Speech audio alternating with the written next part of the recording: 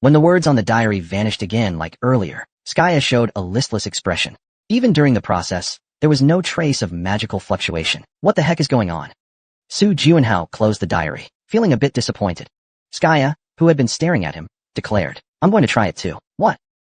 Tomorrow, I'm also going to put 900 coins into that machine to draw a diary. It seems worth studying. 100 diaries, 100 diaries, 100 diaries, 100 diaries, 100 diaries, 100 diaries, 100 diaries, 100 diaries. Suit yourself. Since how one uses their gems is a personal choice, Su Juanhao didn't say anything more. The next day, Su Juanhao spent the entire afternoon practicing instruments in the lounge. Because he had already gathered 1,000 gems, there was no need to collect more. Woo-woo pop. Oh. Even though it was just a split second, it still made a sound. Su Juanhao nodded with satisfaction and turned around. The Ice Queen looked at him helplessly. It only made sound for about 1 second. What's there to be so proud of? Going from nothing to something is the key. After all, a good start is half the success. It's great seeing you so enthusiastic. Keep it up. He happily continued practicing his instrument. That's when Skya showed up, and there was clear dissatisfaction on his face. What's wrong? Why do you look so upset today? Because of this, he placed some items on the table. What is this? Su Juanhao checked the items he had placed down one by one. Among them were 8 beads and a box. Stamina. Rarity, rare. Effect, +5 stamina. Mana boost bead. Rarity, rare. Effect, increases mana by 5. Surprise box. Grade, C. Effect, summons a box that can scare people. Su Juanhao said thoughtfully. Looks like you got lucky with the capsule machine. But yesterday, didn't you say you wanted to draw a diary? You put it into an empty capsule machine? What? I threw the bead into the empty capsule machine at the school gate, and what came out wasn't nothing. But these things. These are rewards from the empty capsule machine. Su Juanhao once again closely examined the rewards. But these are just the kind of items you'd get from a regular capsule machine, right? That's what I think too. Looks like the empty capsule machine has become a regular one. Su Juanhao murmured in a thoughtful voice. Aside from the players, isn't everything else supposed to reset at 6 a.m. every day? Looks like the vending machine is an exception. Yeah. After spitting out the diary, it turned into a normal vending machine. It's like it's saying its mission has been completed. It's been bothering me for some reason since yesterday. Su Juanhao shook his head and stood up from his seat. Outside the window, the sun was setting. Asterisk asterisks asterisks asterisks asterisk. Asterisk knock knock knock knock knock knock asterisk. The street was suddenly filled with a loud clamor. A group of people tensed up instinctively. But the swarm of bugs, just like yesterday, stopped like machine. Up close. It's really amazing. Not just cockroaches. Seems like all bugs are afraid of you. Juanhao, when we get back to Earth, want to start a business with me? How about using your blood to make an insect repellent? I don't want to. Oh, come on. Ramadat licked his lips and moved his body as he looked at the mountain of bugs in front of him. No other choice. Tonight, let's wipe out all the bugs in this city. Level up while we're at it. There's a sewage treatment plant to the east. After we clean up the bugs on the surface, let's head over there. The sewage treatment plant. Even the Vanguard team couldn't break through that place. Or rather, they didn't see the need to break through.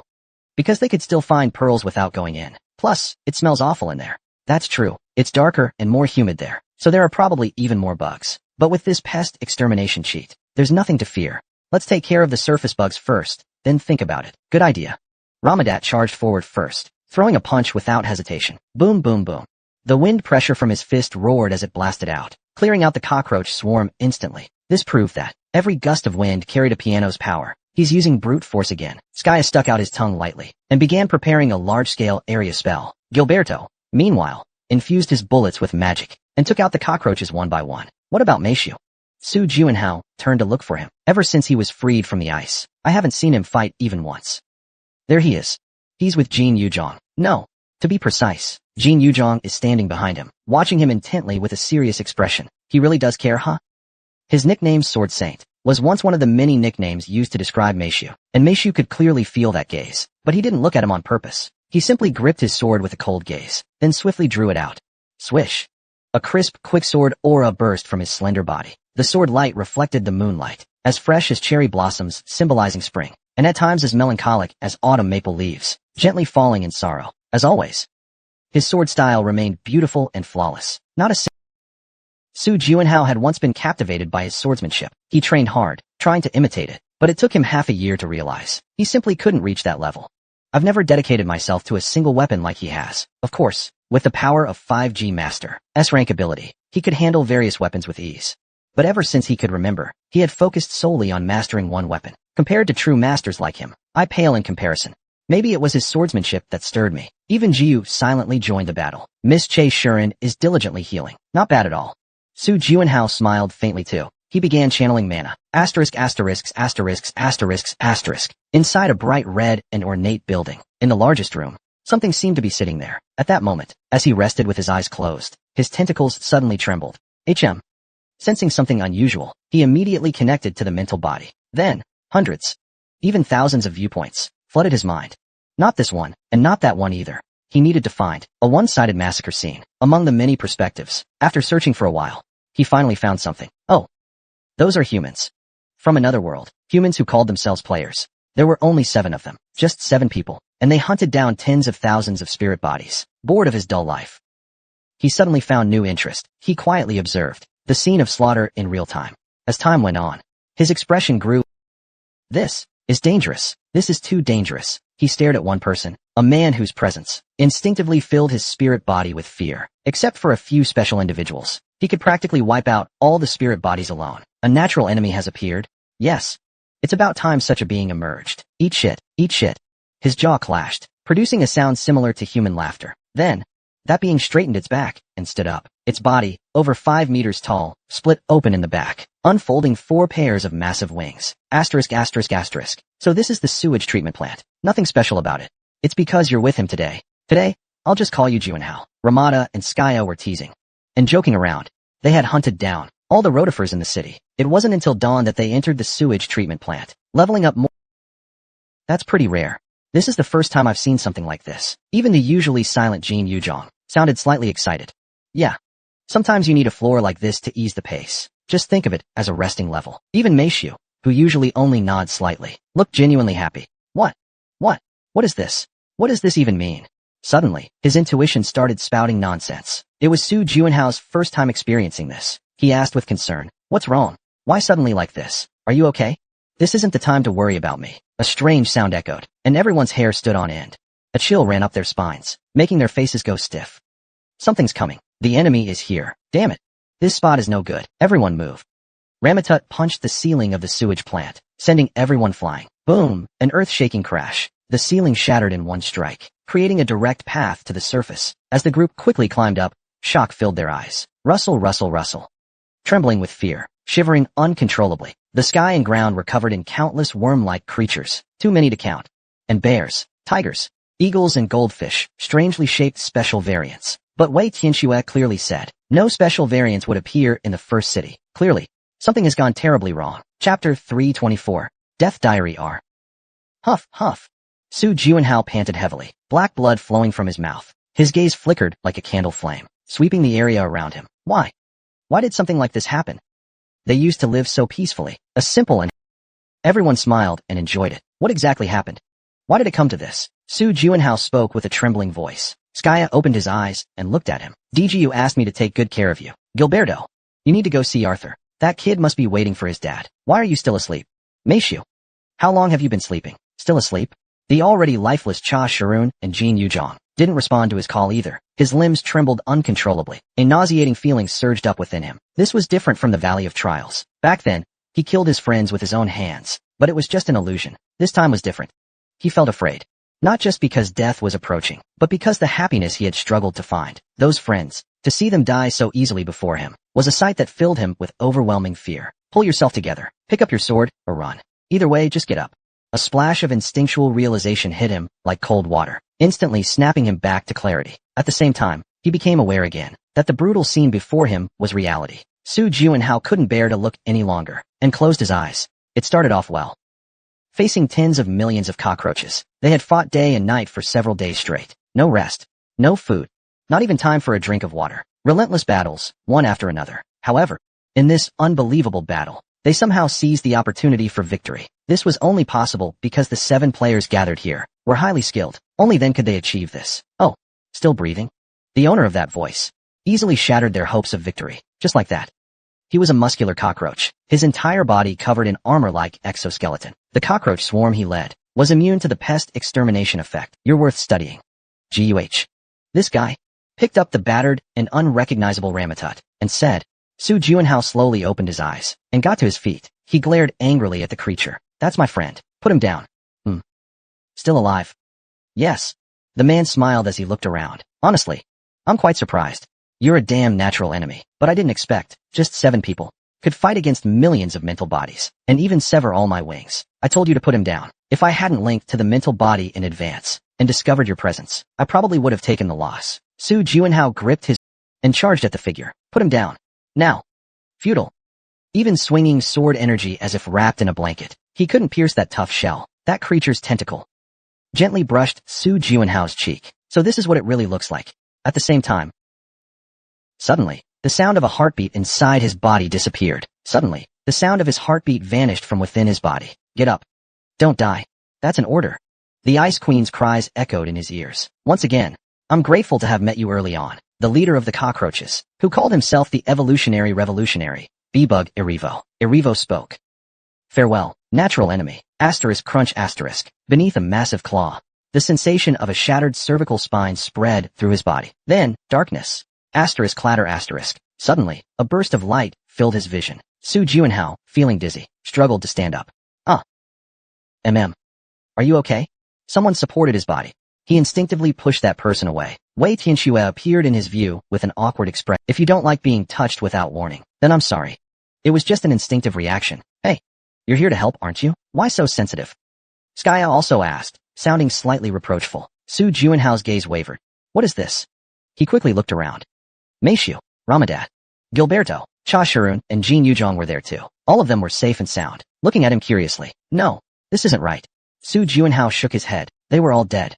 Ramadat was taken as a test subject. He himself had died too. Those vivid sensations, those sharp memories, still lingered in his mind and refused to fade away. Could all of this just be a dream? Impossible. In fact, what I'm seeing now feels more like a dream. Did that bug do something?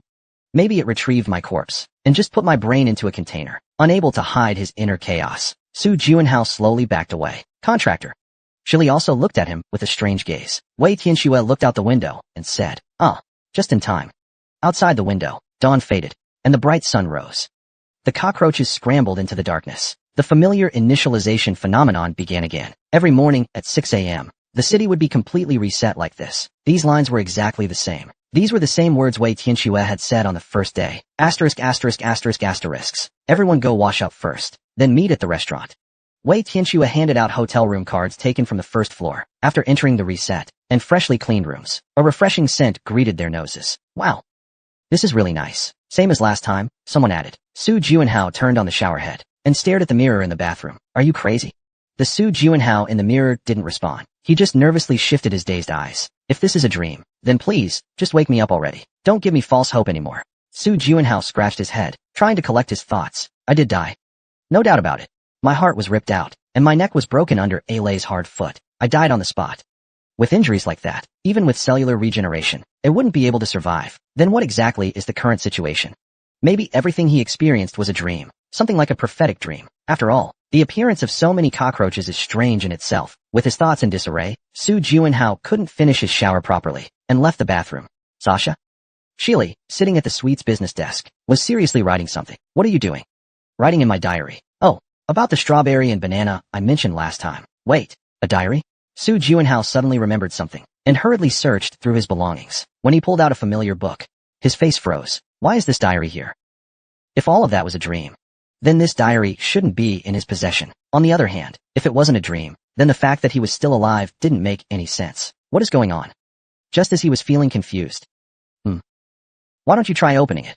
His instinct offered the suggestion. It's useless. There's nothing written inside. No, just try opening it anyway. Following his stubborn instinct, Su Jianhao opened the diary. There. See, as you can see, there's nothing inside. His voice was weak, but on what was once a blank first page, lines of text now densely filled the space. Su Jianhao began reading as if possessed by something. Warning 1. Wei Tianxue left after teaching us the basics of city building. Although his departure is a loss, there's also good news. I obtained the title Pest Exterminator. It was awarded after defeating Zanabi. I don't know. How did Ailwon know our location and manage to find us? Without knowing anything, I welcomed death with tears of blood. Su Jianhao covered the corner of his mouth with his hand. The diary's contents were too shocking. He had to lean against the wall to keep from collapsing. Yes, everything really did unfold just like in the diary. They gathered 1,000 beads and used them in the gacha machine to draw this diary, a mysterious artifact that even Archmage Skya couldn't decipher. In the end, Unable to figure out its function, they began hunting.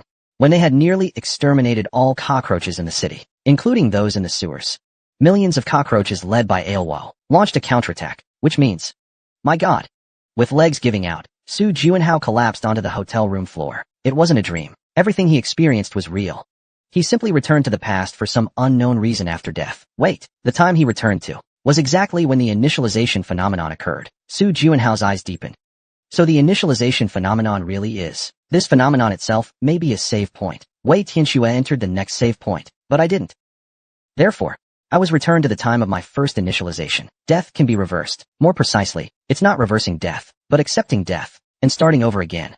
None of that matters now. Su Juinhao's eyes flashed with sharp determination. He buried his head into the diary, reading over it again and again. The reason must be written here. That bastard Ailwo. Why did he suddenly come after me? However, no matter how many times he read it, the diary only recorded important events. There was nothing that could explain the cause. Wait.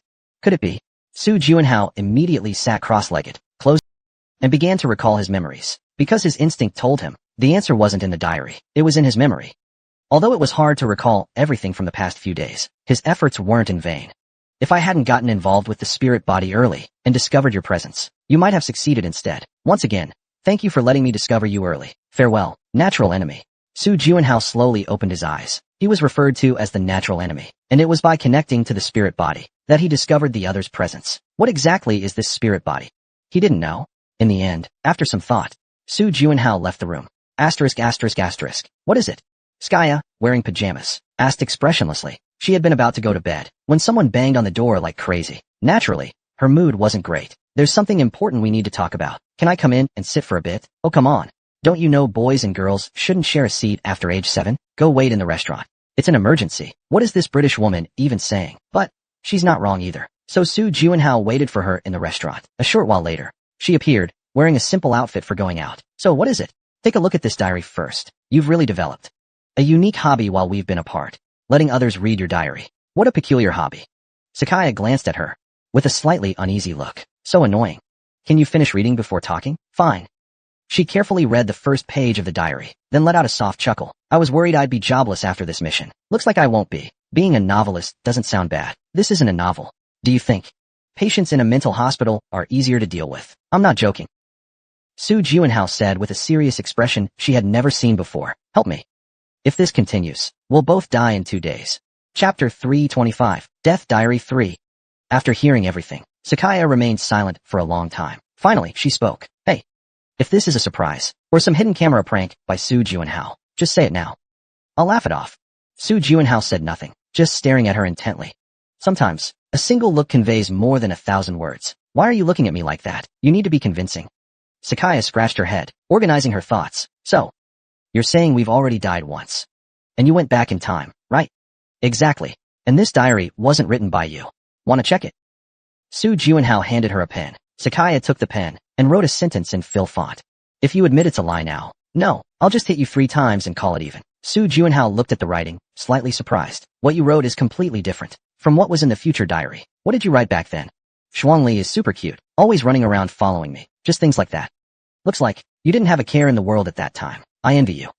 Skaya sighed and said, it could be a result of a change in causality. Causality. It refers to the relationship between cause and effect. Have you seen movies that deal with time travel? Some famous ones. Yeah, I've seen a few. Like The Butterfly Effect and Interstellar, stuff like that. Exactly. That makes it easier to explain. The reason what I wrote changed was because you showed me the diary. At this point in time, originally, this wasn't supposed to happen. I knew it. Su Juinhao nodded. He seemed to understand now. So, in other words, every time I make a change, a new variable appears. Exactly. Which is why we should avoid disturbing the present situation and only correct what's wrong. But what about the changes that already happened? Like you, for example. Under Su Juinhao's gaze, Skaya immediately proposed a solution. Write it down. Write what? When and where the future me did something. How could I possibly remember all of that? Just write down whatever you can remember in general. I can fill in the details. That makes sense. If he was smart enough. Even just knowing when and where he did something would let him deduce what he was thinking at the time. First, on the first day, you used magic detector number 4. I heard. You ran into Jiansheng on the street. Then, while making number 5 in the hotel lobby, you gave number 4 to Che Shi-en. Su Juinhao only told him about the key events he remembered. That's enough. After recording his action guide in the journal, he continued. Then we need to check this diary. You also failed in the future. They say the entrance was sealed. Really? Skaya, full of curiosity, tried to analyze the diary again. Moments later, he was pushed back by a strong recoil. He slowly nodded. It's true. But this time his pride wasn't as seriously hurt as last time. After all, this is an artifact containing the power to manipulate time. It's only natural that I can't open it with my level. Just knowing the diary's true identity had already changed the way. Maybe I need to start paying more attention to things like this from now on. Feeling extremely tired, Su Juanhao rubbed his eyes and asked, what do you think? What should I do next? Let me ask you one thing first. Is that Erebus guy really that strong? Su Juanhao closed his eyes, replaying his battle with that guy. After running about 10 simulations, he opened his eyes. To be honest, he is strong, but not overwhelmingly so. If all 7 people in the city were at their best, they'd have confidence in defeating St. Phil. The problem is, that guy is very smart. He even quietly crossed a newly built stone bridge. During the week when their stamina was exhausted, Erebus never entered the battlefield. He just observed their fight from afar, and then disappeared. I don't remember the exact number, but we killed at least 10 million bugs in a single week. After the intense battles ended, when their physical and mental strength was completely depleted, Erivo finally entered the battlefield. A bug that's both intelligent and cautious. Then there's only one option left. What option? We must complete this city's mission quickly, and move on to the second city. The second city? Su Juanhao slowly nodded. That's right. There are over 30,000 players there, elite warriors capable of fighting against millions of bugs. In other words, if we want to completely hide the effects of the pest exterminator title here, we must avoid doing anything attention-grabbing until we understand what that spirit body really is. This method is simpler than I expected. Was I overcomplicating things before? The plan he proposed seemed much simpler than anticipated. Also, there's something you need to remember, Skaya reminded him. If you're ever in another life or death situation, try to gather as much intel as you can, especially about the spirit body. You're saying I should talk to that thing? If possible, give it a try. Even small bits of information are fine. They might become useful when pieced together. His second piece of advice was a bit shocking. Also, if you go back to the past again, don't tell me about the diary. What? Why not? To be honest, he's already helped me a lot this time. It's best to minimize new variables, even if you tell me about it. I won't be able to offer a better solution. What if I get new information? Juanhao, you're not dumb. If I tell you all this, you should be able to handle it yourself. Those words were full of deep trust. But it still didn't seem like enough. After thinking for a moment, Skaya continued, if it really gets to the point where you can't handle it on your own at all, you can tell me then. It's fine, but then I'd have to convince you all over again. That wouldn't be very efficient. Skaya frowned slightly, falling into thought. After a moment, he waved his hand slightly. Let me borrow your ear for a sec. As Juanhao leaned closer, he whispered something into his ear. Su Juanhao shouted in surprise. What? You? Don't ask. Don't tell anyone. Skaya's face flushed slightly, as he turned his head away angrily. Anyway, as long as you say that line, I'll believe you, no matter what, because it's a secret only I know. Huh? Now that he knew his secret, Su Juanhao let out a wry smile, and nodded. The next day, Wei Tianxue left the city again. The group split into 3 teams again, and began searching for beads. Left side, knife-cut noodle shop. The chopstick holder on the second beads photo caught my attention. Su Juanhao also followed his instincts, carefully searching for beads, because he felt that falling behind in the search might cause new complications. 214 beads. That number was exactly the same as the number he collected on the first day, which wasn't surprising, because he followed the exact same path as before. A variable has appeared. As soon as they returned to the hotel, Skaya quietly pulled him aside. You mentioned a variable? We haven't changed anything yet. The vending machine at the school gate seems to have disappeared. Look. He showed a pearl. I put 100 pearls into the vending machine at the school gate. Instead of nothing happening, I actually got a reward. Even after returning to the past, that vending machine that once gave nothing still didn't return to normal. Su Juanhao's expression darkened. If he could still get diaries from the vending machine, things would be a lot easier. Hey, aren't you eating dinner? Small changes are gradually accumulating. Even Ramadak calling out was something they'd never heard before. Let's just keep moving. Since there haven't been any major variables yet, we'll keep going forward, Su Juanhao said calmly, doing his best to stay composed. The next morning, after collecting 1,000 pearls, Su Juanhao once again stood in front of the vending machine near the school. He inserted 100 pearls. Nothing happened. The vending machine showed 0 remaining uses, just as expected. The fact that he possessed a diary, just that alone, was enough for the system to deny his access to the vending machine. Of course, he had anticipated that, but it was still a bit disappointing. Originally, he planned to grow stronger using the vending machine and find a way out through it. If he could become infinitely stronger, he could handle the cockroach army on his own. there were still many puzzles to solve. Even Skya knew nothing about the spirit body. If he could figure out what it was, the strategy would go much more smoothly. Su Juanhao let out a deep sigh. He returned to the hotel. My heart, my heart, my heart. Tap, tap. The Frost Queen looked at him, slightly surprised. Have you ever played this kind of instrument before? Su Juanhao realized his mistake. He nodded awkwardly. I studied it for a while with another teacher in the past. I see. The Frost Queen replied coldly in a She had originally planned to use this to regain some of her diminished authority, but the contractor's voice was surprisingly good. Whoever taught him, the fundamentals were clearly solid. The Frost Queen looked displeased and continued asking, then why did you say you're quitting the hunt? Exactly what it sounds like. I'm feeling a bit unwell. You're not lying, are you? Really? I really don't feel well. If I joined the hunt, our teammates would definitely notice the effect of eliminating the parasites. Therefore, after careful consideration, Su Juanhao and Skya decided not to participate in the hunt. The task could be slowly completed during the day. As long as the city was quietly cleared, the situation would turn in their favor. On the nights when everyone went out hunting, Su Juanhao sat by the window, practicing his instrument. And just like that, a month slipped by quietly.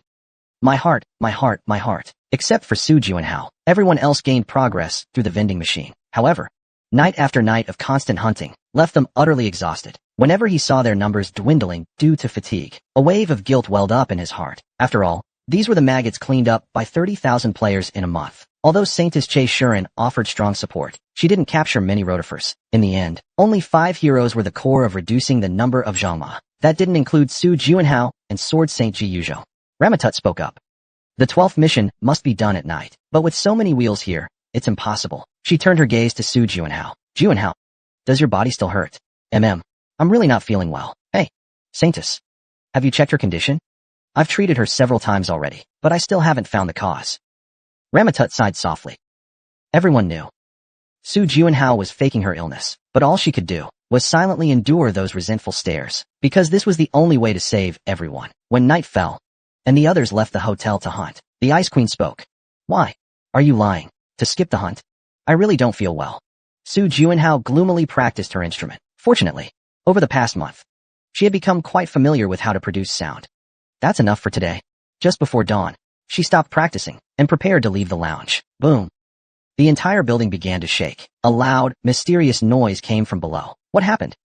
They rushed downstairs and found the lobby in utter chaos. Damn it.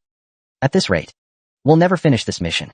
Arthur was barely holding on. Surrounded by those things, he barely managed to escape. Now all we can do is survive until dawn. Skya sealed off the entrance with magic. The others struggled to hold back the monsters pouring in. Meanwhile, Su Juanhao's eyes were trembling violently. Planning to hold out until morning? Absolutely impossible. Boom. Just as expected. After the entrance was sealed, the monsters began climbing and entered from the upper floors. Damn it. Just as the monsters upstairs were about to pounce on Su Juanhao. In the nick of time, their movements suddenly froze as if time had stopped. Once again, in this city, the pest cleansing effect had been triggered. Asterisk, asterisk, asterisk. Erebus, who was sitting inside that bright red and lavish building, suddenly stood up. Those new players, there aren't many of them, so I hadn't paid them much attention. But today, they've finally been perfectly surrounded by thousands of mental entities, usually curious about humans. He connected to the mental network, hoping to witness their final moments. But among them was someone quite dangerous. Sensing a natural enemy, Erebus unfolded his wings without hesitation. Chapter 326. Death Diary. Soul. What should I do? Su Juanhao's eyes wavered, gazing at the frozen wheel like it was a stone statue. Is it still safe now? Or has that guy come back again? With the situation unclear, the people blocking the entrance began speaking up one by one. What's going on? These guys, they suddenly stopped moving. Did they die? This is weird. This has never happened before. Remaining on high alert, they slowly backed away. One of them, named Ramadat, stepped forward with large strides and said seriously, could this situation be related to your feigned illness? He let out an involuntary sigh, even though he had tried to avoid this outcome. In the end, nothing changed. After thinking deeply, Su Juanhao drew everyone's attention. Since things have come to this, let me say a few words. He explained his situation as quickly as he could. So a few hours from now, Erivo might appear with his army. If what you say is true, then isn't it more likely that he won't show up? Right. We haven't even finished exterminating all the bugs in the city, nor have we entered the sewage treatment plant. That's uncertain. Skya stepped forward and said, the current situation is already quite different from the future Juanhao experienced. Last time, we hunted a large number of bugs in one day. But this time, over the course of a whole month, we've been continuously hunting bugs, and without Knowing exactly what the spirit body is, no one can say for sure what will happen. Ramatut stood with arms crossed, thinking deeply. Then he spoke. I'm sorry. This isn't a groveling apology, but words spoken from genuine sincerity. You were fighting alone. And I actually forgot your past bravery. I thought you had lost your strength. Forgive me. Gilberto, Meishu, and Cha Shirun also expressed their apologies. Only Jin Yuzhong calmly said. Actually, I didn't hold a grudge. After all, the closer the relationship, the stronger the feeling of disappointment. It was my fault. Su Juanhao felt a wave of bitterness in his heart. He responded with a slightly choked voice. To be honest, for the past month, I've been secretly feeling sad and guilty. But now, since we've already shared information, I want to ask a question. He began gathering everyone's opinions. As the saying goes, strength in numbers. With 7 people together, there's always bound to be good. No need to overthink it. Just ask that Chinese guy for help. Bring the players from the next city. Over here, simple as that. You mean Wei Tianxue? Yeah. Everyone fell into thought. It was Skaya who broke the silence. It's simple, but for your idea. Not bad. Might even catch them off guard. Skaya, do you think it's feasible? Yeah, but to be more precise, the other players shouldn't appear on the front lines. Instead, they should hide throughout the city. When Erebus shows up, everyone ambushes him at once. This plan was slowly taking shape in his mind. When the 7 of them fought, they had killed tens of millions of insects, and even tore off Erebus's wings. If they added the strength of 30,000 players, even Erebus wouldn't be able to escape death. The more he thought about it, the better the plan seemed. Why hadn't they thought of such a simple idea before? Heh. Ramatut glanced at Skaya arrogantly, then chuckled lightly. Normally, something like this would have sparked a heated argument between them, but this time, he just quietly walked away. The best outcome would be to end the battle this time, but if we ever return here again, I'll try that plan. Meishu, who had been silent all along, finally spoke. No. We must end the battle this time. We have to. Of course. I'll make sure that happens. I'm not saying we give up. Here, no one wants to die. Especially since Meishu only recently awakened from the ice. His will to live is stronger than ever. Juanhao, if you like my videos. If this keeps up, we won't last much longer. Seeing the worry in Meishu's eyes, he suddenly couldn't say a word. His lips moved slightly, but he only gave an awkward smile. ****. The sun has risen. We can finally breathe a little easier now. The group looked at the rising sun, feeling slightly relieved. Only Su Juanhao shook his head. I told you before. We fought that thing for an entire week. Cha Shirun noticed something strange in his words, and asked, something's not right. Aren't those wheelers supposed to be inactive in sunlight? Although they weaken under sunlight, it doesn't mean they're completely immobilized. In fact, the ones led by a Libo can move normally even during the day. They don't weaken. The reason they can do that. Su Juanhao suddenly stopped talking. At the same time, he stood up and looked out the window. Looks like I don't need to explain anymore. Voila! A massive shadow loomed overhead. It was a bizarre phenomenon. Centered around their hotel, the surrounding area suddenly darkened. The sky. Why does the sky look so strange? What is that? Wait a second. Are those all wheelers? Blocking out the direct sunlight was a massive black disk. It was formed by tens of thousands, hundreds of thousands of wheelers, gathering together, creating a grotesque sight. It's starting again. No matter how many times we destroy them, the same thing just keeps showing up again and again. This is the ocean rebirth tactic, heavy sea tactics. Witnessing this scene on the battlefield, even without fatigue, you'd still feel suffocated. Get ready. Su Juanhao's body was instantly wrapped in white armor. White night, a phenomenon of polar day, where the sun never sets, and night never falls. He looked at this piece of armor that contrasted the current situation, and gave a powerless smile. The army of the wheelers began their march, standing on a rooftop, silently overlooking it all. Su Juanhao also activated his magic at that moment. In the last battle, I discovered something. That is, White Knight's performance in actual combat was flawless, especially its ability to enhance ice-type skills to a higher level. The slim type was particularly outstanding. Freeze. With Su Juanhao's command, he clenched his fists tightly. Crack, crack. The streets and buildings were instantly frozen. But he wasn't satisfied yet. He channeled more magic. Then, blades of darkness burst from the ground and walls, slicing through everything like an icebreaker. Faced with this unbelievable massacre, everyone was dumbfounded. To be precise, except for the 5 heroes, Jie Shiren and Ji Yuzhong looked stunned. The legends weren't exaggerated. So this is his true power? Ji Yuzhong couldn't help but swallow nervously. Never mind one-on-one. In multi-enemy combat, he's already reached perfection. A thought naturally surfaced in their minds. Another formidable figure who could compare to him. One was deep and cunning, and the other was the now-vanished Thunder Emperor. Thankfully, he's on our side. At the same time, a sense of tension like never before quietly spread, because someone this powerful has already died once. This is going to be a brutal fight. The sword slowly slid from its sheath. ****. Huff. Huff. Su Juanhao's breath was filled with utter despair. He believed that he fought even better than last time. In fact, Elibo, being wary of them, didn't even stay on the battlefield for 10 days this time. You're strong, my natural enemy, Elibo muttered to himself, as he tossed Ramadat's shattered heart to the ground. Last time, he took Ramadat away for experimentation. But this time he didn't. Because he didn't have the luxury. I've never been so cornered before. He seemed deeply shaken, momentarily at a loss for words. Even though the lower half of his body was cleanly severed, Elibo didn't seem to be in any life-threatening condition. I thought that aside from those existences, nothing in this world could harm me. But, Su Juanhao spat out a clump of dark blood. The White Knight state has ended. His mana was completely drained. If faced with death again, he must gather as much intel as possible, especially about spiritual entities. Even the tiniest clue would do. All those bits of information could add up to something helpful. Skaya's advice echoed in his mind. Arthur truly didn't want to speak to the other party. That person was his friend's enemy, but he had to do it. To make sure their deaths weren't in vain, Su Juanhao bit his lip tightly and asked, word by word, how did you know I was here? Erebus showed some interest. His pitch-black, insect-like eyes stared at Su Juanhao, on the brink of death. Why do you still care about that? I don't want to die without understanding. Fair point. Su Juanhao was slightly surprised. He can actually tell if a statement is true or false. Hiss. Erebus laughed. Surprised? You thought I was just a bug? Didn't expect this ability, did you? Deep in his mind, he sat in meditation. Danger. This is too dangerous. If I slip up, this guy might find out about the diary. Looks like you're quite shocked. Your face turned pale. Erebus smiled contentedly and continued speaking. Tiendi. Have you heard of the World Tree? World Tree. Never heard of it. This is my first time hearing about it. Wait, hold on. Su Juanhao frowned. A scene suddenly flashed through his mind. If you're willing, you may take it. This item still contains remnants of the World Tree's power. What is this?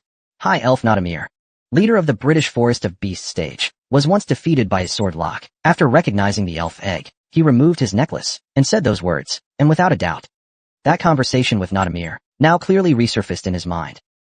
In all my years, this is the first time I've seen a dark elf village with so many people. It's not like they're cockroaches. Don't mention that damn thing in front of me. He showed an intense hatred for the word cockroach. Su Juanhao couldn't help but glance at Elibo. He asked, you didn't? The man burst out in hearty laughter. He opened his lower jaw, and a wriggling, worm-like tongue extended from his mouth. I ate it. Not only did I eat the World Tree, I also swallowed the spirit guarding it. I still remember the taste. I'd love to taste it again. It was the most delicious dish I ever had on the... Su Juanhao shuddered.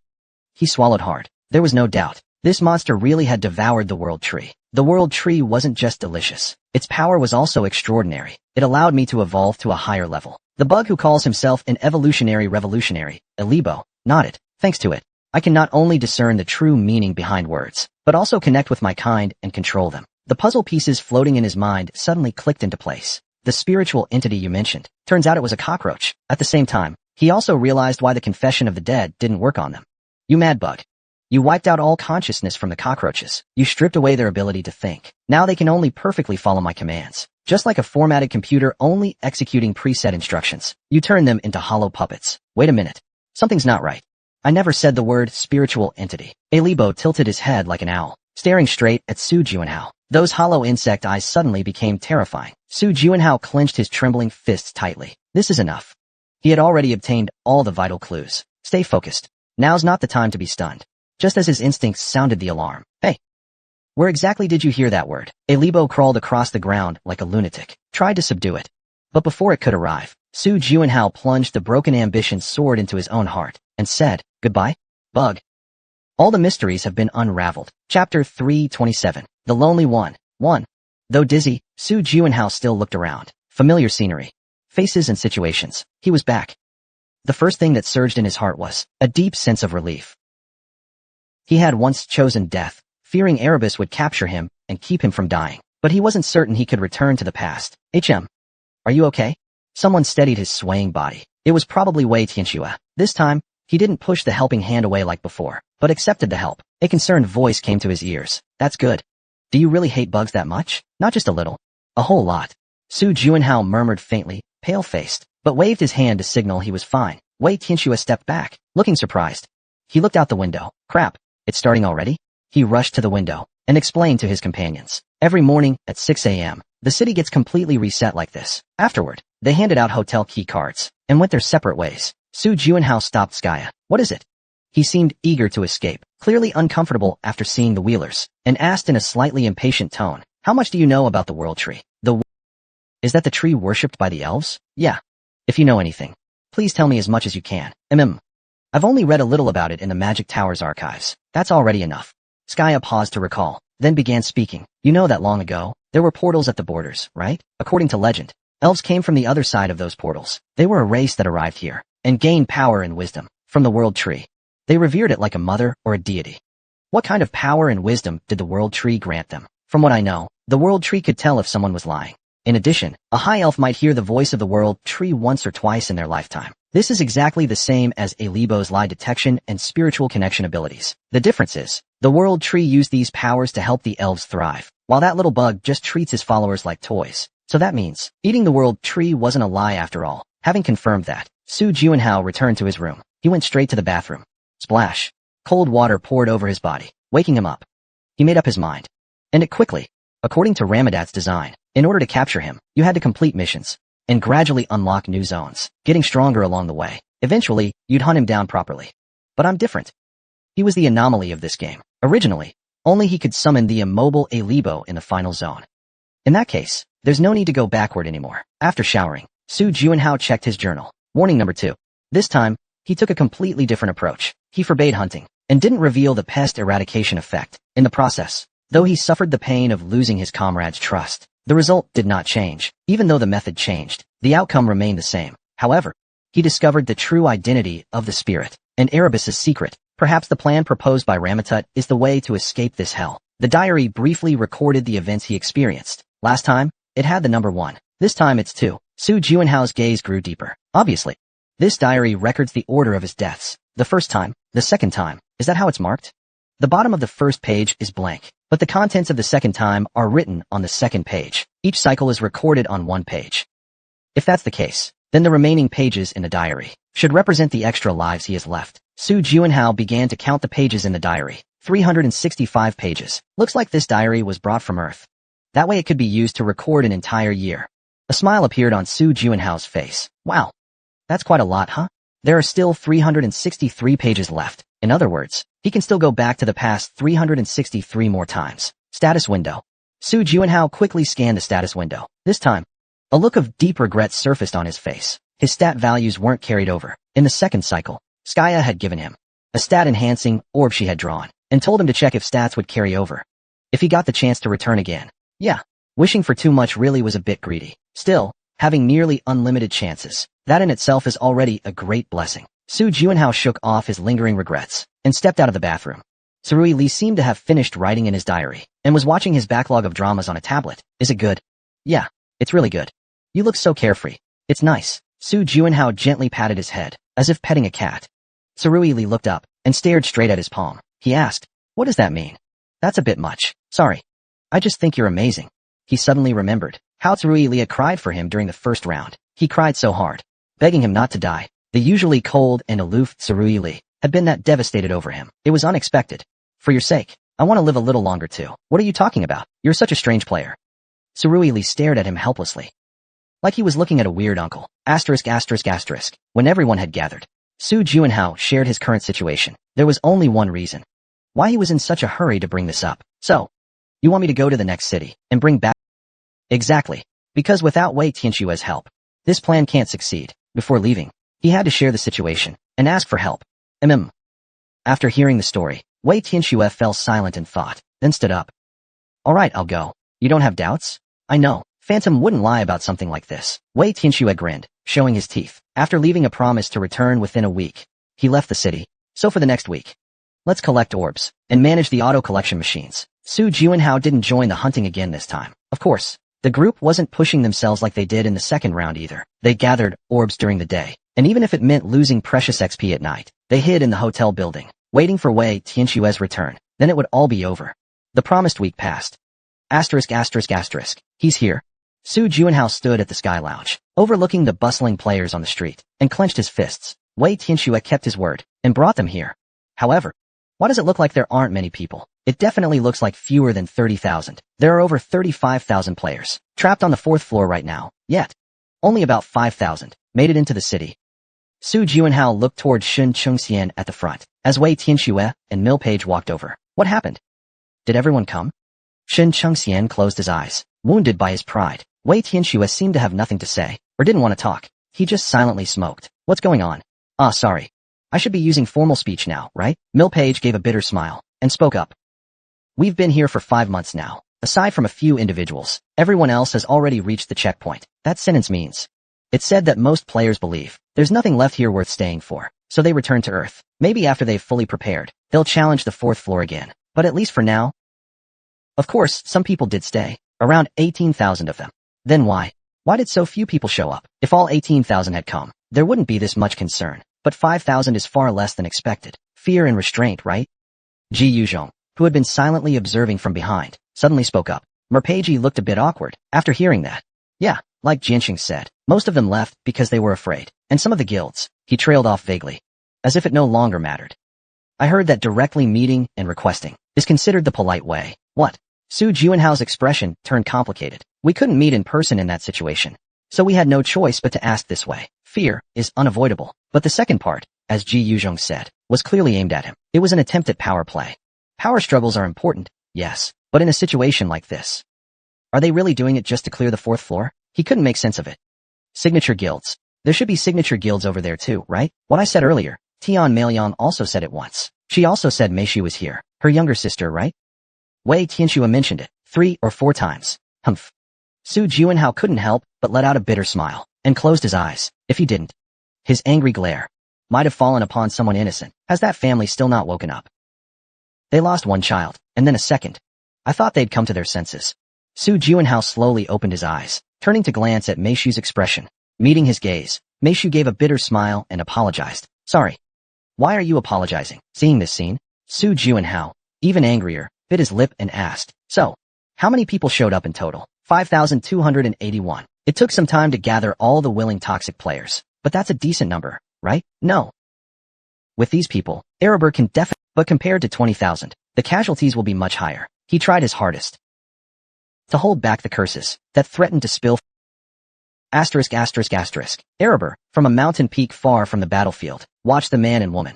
He had already discovered the existence of his natural enemy, and sent an army to deal with them. That was 10 days ago. The enemy's stamina and mental strength were clearly exhausted. It was time to act.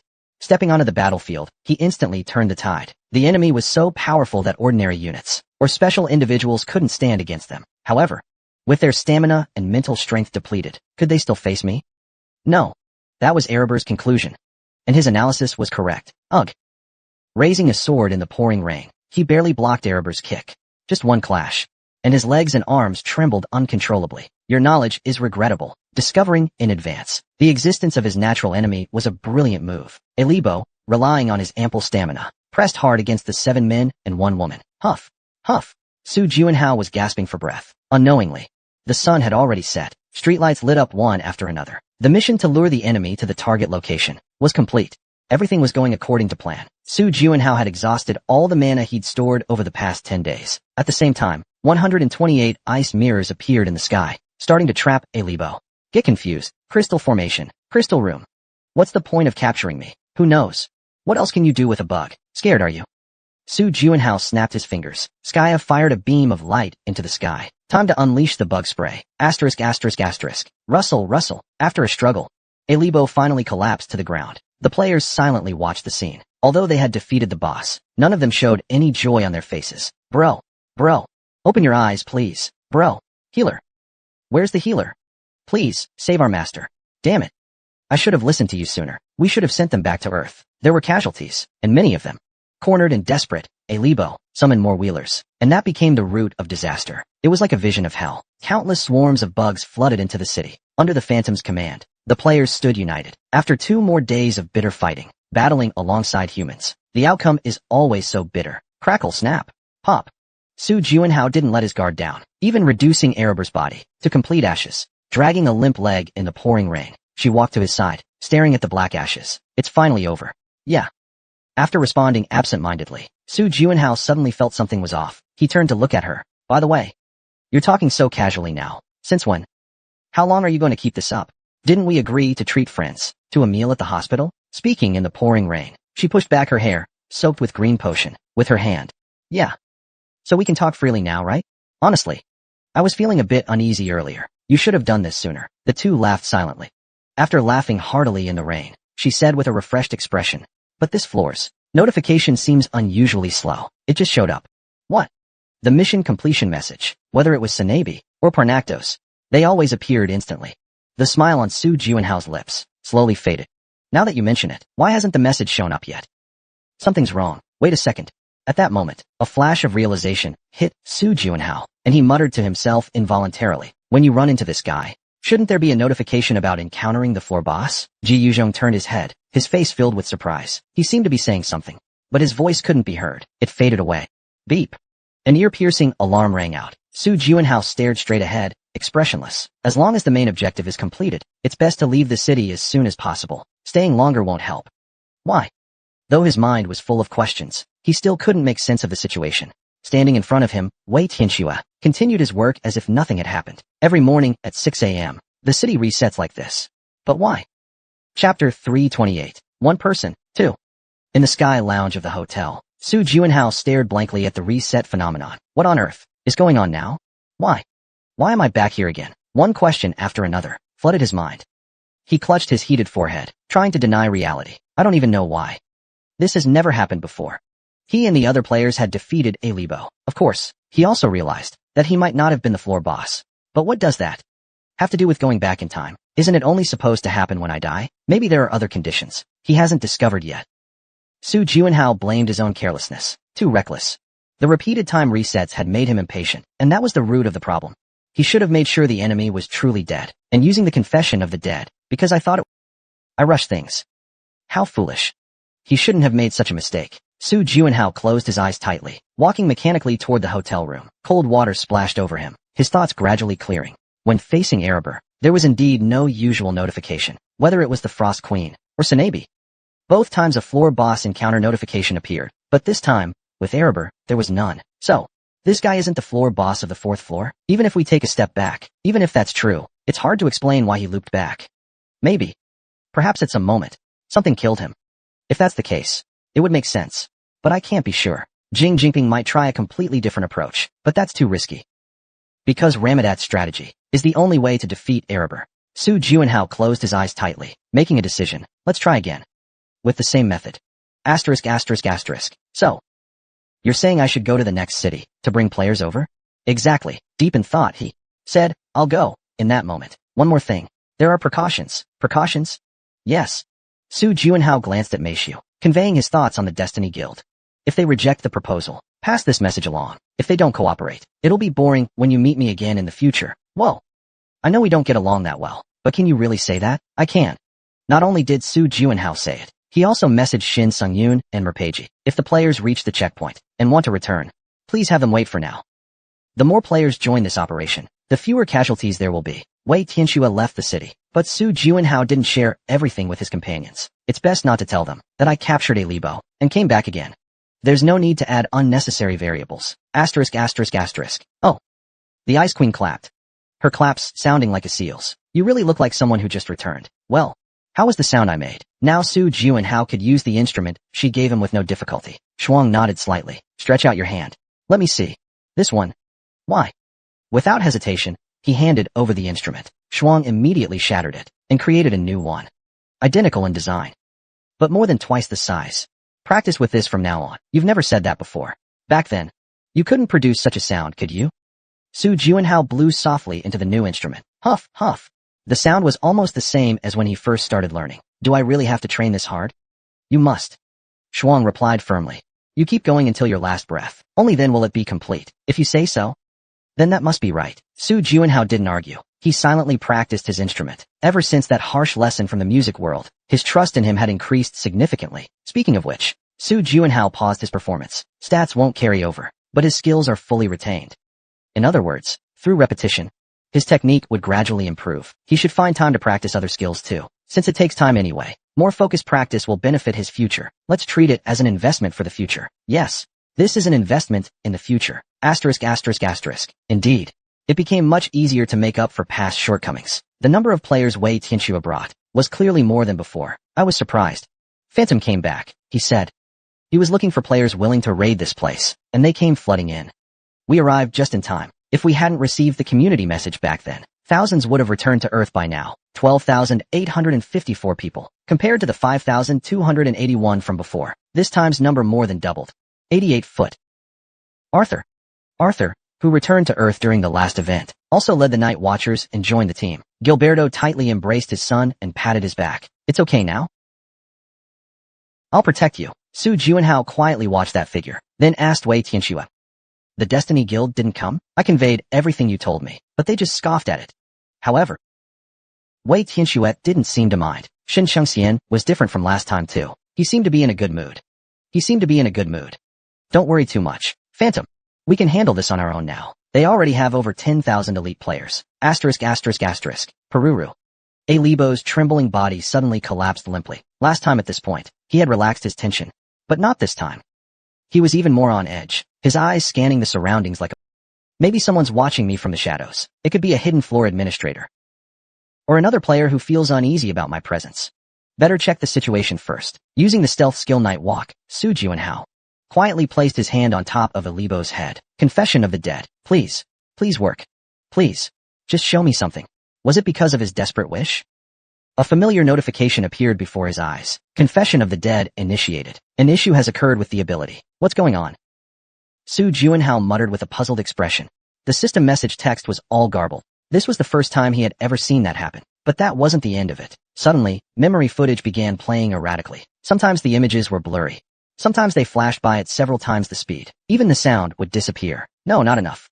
This level is still far from enough. To reach those entities, I need to be far stronger than I am now. I've got a good idea. Static chirping asterisk. The video abruptly jumped to a screen adjustment state. Then there was no more response. Due to an unknown error, ability usage has been terminated. System error code confirmed. Waiting for administrator. Disconnected. Oh. Waiting. Clear. Su Juanhao swallowed nervously. However, he waited for a long time, but there was no response from the administrator. I'm going crazy. He couldn't understand why this was happening. Thankfully, a few questions were finally answered. Su Juanhao quit. First, the one we killed was without a doubt Erebus.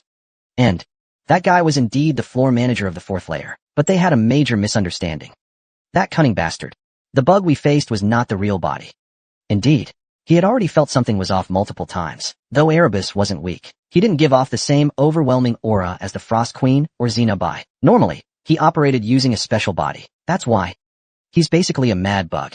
That level of caution went beyond paranoia. It bordered on a mental disorder. The true body is located in the final city. So far, no player has gotten close to that place. Once they reach it, all mysteries will be revealed. However, he still couldn't figure out why he returned to the past.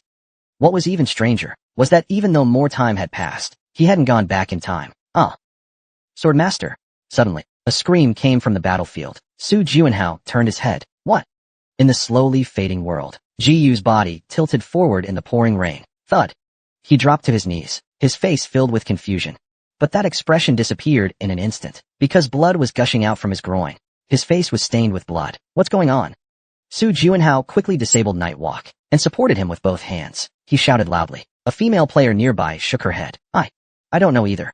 He suddenly started bleeding heavily. How is that even possible? Su Juanhao unleashed his mana across the entire battlefield. Who did this? But no one. No matter how he searched, there was no one. In this vast city, not a single suspicious presence could be found. Then, just who was it? And how did they do it?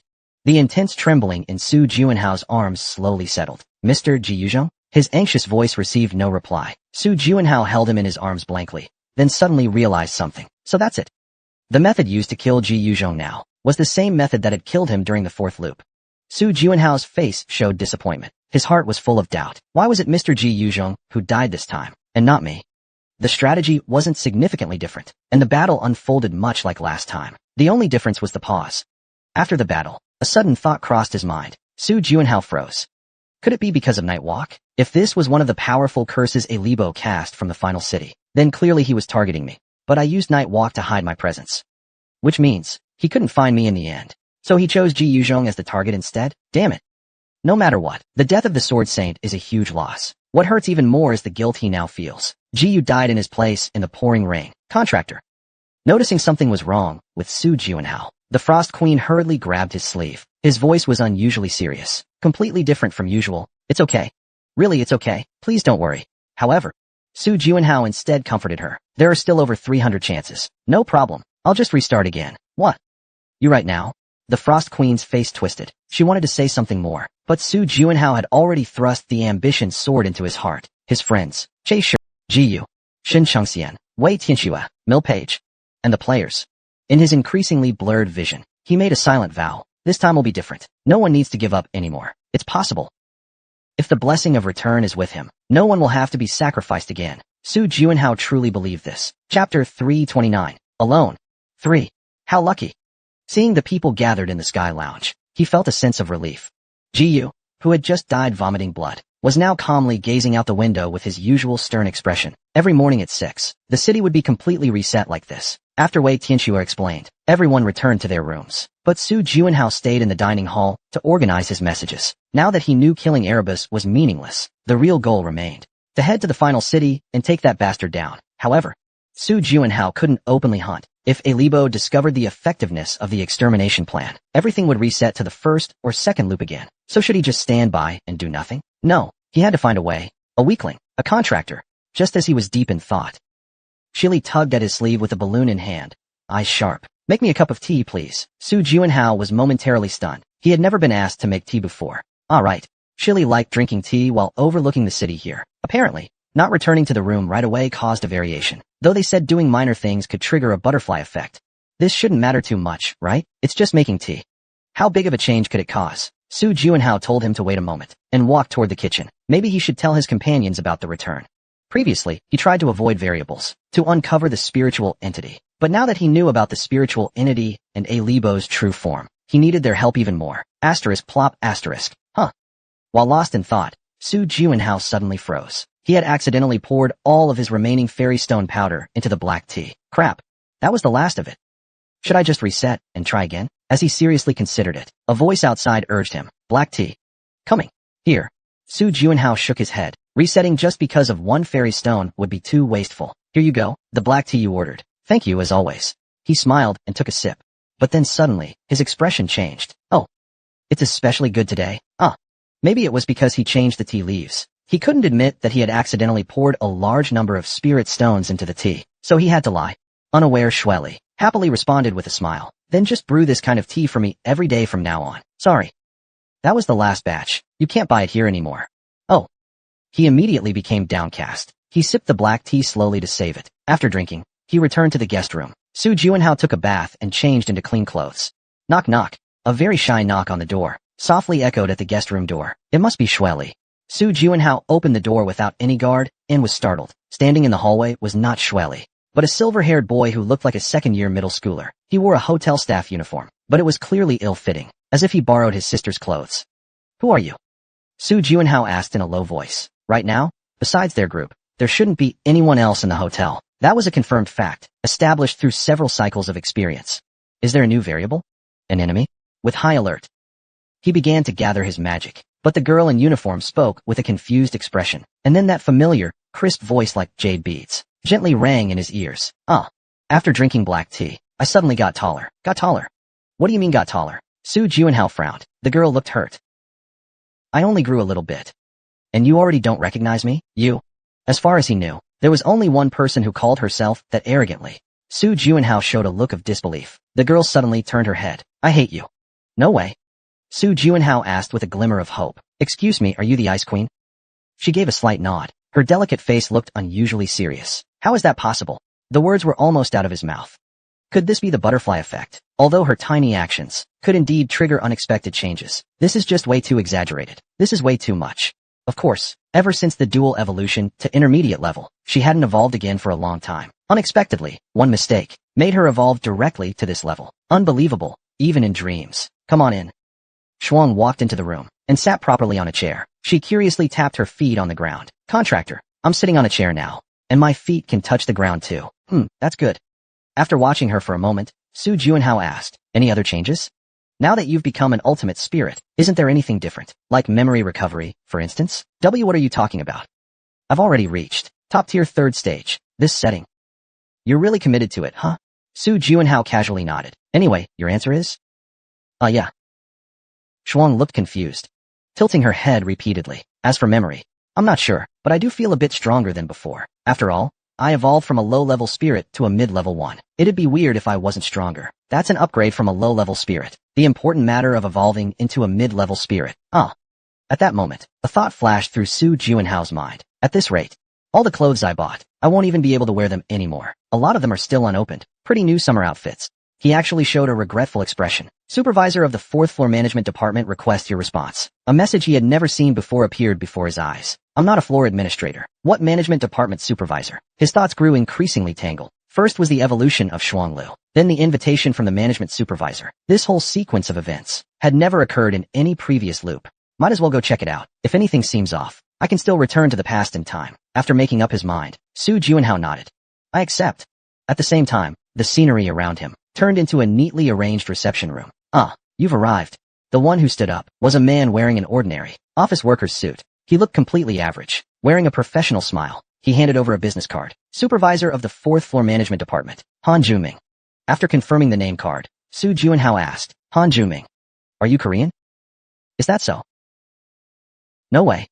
I'm from the Ayan Empire. The Ayan Empire? You can just think of it as, I'm an alien. He put his hands together, as if asking for understanding, then continued speaking. Mr. Su Juanhao, we've been anxiously waiting for you to come to the 4th floor. Are you talking about me? Yes. Actually, I've wanted to request a meeting for a long time, but it was never approved from above. It's been quite frustrating. Chief Han shifted his gaze to the Ice Queen. As it happens, Her Majesty the Ice Queen's level has increased. That gave us a good reason. Though it came a bit late. Congratulations to you. Thank you. After both of them sat down, Chief Han asked, would you like something to drink? Mr. Su Juanhao, orange juice for you, right? And Your Majesty, I assume you still prefer your usual spirit stones? I don't drink that stuff. Haha, same here. I'm good too. Su Juanhao cleared his throat and began to speak. To be honest, this is the first time I've experienced something like this. I'm a bit at a loss. I understand. It's perfectly understandable. Chief Han spoke with a slightly apologetic expression. However, the reason we asked for you, Miss, is because we have something to give you. Something for me? Su Juanhao looked completely astonished that the management system would actually give something to a regular player. That kind of thing has never happened in the first 3 floors. That's right. The reason is, on the 4th floor where players are now active, a serious issue has arisen in another world. A serious issue? What do you mean? I'll be direct. The 4th floor is currently outside our system's control. Su Juanhao's eyes trembled slightly. Thinking back, in a previous loop, there indeed was an error message from the system. The text was also garbled at the time, and the confession of the dead had an error too. I remember that issue clearly. But why was that? It was because the administrator was absent. What? Su Juanhao stared at Captain Han in surprise. Then who exactly are you? Me? Yes. If we use Earth standards, I'm just a low-ranking civil servant. I have neither the authority nor the responsibility. Under normal circumstances, a floor's administrator would oversee everything. So, when will the administrator return? Captain Han shook his head. He can't return on his own. He might even disappear very soon. What? Su Juanhao's jaw dropped in shock. He had never considered that such a powerful administrator could actually die. No. In a situation like this, shouldn't they just appoint a new administrator? Yes. The higher-ups have acknowledged the seriousness of the situation. They're searching for a new administrator. Then we're fine now, right? The problem is, their concept of time is very different from humans on Earth. A different sense of time? Su Juanhao blinked. Captain Han took a deep breath. To put it simply, the new administrator may not arrive for decades, or even hundreds of years. What did you say? Shock, disbelief, despair and fury welled up in his heart. Then what was the point of all the effort we made? They climbed over mountains of corpses, endured endless pain to get here. What does all of this mean? Seeing the anger in Su Juanhao's eyes, Captain Han quickly explained, that's why we invited you here, player Su Juanhao. What do you mean? Before the administrator vanished, he left behind something only for player Su Juanhao. For me? Yes. We believe it might be the key to solving the current crisis. Su Juanhao showed a puzzled expression. Why am of all people? There are players who arrived here before me. Why was I the one chosen? Why not them? Why did he leave it to me? What exactly is it? I don't know either. Only player Su Juanhao has permission to view it. Carefully, Captain Han took out a pearl from his coat and handed it over. This pearl was exactly the same as the one he collected in the city on the 1st floor. As he reached out and took it, a message appeared before his eyes, verifying access permissions. Player Su Juanhao identity verified. Access to message granted. Would you like to view the contents? View. At the same time, a voice echoed in his mind. The voice was gentle, like a mother's, as if it could soothe his weary soul. I'm sorry. My child. The voice, heavy with emotion, apologized to him. The very first words were an apology. Why? Even though he didn't understand, his eyes were already moist. That voice was too sorrowful. The apology was too sincere. Why am I crying? He couldn't control the surge of emotion. The emotional turmoil left his mind in disarray, and the message continued. Only you can do this. Only you can bear this burden. The only one who won't break down is you. I'm sorry. I'm truly sorry. His message ended there.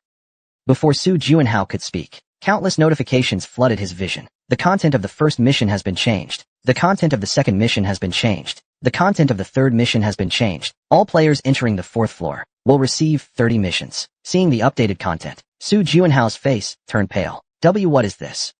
Panicking, Su Juanhao questioned Captain Han. What the hell is going on? Who left that message? You're right. That was left by the former administrator of this place, from another world. Captain Han reached out to calm him, and continued speaking. The all-seeing art of wisdom. It was a message left by World Art. Su Juanhao closed his eyes. So that's how it is. World Art was the administrator of the fourth floor. World Art was exactly the top-tier delicacy that Erebus had praised so highly. If the administrator suddenly disappeared and caused a system error, that would make sense. I have a question.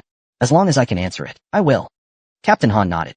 Can we possibly stop a being that even the administrator couldn't handle? Floor 1 had Graham. Floor 2 had Leiji. Floor 3 had Ignis. They all possessed immense strength. Naturally, the administrator of the fourth floor should be at least on par with them. If Erebus really consumed World Art, then the current floor master of the fourth floor should possess administrator-level power. That's not someone a regular player. A level of difficulty one can actually handle. That needs to be corrected. Captain Han stroked his chin, organizing his thoughts. First of all the administrators indeed have surpassed the limits of mortals. They've become transcendents. What does that mean? It's a complicated explanation, but in short, they're extremely powerful. Su Juanhao reluctantly nodded. Please go on. Right. The power level of transcendence varies greatly. For example, even if two players are both level 100, their strength can still be vastly different. I get it. A level 100 with elemental abilities, a level 100 with enhanced physique, and a level 100 in healing abilities. Even if they're all level 100, the gap in power is still obvious. The world tree is known as the Tree of Wisdom. It created the elves and became their god. That's how it ascended to the throne of the transcendents. So you're saying its combat ability is very weak? Not weak. It has no combat power at all. Numerically, it's 0. After all, it's just a tree. Captain Han continued his explanation. Of course, its defenses were not weak. The High Elves had always guarded it. However, it was still devoured by a Libo. Its protective defenses were breached. Exactly. The Wheel Beast army, led by a Libo, attacked the Elves' capital city. Captain Han sighed. Seemingly heavy-hearted, he loosened his tie slightly. Now it's my turn to ask a question. What exactly did the world tree leave you? Su Juanhao fell into deep thought. He was hesitating, wondering whether he should tell the man in front of him about the existence of the journal. It should be fine. The feeling isn't bad. His intuition gently persuaded him. Lately, his intuition had been quite accurate, so Su Juanhao could make a decision with ease. Mission content has been updated. If you don't mind, may I take a look at the details? Of course. With permission granted, a translucent window appeared in front of Captain Han. He quickly skimmed it, and his face instantly went pale. My God! Seeing his reaction, Su Juanhao blinked. He had only seen the first mission earlier. What is it? No, how could an ordinary player possibly do something like this? Is it dementia or something? Captain Han looked at him with a shaken expression. I truly can't understand. These missions, even the best humans, couldn't possibly complete them all at once. Do you have anything else to say? Su Juanhao pulled the journal from his backpack and showed it to him.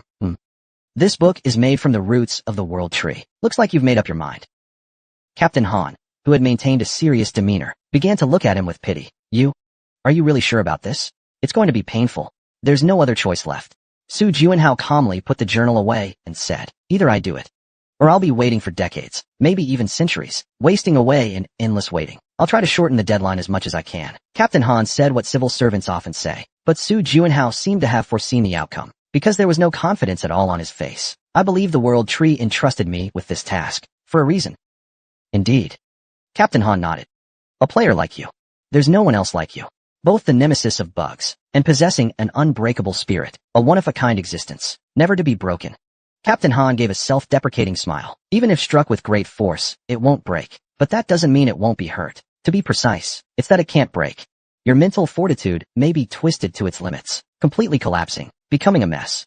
Even if he desperately wishes to break, he can never break. The world tree chose him, likely for this very reason. Please, stay strong. That's all he could say for now. Task interface. Task interface. Back in his room, Su Juanhao muttered to himself. The first task. Conditions. Maintain 95% overclock output for 1 hour. looking at the task details. His expression grew complicated. The first task before was simply collecting 10 beads. Now it's changed. It's become a personalized task that only he can complete. Maintain 95% overclock output. 95%. Shuanghua. Now Ma could also view the task details on her own. What's the maximum output you can manage now? 92%. Then there's not much time left. A smile appeared on the Frost Queen's face, but Su Juanhao's expression remained grim. I can't even maintain 92% now. At best, I can only sustain it for a moment, 2 to 3 seconds. Not to mention, overclocking itself places tremendous strain on the body. Even for computers, when overclocked, once a certain threshold is passed, every additional 0.1% becomes incredibly difficult. With just a 0.1% increase, all sorts of bugs start appearing. Temperature loss of control, and hardware damage. And we're talking about a human body here. Although my current physical state surpasses normal standards, one thing is certain. This level isn't something you achieve in just a day or two. Even in the best case scenario, it would still take months of training. The bigger issue is, this is only the first mission. Thinking about the future, and the even harder tasks waiting ahead, his heart grew heavier. Of course, it's not all bad news.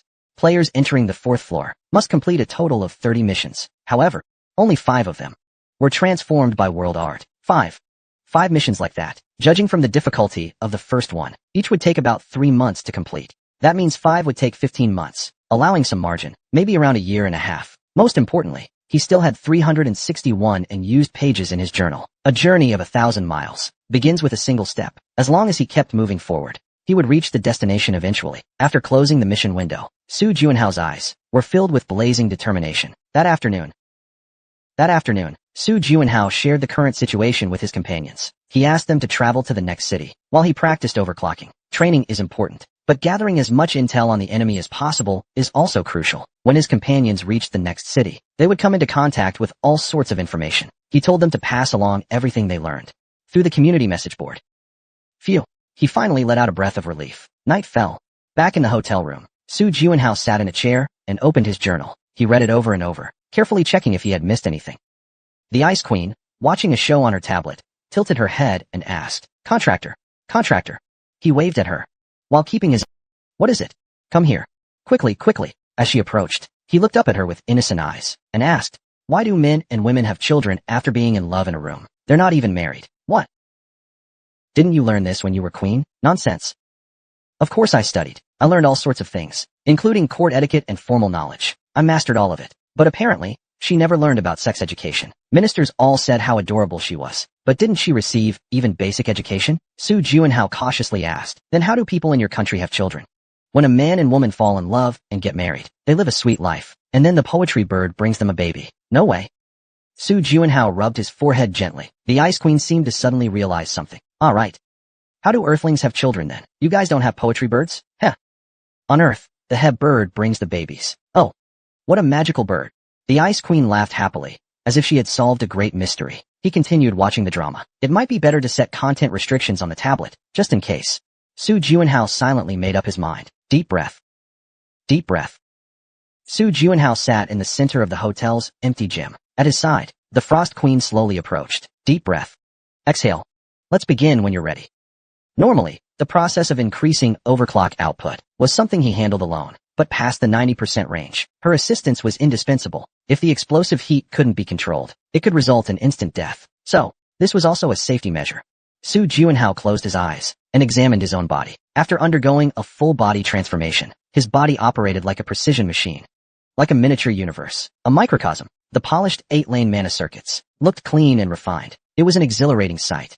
Su Juanhao placed 8 sports cars on those lanes. He surrounded his body with frost-infused mana. The mana coursed through his meridians, as if penetrating his entire being. The benefits from that were a significant boost to his physical capabilities, enough to shatter massive boulders with superhuman strength. He clenched his fists tightly. A confidence that could face the world surged within him. In this state, even without sword aura, he could slice through stone and iron with ease. This was the power of 85% overclock. It was the highest output state he could maintain for now. He sped up the mana circulation. The flow of mana inside Su Juanhao accelerated. 10 revolutions per second. 11. 12. Mana rampaged non-stop through his meridians, accompanied by twisted groaning sounds. Accompanied by distorted groans, a faint, delicate scent filled the air. Even magic infused with Shuang's power couldn't fully suppress the heat. It caused his internal organs to burn. 92%. His heartbeat grew faster and faster. Thump, thump. At the same time, a surge of instinctive warning flooded his mind. That's enough. You're insane. It felt like his body might explode like a balloon at any moment. Su Juanhao could no longer endure it. He dispersed the magic. Contractor. Shuang quickly grabbed his shoulders, injecting an icy cold breath. In that moment, he felt as though there was still hope of surviving. Wah! Fragments of burned internal organs surged up from his mouth, overwhelmed by unbearable pain. Su Juanhao clutched his chest tightly and writhed in agony for quite some time. Ugh! Even with my help, you still ended up like this? The Ice Queen crouched down, gazing at her contractor, with a deeply worried expression. Chapter 331. Alone. No. Thirst. Su Juanhao coughed out pieces of his internal organs, thanks to cellular regeneration. Effect. His body was slowly... His organs were damaged. Was it due to the runaway magic? The violent magic storm didn't come from the outside. It swept through from within his body, shredding her internal organs. To protect her, he needed to gain resistance that matched it. Contractor, would you like some water? Take a little rest. It's not so bad that I have to rest, yet. Su Juanhao, pale-faced, sat back down cross-legged, and responded, compared to the countless thorny paths I've walked before, this path feels much easier. Or rather, this is just right. She believed the task issued by World Art was perfectly appropriate. She gave me exactly what I needed. Time. Lately, all of her attributes had increased drastically, nearly doubling. But if asked whether she could fully control that power, the answer would clearly be no, because there hadn't been enough time to adapt to that overwhelming force. She was experiencing growing pains. Originally, she planned to adapt slowly, adjusting over time, but World Art gave me time. Now I understand why she's called the Art of Wisdom. World Art seemed to have foreseen the future and made all the preparations in advance. It stirred a bit of emotion in my heart. She slowly closed her eyes and murmured to herself, step by step, steadily and surely forward. There are still 361 chances left, and during that time, she only needed to complete 5 simple tasks. Su Juanhao eased her mindset. You can't eat hot tofu in a hurry. Being anxious wouldn't make a shortcut appear out of nowhere. She believed in herself, and World Art believed in her too. I'm starting now. Once again, mana rushed through the scarred circuits. A month and a half passed. During that time, the group completed 10 missions. They bid farewell to Su Juanhao. I'll head to the next city to gather intel. Let's stay in touch. Don't forget to eat on time. Don't push yourself too hard. Safe travels. After seeing everyone off, Su Juanhao returned to the training room. He looked at the now empty space, and a strange sense of emptiness settled in his heart. It was like returning to an empty house after a long trip. That feeling of loneliness. Do you feel lonely? Not really. It's no different from before anyway. After all, the only time Su Juanhao really interacted with them was during meals. All other time, he dedicated entirely to overclocking training. In fact, over the past month and a half, he did make some progress. Due to injuries caused by magic, his cells had gained the lowest level of magic resistance. Magic resistance level, basic. Magic resistance level, intermediate. Magic resistance level, advanced. Thanks to this magic resistance, even now, he could use overclocking without damaging his organs. Back to training. Su Juanhao tried to shake off the gloom in his heart and began channeling magic. 70%, 80%, 90%. In an instant, had reached 92%, and there was no strain at all. Phew. As the output stabilized, he let out a gentle breath. Today, his goal was to complete the first quest. For a short while, he could even push the output to 95%, but maintaining that for an hour was the true challenge. For 2 weeks straight, he hadn't been able to break past the 10-minute limit. In the end, he decided to let go of his pride. It was time to ask Bei for help. Bei possessed a frost enhancement effect, which meant the magic flowing through his circuits, the effects will become more pronounced. Of course, he could also effectively suppress the heat produced by over 95% output. After thinking it over, this might be dangerous. Last time, it was also because you said that exact thing, that I raised my magic resistance to advanced level. It should be fine. Su Juanhao was worried the freezing enhancement effect was too strong, a power beyond control. There's no other way. I'll just have to take the risk. When Su Juanhao finished all preparations and infused mana into Bei, his whole body was covered in a layer of white armor. Still uneasy, he gave one last instruction. Shuang. If I really become a cripple, don't hesitate. End my life cleanly and quickly. She didn't respond. She just turned away coldly. Before he could finish speaking, his expression suddenly froze. It's coming. A howling roar erupted. As Bei's freezing enhancement activated, the mana rushing through the circuits released an even more intense chill. But an icy cold pierced through his entire body. At this rate, the problem isn't the heat control. It's that his whole body was about to freeze solid. Su Juanhao panicked. He surged stronger mana to heat the circuits. The mana spun through his body. At 100 revolutions per second, his body trembled violently. I must. Hold on. He was pulled back and forth. Between uncontrollable heat and freezing cold, the Frost Queen, watching from the side, lowered her arms in surprise. She muttered, "Are you okay?" Su Juanhao could no longer respond. He was already riding the tiger. If he let go now, the out-of-control magic would surely backlash with devastating force. Then I'll die. Cold sweat poured from his body. He steeled his resolve. There was no turning back. He could only press forward. 93%, 94%, 95%. The output kept rising, finally reaching the targeted 95%. His body alternated between burning and freezing, sweat constantly pouring out, only to freeze instantly again. Just a bit longer. Hang in there. Every time the magic completed a full circuit in his system, the shadow of death loomed close. Su Juanhao withstood the pressure, continuing to pour in more magic. It was as if there was no retreat behind him. His heartbeat thundered like a drum. Thump, thump, thump, thump. His heart pounded like a machine out of control. If it were an ordinary person, they would have collapsed long ago under these conditions. But Su Juanhao was different. This was a turning point. If he began stabilizing now, he felt confident he could last the full hour. And then, after completing the first quest, he could move on to the next stage. But what about after that? If he drew the line now, and chose to back down, reaching 100% overclocking, the pinnacle of technique, he had a strong feeling he might never be able to reach that state again. Stay content, or take the risk and move forward. Though Su Juanhao was in extreme pain, the corners of his mouth slightly curved upward. Even he was surprised. He hadn't hesitated for even a moment. From the very beginning, there was only one path. Once the decision was made, a burst of power exploded within Su Juanhao's body once more. The violently surging mana spun at hundreds of revolutions per second, causing his body to gradually heat up. Even the frost mana, enhanced with freezing effects, struggled to cool down. From his slightly parted lips came bursts of scalding breath, and at times, clouds of cold. Faced with the constant internal explosions and sharp pain, even his strong mental fortitude started to waver. Trembling uncontrollably, blood seeped from between his clenched teeth. This can't go on. This can't go on any longer. He couldn't endure it anymore. Just as he shut his eyes tightly, ready to admit defeat, magic resistance level increased to max. Wow. Amazingly, his body began to stabilize. The internal balance gradually harmonized. At that moment, Su Juanhao suddenly had an epiphany. So this is 100%. The overclock he had always dreamed of. The ultimate state. In that instant, Su Juanhao opened his eyes. Within his pupils, a miniature cosmos seemed to shimmer. So beautiful. Like a gemstone. With the Frost Queen's gentle murmur, that tiny universe slowly faded away. But the power stored within Su Juanhao remained. He clenched his fist. The compressed air exploded outward, shattering all the mirrors on the wall. The Frost Queen flinched in shock. After a brief moment of calm, Su Juanhao stood up. He examined his body. This felt different from when he had undergone a full rebirth. Back then, it felt like he had received an entirely new body, refreshed and free. But this time was different.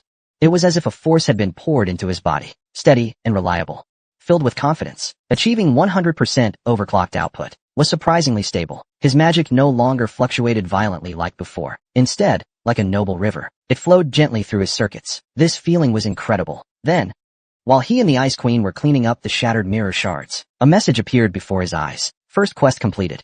Second quest unlocked. Su Juanhao gently tapped the screen to view the details. Second quest. Condition: use vending machines to raise all attribute values above 500. Su Juanhao blinked. All his attribute values had already exceeded 500 long ago. The system seemed to realize this a bit late. It hurriedly displayed a new message. Second quest completed. Third quest unlocked. Looks like the world tree isn't all-knowing after all. After all, at this stage, it's extremely difficult for an average player to exceed 500 in every attribute. When Su Juanhao checked the third quest contents, he was stunned. Third quest. Condition: destroy Erebo's spirit form alone. What? How could something like this be assigned to Harlan? The Ice Queen saw the contents over his shoulder and shouted nonstop. The world tree has gone mad. Su Juanhao's gaze turned profound. Is it possible? He objectively assessed his current self. Without a doubt, compared to when he could only maintain 85%, the power of reaching 100% overclock was indeed much stronger. But that was all. Although there was clear growth, it wasn't some earth-shattering breakthrough. It didn't feel like he had gained a world-altering power. His body had simply become stronger. Judging by his current state, there was no way he could take down Erebus alone. More importantly, to capture that guy, he would also have to deal with the massive army that came with him. Su Juanhao took a step back and reviewed the second mission. Raise all attributes above 500. He slowly closed his eyes. World Art had never asked him to do the impossible, at least, not judging by the first and second tasks. That being the case, I should be able to complete the third task too. If World Art is truly a wisdom that sees all from above, then it would only assign challenges I am currently capable of facing. If I can fully master these attributes, That would mean I have the ability to defeat Erebus on my own. Mastery here meant being able to use these stats to fight with greater ease. Su Juanhao quietly reflected. How many tries would it take? 100. 200. Maybe for this task. He gave me 365 chances. Thinking that way, even more than 300 failures could still be within expectation. Might as well give it a try. Are you serious? Of course I am. Su Juanhao answered with, that afternoon, he made lots of delicious food with the frost. He cooked her favorite dishes and watched dramas with her. Today was really fun.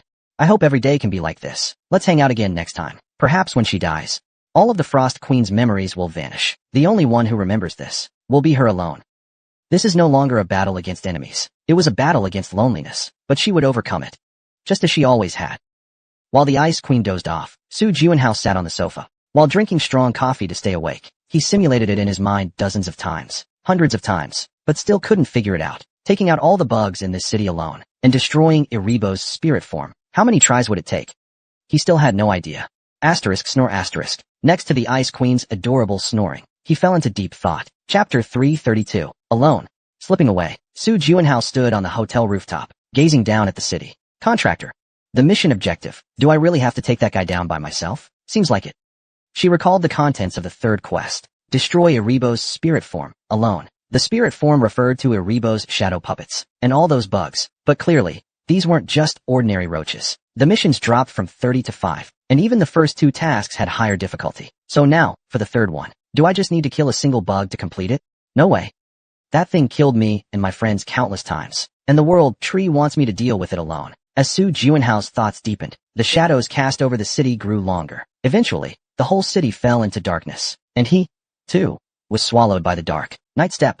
A skill from the Shadow Guardian class that erases all traces of breath and unless the opponent has extremely powerful magic detection, no one can notice his existence. Time to move lightly. Asterisk thud, thud, thud, thud, asterisk. As usual, the bugs squirmed together and slithered into the streets. The Frost Queen asked with a disgusted expression. Are we going down to fight? No. Su Juanhao took out 2 bows from his backpack, Storm String and Horizon's End, and became their wielder. No need to conserve strength now. He planned to safely hunt the bugs from the rooftop, and then showcase the extermination results. At that moment, Storm String's bowstring was drawn to the verge of snapping. He aimed at the densest cluster of bugs. After locking in, Su Juanhao released the arrow without hesitation. Boom. An arrow infused with compressed mana shot out, instantly shredding the bugs to pieces. The mission wasn't over after all. The sliver of hope he had was completely crushed. Contractor, didn't those bugs say normal attacks didn't work on them? Yes. Then how can your arrows pierce them so easily? My arrows are stronger than your average arrows. Su Juanhao shrugged slightly and continued sniping. The bugs scrambled to avoid the calamity raining from above, scattering in all directions. But not knowing where the attack came from, they were left helpless. This is kind of fun. It really helps relieve stress. I don't like it. It's too gross. The Frost Queen covered her eyes. After shooting continuously for 3 hours, Su Juanhao finally stopped. It's been about 3 hours, right? She squinted and murmured to herself. Because she saw special units flying in from the edge of the city. After 3 hours, Erebus will likely notice something's wrong. Maybe his spirit had already infiltrated the system, but no one could trace it. With ordinary bugs' perception abilities, finding it was impossible, so he sent special units instead. 22 of them, huh? Will Erebus show up himself? Su Juanhao shook his head. These are just the vanguard, but it's also possible Erebo is already on the way. After a brief thought, Su Juanhao lowered the storm and raised the Horizon's End. So, with nearly 600 strength points, Su Juanhao effortlessly drew the bowstring to full. This is the first time I've drawn it so far. Out of curiosity, Su Juanhao fired an arrow at a distant flying shadow bug. So, a sound like a cannon blast rang out. The air twisted, and the arrow shot out like a laser. Seeing the result, Su Juanhao was momentarily speechless. Several mutated individuals vanished without a trace as they flew toward the city. If I used this move on one of those flying monster birds, it would probably be an instant kill too. Brimming with confidence, Su Juanhao fired another arrow. Immediately after, he took down a few more mutated targets. A glint flashed in Su Juanhao's eyes. Not only mutated individuals, but even vehicles on the street had begun converging toward the hotel. After all, that guy isn't an idiot. He probably hasn't pinpointed my exact location yet. However, he likely inferred it roughly, based on the direction the arrows came from. Su Juanhao put away his 2 bows and drew his spear. Speaking of which, I promised to name this guy, but I keep forgetting. Isn't it called Cold Spear? Graham said. This guy doesn't seem to like that name, so I decided to rename it. Even though things have been hectic, he had never visited the Hall of Philosophy. He gazed at Cold Spear. Shuangshua spoke up. Can I give him a name? You. Su Juanhao looked at him suspiciously. Suddenly, he remembered a video title he had made before. Salmon in the Mountains. You're terrible at naming things. As if you're the only one allowed to name things after weapons. Schilling snapped angrily. As the swarm of cockroaches closed in, he folded his arms and racked his brain. Cold sweat poured from his forehead. Car. The pain of creation. Unfortunately, we'll have to name it later. At this moment, there was no time to dwell on such trivial things. They're here.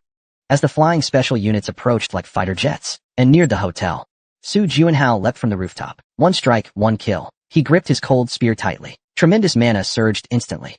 Without hesitation, Su Juanhao drove it into an enemy's head. Next, after freezing the air, he used the soldiers as stepping stones, darting swiftly between enemies, and eliminated the remaining special units one by one. Back on the hotel rooftop, he shouted loudly, Chili, we're going down. His instincts told him Erebus was getting closer. Before that guy arrived, he needed to eliminate as many of the bugs as possible. Su Juanhao began dashing down the hotel's outer wall, furiously swinging his spear to face the swarm of charging cockroaches. Just a light sweep of the cold spear was enough to freeze enemies on contact. The frozen cockroaches turned into ice instantly and dealt secondary damage as they fell. It's still not enough. However, this is still far from enough. Those guys who always hunted in groups of 7. Now he's fighting alone, but the number hasn't decreased at all. Is this the end of Night Walk? Su Juanhao decided he couldn't delay any longer. He finally exited Night Walk mode. At that very moment, all the wheels clinging to the outer wall suddenly stopped moving like malfunctioning machines. Phew. Su Juanhao withdrew Frost. He gathered his magic power. A massive scythe formed from darkness, swept across the building's outer wall. Swoosh. With a thunderous sound, countless insect lions began to fall. Frost. Ah, got it. Su Juanhao shouted loudly as he landed. The Ice Queen immediately summoned over 20 elemental soldier puppets. She shut her eyes tight and focused on attacking those disgusting wheels. Go? Frozen Fist. As expected, naming skills should never be left to her. Su Juanhao, the Ice Queen, and the elemental puppets quickly reduced the number of wheels. Damn it. Is it still not enough?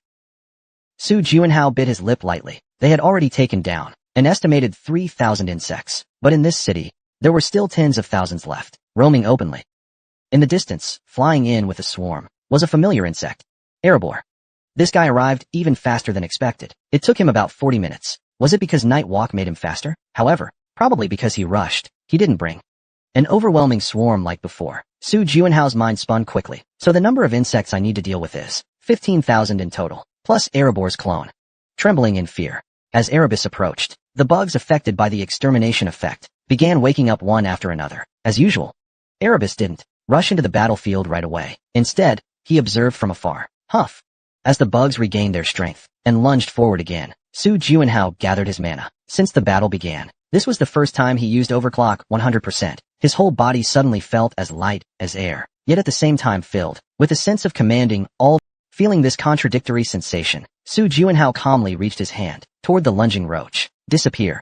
With a thunderous boom, a gentle wave of his hand sent the bug crashing into a nearby building. Then Su Juanhao pulled the sword of ambition from his backpack. The moment the sword was drawn, a dark sword aura engulfed the blade. Erebus won't enter the battlefield before I exhaust my stamina, which means, until then, he doesn't need to worry about Erebus. Su Juanhao made up his mind. I never expected to succeed on the first try anyway. This time's objective is to understand Erebus's. Moreover, he planned to freely unleash techniques he'd only visualized in his mind before. With that in mind, there was no need to delay any longer. Having resolved himself, Su Juanhao began radiating an astonishing magical aura. What? A mere human is capable of something like this? Even Erebus, watching from afar, was shocked by the terrifying energy he sensed. Su Juanhao focused and refocused his magic power. Although it was his first time using this skill, he had always been curious about its effect, so he really wanted to try it. During the repeated cycles, he practiced playing instruments day and night, all for this moment. Step 1. Inhale. As if to draw out all the air from the depths of his lungs, even from the blood in his veins. After taking a deep breath, Su Juanhao's chest expanded. Step 2. Exhale. Along with the magic power, his suppressed breath burst out through his mouth. The white breath he released spread outward. Anything that came into contact with it, whether buildings, living beings, or streetlights, instantly froze. For a first attempt, that was pretty good. Even Shuangshua acknowledged his proficiency. Su Juanhao continued to roam the city, freezing the insects with his breath. How contradictory this felt. Once upon a time, he deeply resented and hated this technique, because it was the same breath he had used to freeze his friends. No, It should now be called King's Breath, right? Walking along the frost-covered white roads, the remaining wheels pounced on him. Damn it. But it seems I can only use one side. Half his strength felt like it had been drained. Even with overclocked output at 100%, he still found himself in this predicament. It's a power he normally dares not use. Su Juanhao swung his sword and spear until both his stamina and spirit were exhausted, fighting tens of thousands alone. It was an almost impossible task from the start. The sword broke, mana depleted.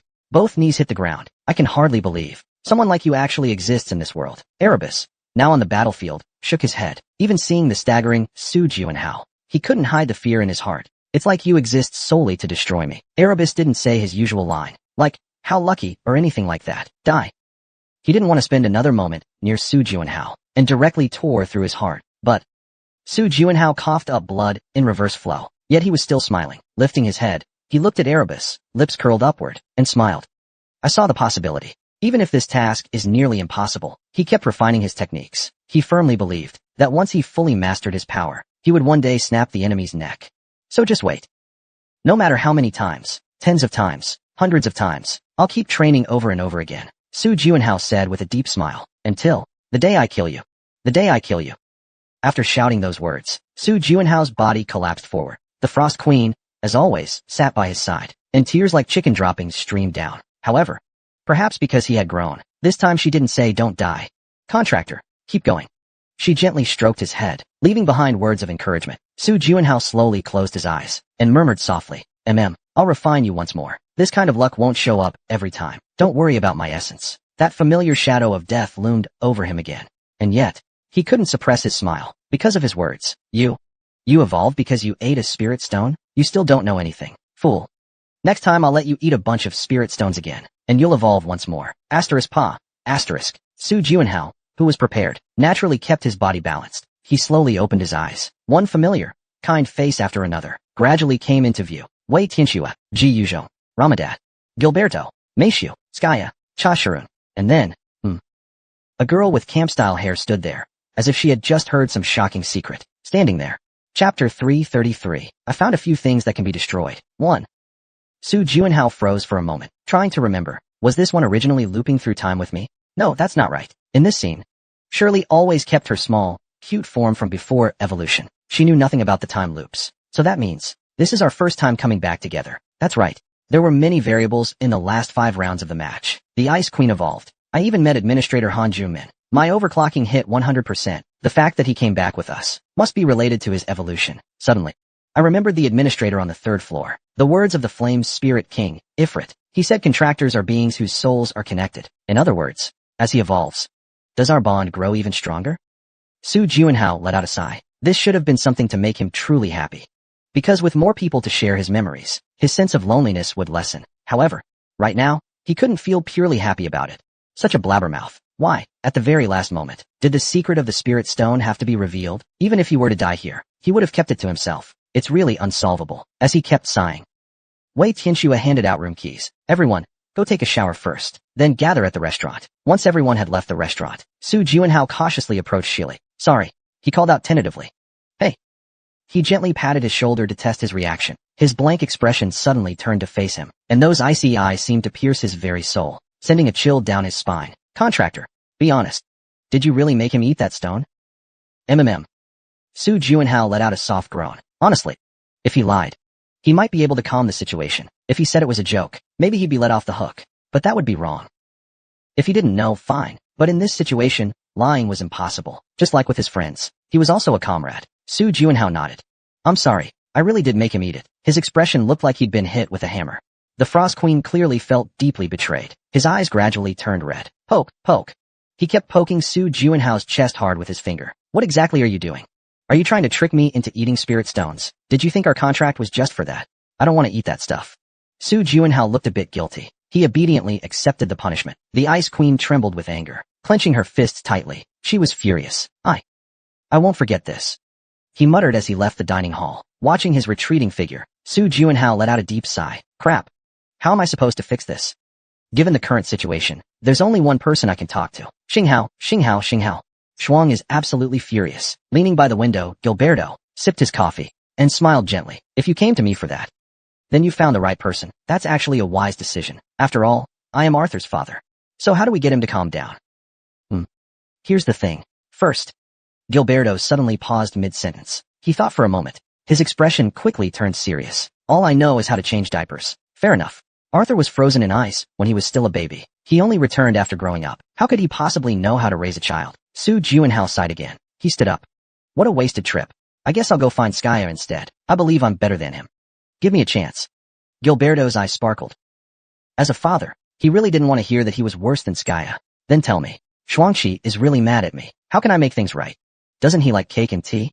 Now there's no way he'll eat anything I give him. Su Juinhao sat back down in frustration. Last time he was caught putting spirit stones in the cake and tea. There's no way he'll eat his food again. Seems like you've got it backward. Start by telling me what happened. Here's what happened. Su Juinhao recounted what occurred in the 5th cycle. After hearing everything, Gilberto furrowed his brow.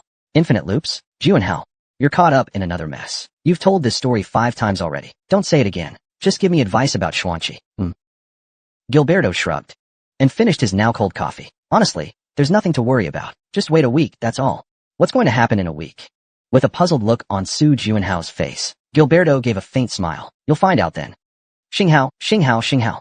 The contractor is a liar, not to be trusted, a bad person. Walking down the hallway, Shuangqi muttered all the nastiest curses he knew, grumbling the whole time. After a while of grumbling, he fanned his face with his hand. His throat was parched. At that moment, if he could drink a nice cold beverage, it would be heaven.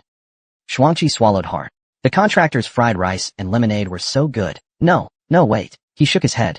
If it tasted that good, he definitely put spirit stones in it. He swallowed hard, then walked toward the cafeteria level. He searched the fridge thoroughly, only found coffee beans and some ingredients. But there were no tasty drinks.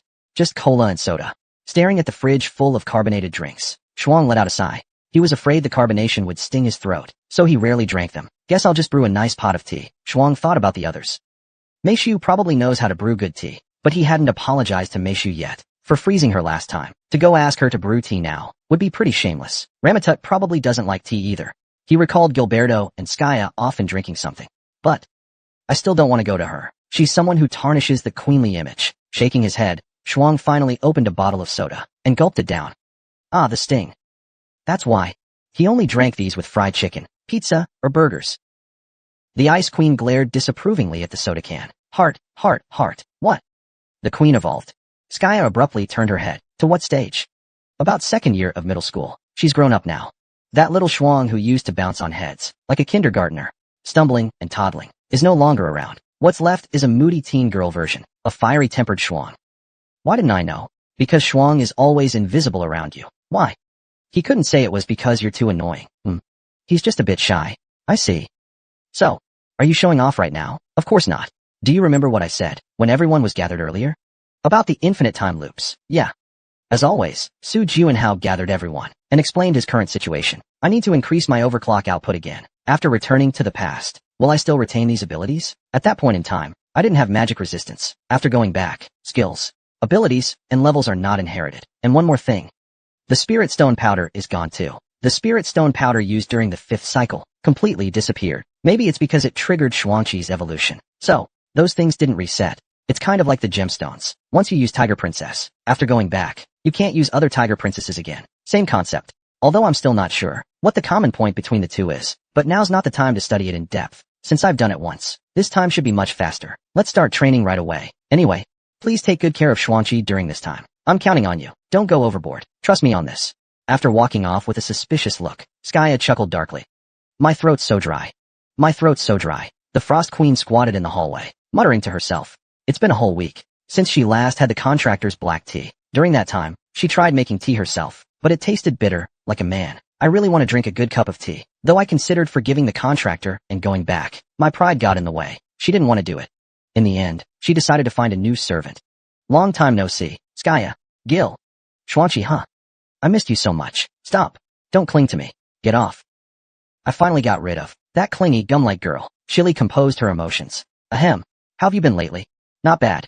Skya replied with a smile. I've always wanted a little sister. This works out perfectly, though I don't understand why she sees me as a little sister. Shili didn't mind it for now. I'm here as a guest today. Brew me some tea. Of course. Fearing Skya might leave, Shili hurriedly brought the tea. You like black tea, right? This is the finest tea. Even the Flonia royal family uses it. Oh. With sparkling eyes, Shili took a sip, full of anticipation. But her expression soon turned gloomy. What's wrong? Does it taste bad? It's not that flavor. Compared to the tea the contractor always brewed, this tea tastes far too shallow. Yeah. That tea had a deep, subtle flavor. Like it could purify the soul. Is this really the finest tea? Yup. Bought it at a high price. Strange. Sakaya took a sip of tea, tilting her head in confusion, muttering strange repeatedly. It tastes good though. Watching this, the Frost Queen thought to herself. It seems, the issue isn't with the tea itself, or the skill of the person brewing it. She closed her eyes, sinking into deep thought. This difference must come from the elven stone added to the cake and tea. Actually, as an elf now, I don't need to eat or drink. By the way, I don't need to sleep either. So, couldn't I live like this forever? As that thought crossed her mind, she suddenly snapped out of it. No way. Wake up, wake up, wake up. Phew. The path I've walked before, as long as I recall it, I can reach it again quickly. This is the belief Su Juanhao has held since waking up on the ice as a level 1. I must be a genius, right? Though it's only been a week, my magic resistance has already reached the ultimate level. Overclock output can now stably run at 95% power, no longer as difficult as before. It's become second nature. Like eating. It just happens naturally. If time keeps passing like this, reaching 100% overclock will be achievable, just like before. To reach 100% overclock as soon as possible, after my companions leave the city, I'll start hunting immediately. Closing his eyes, Su Juanhao recalled the previous round's battle with the Eightfold Gate. If I had retreated toward the range back then, the encirclement might have been looser, right? At the final moment. Instead of using the King's Aura, why not use Wedging Grass, a type of herb? Wouldn't that be better? Instead of hunting those wheels, rushing straight to Elibur is also an option, right? In his mind, dozens of new strategies and responses emerged. Now all that remained was to experience these situations firsthand and find a better path. In a sense, because he possessed the spirit of a hero. Even if the same situation repeated hundreds of times, his spirit would not break. Moreover, Su Juanhao, meditating with closed eyes, slowly opened his eyes. Knock, knock, knock. A polite knock at the door, and someone cautiously opened it. Peeking inside, Su Juanhao stood up, flashing a bright smile. You're here. MHM, Frost, the flight elf who ran away for a week, would also help him keep his spirit intact. And so, Su Juanhao endured 100 more deaths. Chapter 334, The Unbreakable. 2. Chapter 15. It was a time of burning confidence. Returning alongside the matured Shuanghua, the time needed to overclock to 100% kept shrinking. The fact that he was gradually memorizing Elibur's patterns gave him more hope than expected. Why are you like this? Elibur's voice trembled slightly. He couldn't comprehend how one person could single-handedly slaughter the Luan army and fight continuously for 3 days and nights. I'm really scared. Good thing I met you early. Elibur cut back on useless words, and the time to behead him kept shortening. This became a source of confidence for Su Juanhao. As the number of reincarnations increased, his fear of me deepened. That's proof you're on the right path. Both of them believed so. Slow but steady progress. The pressure Erebus exerted had already instilled fear in the enemy, but no one told him how many more times he needed to die to reach the finish line. 35th reincarnation. Fatigue slowly began to build up, but he didn't lose confidence. On the contrary, this was when his accumulated confidence erupted. His left arm soared into the air. Erebus quickly retreated. Every movement he made revealed deep fear and panic. And that was no surprise. Facing the Wheel army alone, and being harmed by an unknown nemesis, he had never encountered this before. Erebus asked, Are you the god of war? No attack can harm you. And every strike of yours hits true. Isn't that exactly what the god of war is? Su Juanhao, who had recently looked utterly exhausted, gave a weary smile. If my opponent is you, maybe I am. What does that even mean? Erebus couldn't comprehend it. So he spread his wings and fled into the sky.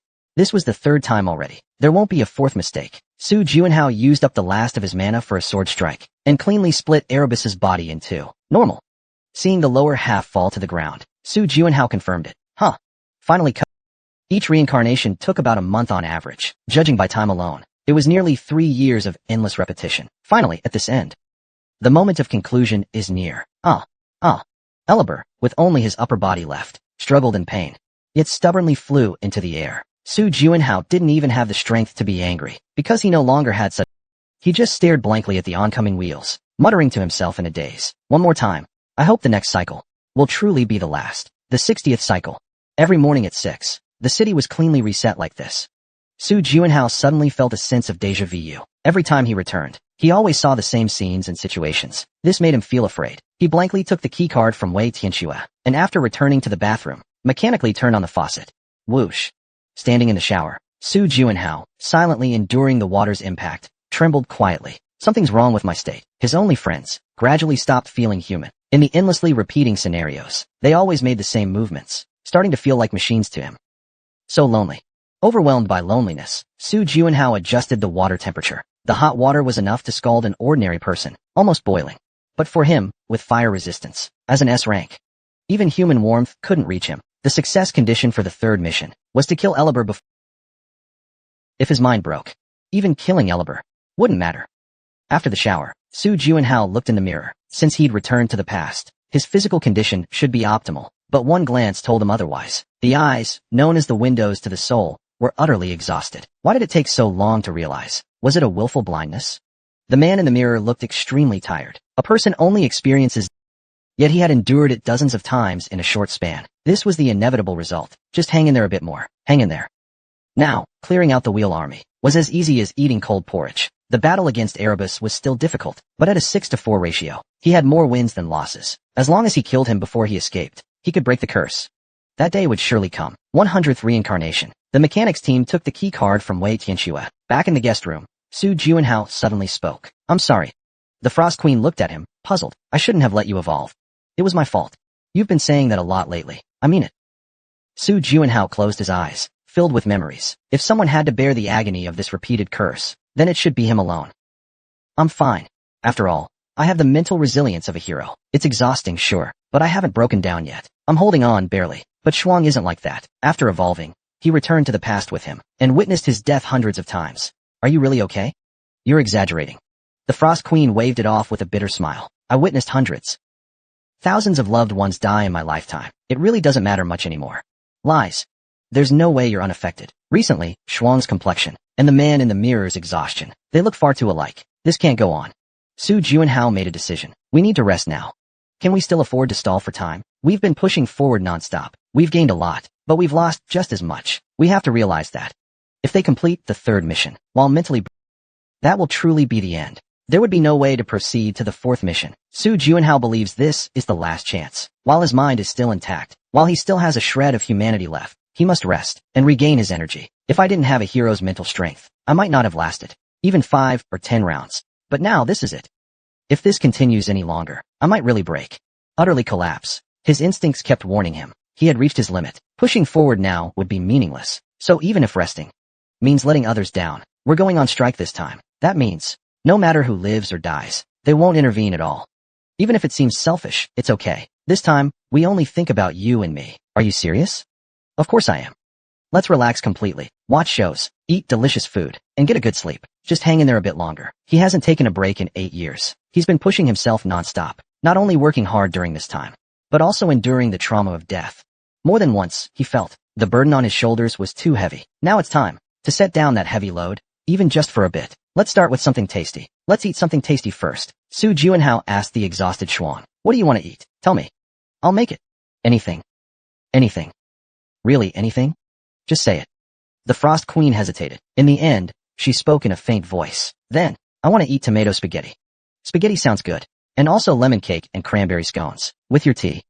That's a lot of requests. Is that not okay? Su Juanhao looked at the Frost Queen, eyes like a kitten in boots. He shrugged. You're not allowed to make that face again. That's not fair. You're too kind, too kind, too kind. After making the spaghetti, he baked the cake and scones. The missing ingredients were bought from a nearby bakery. This is it. The Frost Queen stomped excitedly. She let out a joyful scream for the first time in years. After finishing the spaghetti, she tasted the sweet and tangy cake. Her face lit up with uncontrollable joy. It's amazing.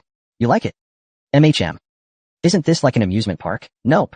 If you like it, then maybe it is. Seeing the joy on the Frost Queen's face, Su Juanhao finally felt relief. How does the contractor plan to relax? I don't know. During the last battle, I saw a sauna nearby. I kinda want to try it. Then I'll go over there. Do you know that ice cream shop near the fire store? I told you. You can do whatever you want. The two of them were truly having a great time. Even after leaving the first city, they kept on enjoying themselves. After many cycles, this was the first time they had spent 2.5 months like this. I heard a lot of players have returned to the second city. That's strange. I haven't seen a single person. Looks like the returning players can use a command to teleport straight to the second city. How's the strategy progressing?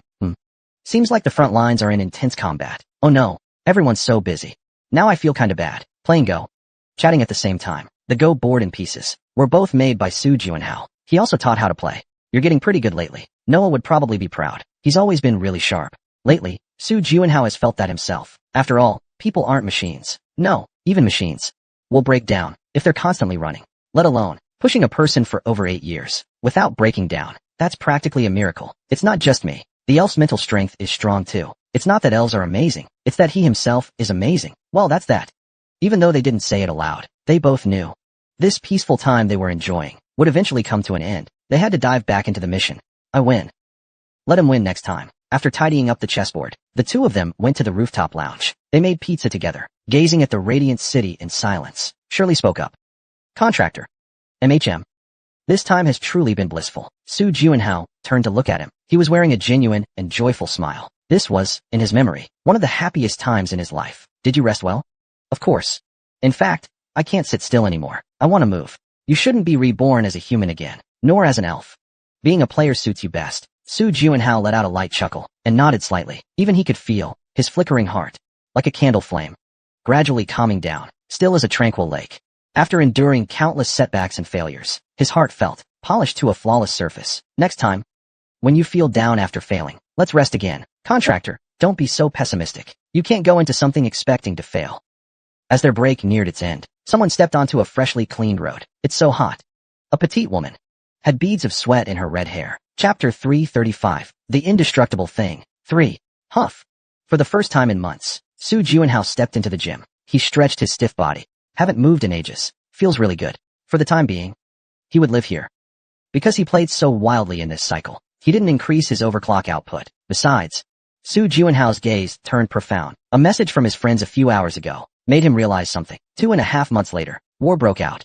A full-scale invasion by this player began. Now, not just the mission, even daily survival had become a struggle. Was he going to die here? Clearly, this cycle may have come a bit too late. After a brief thought, Su Juinhao shook his head. No matter what, he couldn't waste this night. To completely destroy Ereber's clone, he needed more detailed information. That cunning guy showed a new pattern in every encounter. There have already been over 100. Suddenly, Su Juinhao's eyes widened, because he sensed someone had entered the hotel's perception range. Moreover, this magic wave felt very familiar. When he hurried to the lobby, he saw a familiar figure glancing around. Captain Gao Shuxia. Hello. Gao Shuxia greeted him a little awkwardly. How long has it been? Su Juinhao's face showed genuine delight. After all, in these repetitive and dull days, he hadn't seen a new face in 8 whole years. Gao Shuxia was a bit shy. You're a little too enthusiastic, aren't you? It's only been 3 months. Come on now. Su Juinhao gave a wry smile. To him, those 3 months felt like just a fleeting moment. He led Gao Shuxia to the couch in the lobby. However, after sitting down, Gao Shuxia tilted her head and asked, Is there something on my face? No, not at all. Gao Shuxia hurriedly waved her hand, falling into thought. Did he lose weight? Gain weight? No, neither, I think. It's just, his whole aura feels different. In fact, from their very first meeting, Su Juinhao had always seemed different, more mature than others his age. With the calm of a seasoned warrior, she hadn't understood why at first. Only recently had it made sense. It must have been because he was phantom, but now, his aura had changed. Something was different. Even the presence of an experienced warrior had shifted. It felt like a boss monster. Yes, if the floor manager on the 2nd level, Shinobi, had restrained his violent urges, he might have exuded this same cold aura just by sitting there in silence. He emitted an immense pressure. In short, he felt unfamiliar, as if she had lost someone she once knew. Gao Shuxia shook her head firmly and said, I'm here to pick you up. What do you mean? You've heard about the war on the 4th floor, right? I've heard. Those wheels are trying to wipe out the players. Exactly. So, Lord Phantom, we need your help. I see. Su Juinhao slowly nodded. This is a new event.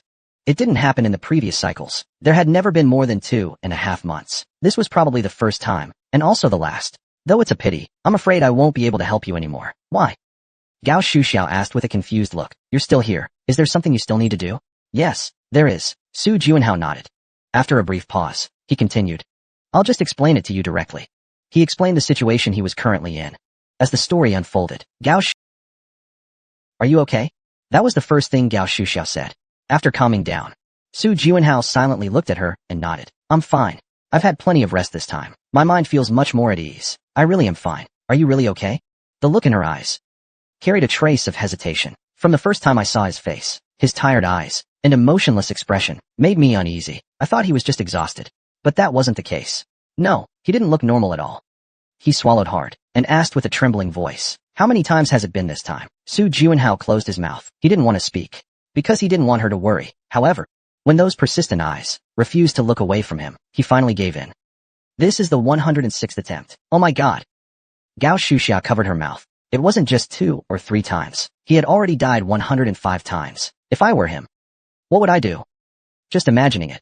His body felt as if it had lost all strength. Even just imagining it, he felt like his whole being was falling into an endless abyss, shrouded in a gloomy emotion. He didn't know what to say, apologize, comfort him, or encourage him. After a long silence, he finally forced himself to speak. His throat choked up, his voice slightly hoarse. I'll help you.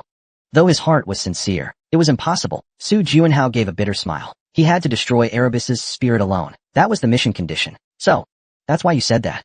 The second squad captain of the guild raised a sharp question. Have you tried it with others before? No. Because the mission specifically requires it to be done alone. You just have to destroy Erebus's spirit solo. The other cycles don't really matter? Surely, sitting on the side. In fact, he had suggested that idea once, but it was rejected. Su Juanhao had opposed it, and quite strongly at that. Understanding the reason now, Shuili no longer insisted. The contractor was a terrifying existence. Every time he fought Erebus, aside from him, others would always die. Even if the target was only one person, in most cases, no one made it out alive. That kind of experience became trauma, making him want to wake up alone, whenever possible. Su Juanhao also fell into deep thought. If he could get his help, things would definitely go much smoother than expected. That way, the stamina, magic, and mental energy used to deal with those wheels would be greatly reduced. In other words, when facing Erebus, he would be in much better shape. Every time he thought about being just a little short of catching that guy, now the success rate would drastically improve. There's no reason to refuse. Even if they failed, he could go back in time to save him. Though that memory might still haunt him for a while. It's fine. As long as he has the mental strength of a hero, he won't collapse. Su Juanhao made up his mind. Please. Asterisks, asterisks, asterisks. I'm kind of nervous about this. At a crossroad under the setting sun, Gao Shuxia said. Su Juanhao glanced at him. Are you sure this action is okay? Of course it's okay. To anyone watching, it'll look like I'm walking straight into doom. Good. Here I go. Asterisk thump, thump, thump, thump, thump asterisk. Just as the sun dipped below the horizon, countless wheels came rushing toward the intersection. Woo woo. No matter when I see Teacher Ba, I can never get used to it. With an unhappy expression, Gao Shuxiao gave Su Juanhao one last look. You have to succeed. Yes. Don't die. Don't worry so much. Just look at me. Asterisk whoosh, asterisk. He summoned a massive flame. She dispelled the darkness of the night. Pretty impressive. Gao Shuxia, who had tied her hair tightly at the back with a headband, waved her hand. Like a conductor leading a symphony orchestra, the surging waves of fire danced accordingly. Boom boom boom. The flames clashed against the wall of the insect swarm. A scorched, aromatic scent instantly filled the air, engulfing the entire street. Su Juanhao quietly watched the one-sided massacre, and leisurely walked away from the scene. Night Stalker. Tonight, he only intended to hunt one scar. HM. Red Palace. Sitting in his seat, Elibo tilted his head slightly. Why is that crazy witch here? And all alone, she was one of the players who gave him a headache. A top 10 powerhouse. That fire-controlling player was battling the spirits alone in the deserted city. No matter how you looked at it, it seemed suspicious. It had to be a trap. Immediately suspicious, Elibo mobilized all the soul spirits in the city. He first searched the buildings and city outskirts, afraid it was bait to lure him in. But moments later, he realized that wasn't the case. No one. The city was truly deserted. Then, is he really fighting alone? Why? What reason? Though he didn't understand, Elibo still stood up. He couldn't let guesswork make him give up this chance. After all, he only entered the battlefield when he was sure of victory. It was one of the survival rules he had set for himself. If this truly was a mistake, then it would be a once-in-a-lifetime. That fire user had always been his most troublesome opponent when fending off the spirits. If he could eliminate him now, he could turn the tide of their recent losing streak. A rushing wind. Elibo spread his wings and soared into the sky. Asterisk, asterisk, asterisk. Nice hit. Su Juanhao stood at the edge of the city, on the rooftop of an unknown shop. Even from a distance, it was clear that Gao Shuxia had the upper hand. Looks like he really is one of the strongest attribute ability users. Not as strong as me, of course, but the kid's pretty impressive. Seems stronger than you. If you'd met him at his peak, you wouldn't even dare to look him in the eyes. Terrifying. The Frost Queen sighed and continued watching the battle. Then she asked, how long do you think that fox can hold on? Who knows? Honestly. Maybe an hour or two at most. His fighting style clearly consumes a huge amount of mana. But that's enough. Gao Shuxia doesn't need to kill all the bugs in the city. He just needs to hold on until he hunts down Erebus. Su Juanhao closed his eyes, waiting for the right moment. His mana, spread across the entire city, silently awaited the prey. And now, it's here. Erebus appeared above the city with a swarm of bugs. As expected, acting alone again. Despicable insect. That's always how he is. After releasing the bugs onto the battlefield, Erebus vanished like always. Normally, even if we wanted to chase him, we'd fail because of the bug interference. But this time is different. I can feel it. Su Juanhao's mana was spread like a spiderweb. Through these traps, he could sense Erebus's movements in real time. Huh. So that's where you usually hide. Su Juanhao stuck out his tongue in disdain. No wonder I could never find you. For now, Elibo was hiding beneath the river that ran through the city, likely linking up with the spirit body down there, spying on the battlefield. Not a bug, but a rat. With a cold smile, Su Juanhao's figure melted into the darkness, quietly vanishing. Chapter 336. The indestructible thing. Pierce. Boom. Crash. With towering pillars of fire rising behind him, Su Juanhao flew toward the riverbank. This time, it had to succeed. Of all the entangled rivals in his life, it wasn't the Ice Queen, nor Zanibi, not even that damned heavenly demon. It was this guy. Elibo. He had always been the longest-standing opponent, a barrier Su Juanhao could never cross alone. But now, it was time to overcome that barrier. A great river ran through the entire city, with a massive bridge spanning across it. The bridge. Standing on it, Su Juanhao closed his eyes. Web-like threads of magic pointed him to Elibo's position, an ambush, and Elibo would never see it coming. At this moment, the distance between Su Juanhao and Elibo was around 500 meters, though he wanted to get closer. He held himself back. This is far enough. Any closer, and the risk of being discovered would increase. He couldn't waste this hard-earned opportunity. Su Juanhao's fingers twitched slightly, lost in thought. First impressions matter. What gift should he give? After a brief thought, his clear eyes reflected the dark river water. And so, his hesitation came to an end. Freeze first, then talk. Having made up his mind, he immediately mobilized his mana. At the same time, he thought, Blink might not work. With his current mana, he should be able to use Blink once.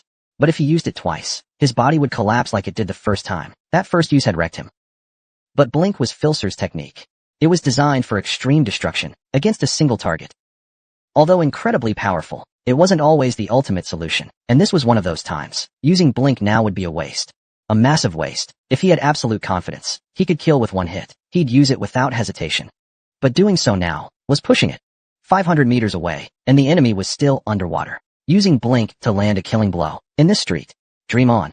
It was precisely because he had fought countless battles and experienced war for so long that he was this certain. So is freezing the river all he can do? No.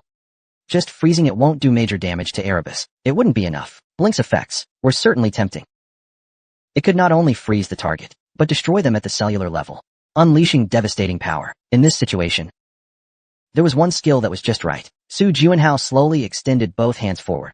If Blink was a soul-clearing one-hit kill, then this version was merely a simplified one inheriting its advantages. Bloom now. At Su Juanhao's fingertips, 8 flowers quietly bloomed. Compared to a true leap forward, these flowers seemed insignificant, utterly unremarkable, but each petal, each golden bell held a power that could not be ignored. A garden built for the smallest things. Su Juanhao's fingers spread fully like a flower. And so, the flowers called small leaps, lightly floated from his fingertips into the distance. Like dandelion seeds, the flowers drifted with the wind. Su Juanhao gazed at them. He lightly snapped his fingers, and with a crisp sound, the 8 flowers shyly landed on the dark river's surface. This is my first gift to you. I hope you like it. The corners of Su Juanhao's mouth curved slightly upward, with a hint of coldness. Elibur was sitting at the deepest part of the dark river. Though unable to breathe underwater, a powerhouse like him could easily endure hours without breathing. This woman still has plenty of fight in her. It's really annoying. Elibur tapped into the vision of his spiritual body, directly observing the battle beneath the tall tree. She's indeed fighting well.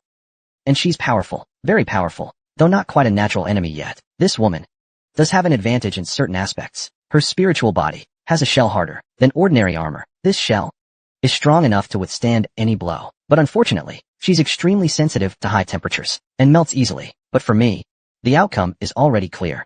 Elibur brimmed with confidence, because human mana isn't infinite after all. In fact, at this moment, he had already reached his limit. If it were those beings, perhaps things would be different. But for a mere human, there's absolutely no way he can win. At this very moment, he was continuously absorbing the power of the world tree, growing stronger and stronger. Originally, he thought reinforcements would arrive during the battle, but it looks like no one's coming. This fact Even Erebus couldn't understand. If there truly were no reinforcements, then why was he still fighting on alone? Humph. Is he insane? Hanjan. Amidst the laughter, the river's surface parted slightly. A few bubbles rose up with a gurgle. However, the bubbles were much slower to rise than something else that was quickly descending. Something was rapidly approaching. Erebus's tendrils suddenly shot up. It was an instinct that only responded to a threat to life itself. It was warning him. What? Before he could even react, that thing pierced through his entire body. Ack. Glug. Shivering all over, amid the cries of agony, Erebus thrashed about wildly. Sudden ambush. Who is it? Where did the attack come from? No. That's not what matters now. This attack is too dangerous. The moment he realized this fact, Elibur, without hesitation, slashed off his left arm and right leg. Due to the effect of the leap skill, those parts had already begun to necrotize at the cellular level. He must escape upward. Elibur's heart was filled with anxiety. If the enemy continues using this skill, he won't have time to resist and will die. But Elibur was shocked. At some point, the river above had completely frozen. How was this done? He hadn't noticed at all. It wasn't because he let his guard down. This speed was simply insane. The enemy had surpassed the speed of his cognitive abilities and rapidly froze the river. Could there be such an opponent among humans? No. Is the enemy even human? Escape first. While thinking, Elibur extended his right palm. After gathering magic power, he fiercely shot it out. Boom. A massive water pillar shot into the sky, as if reaching for the heavens. Hope you like this gift.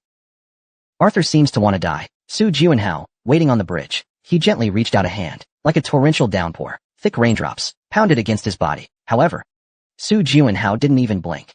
He drew a long spear from his inventory. Finally, as the giant bug suddenly leapt out of the river. Its antennae stood tall. This time, its reaction was still one beat too slow. So this is what it feels like. A strange voice came from behind. Erebus wanted to turn around, but couldn't. A spear pierced through my chest. At that moment, his body was already stiff and motionless. I've always wondered, even if it's just a delusion, it's fine. Erebus's antennae began to tremble violently. Along with that soft, almost ear-melting male voice, came the sound of a sword being drawn forcefully. If I were to fight you at full stamina, magic, and mental strength, who would really win? This? What do you mean? Who are you? Why would you imagine such a thing? I've never met anyone like you.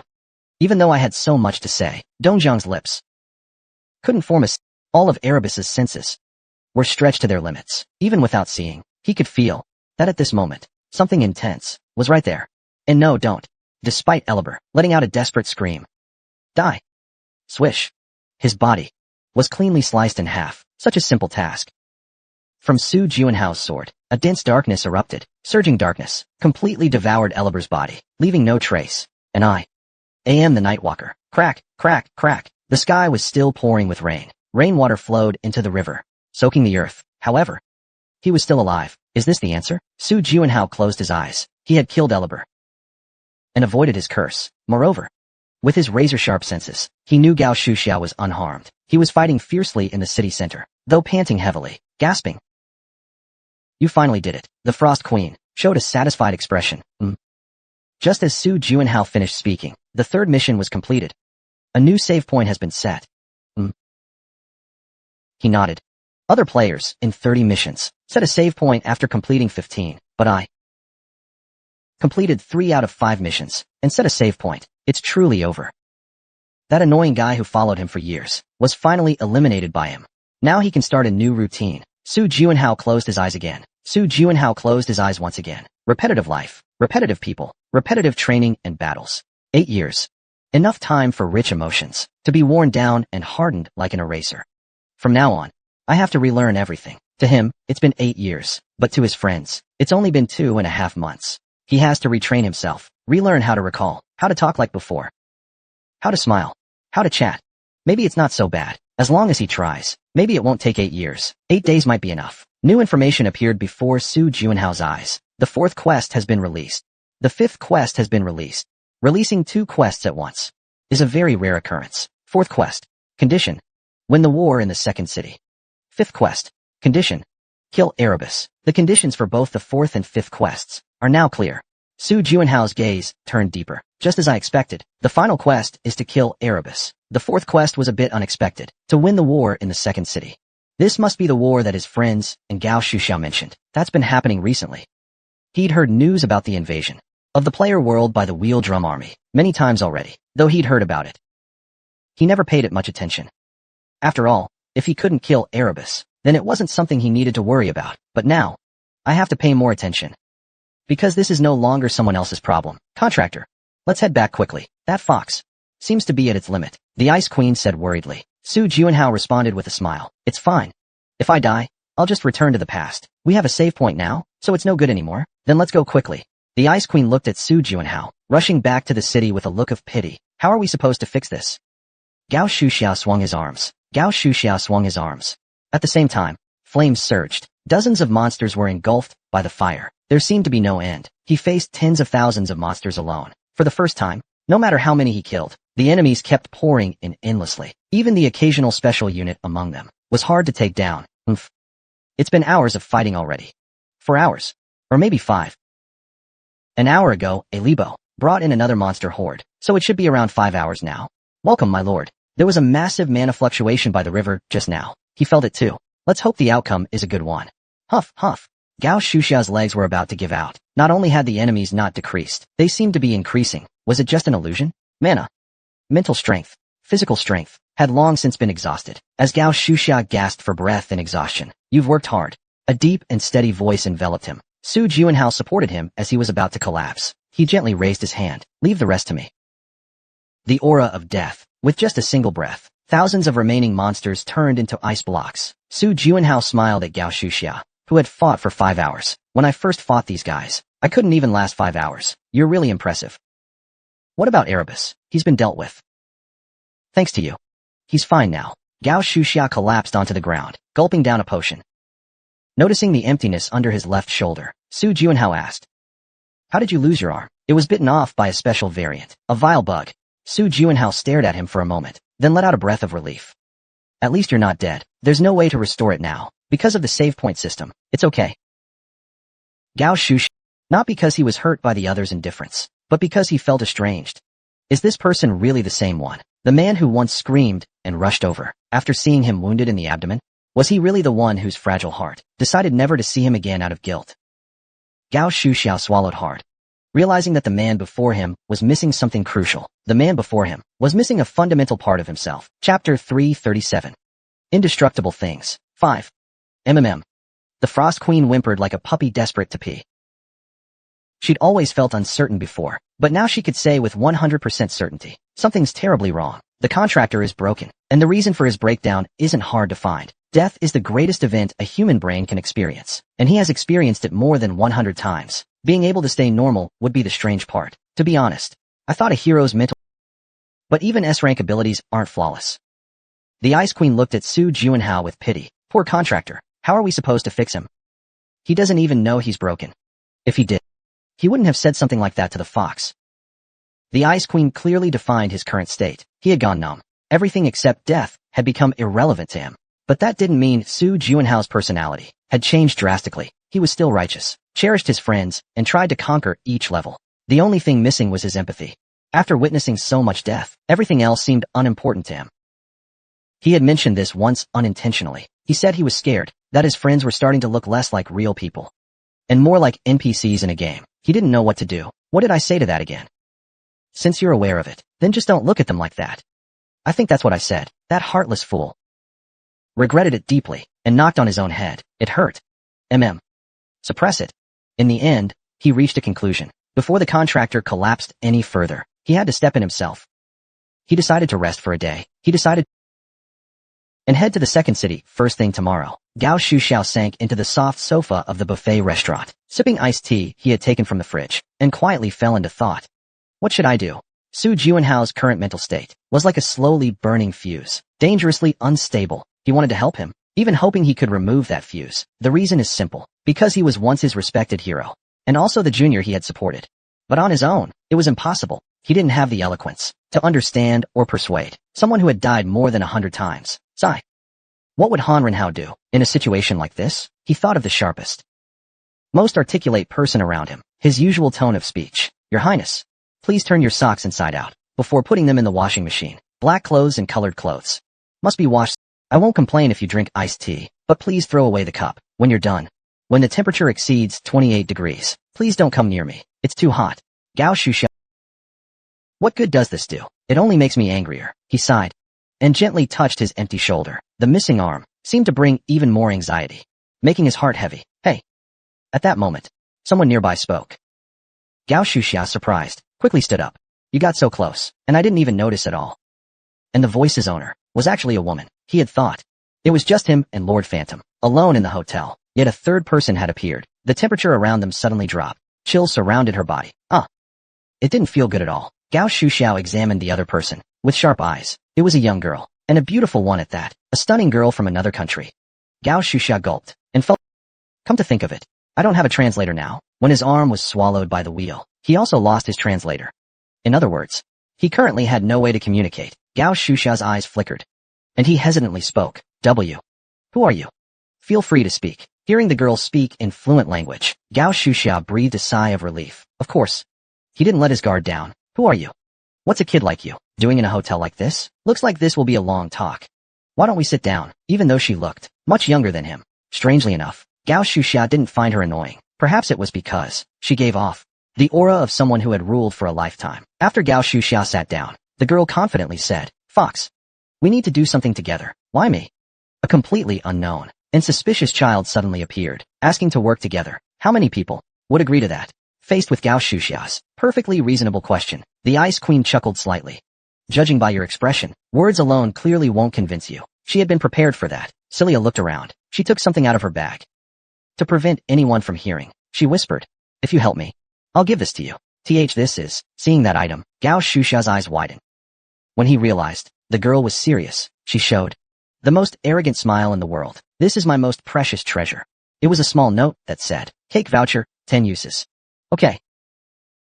After resting for a day, Su Juanhao had been training in overclocking. Because he was about to fight the true body of Erebus, he had to be fully prepared. After an all-nighter, Su Juanhao stood up. At that moment, Celia, who was sitting in the corner, hurried over and handed him a glass of water. Our contractor, you've worked hard. Really, you've worked hard. What's going on?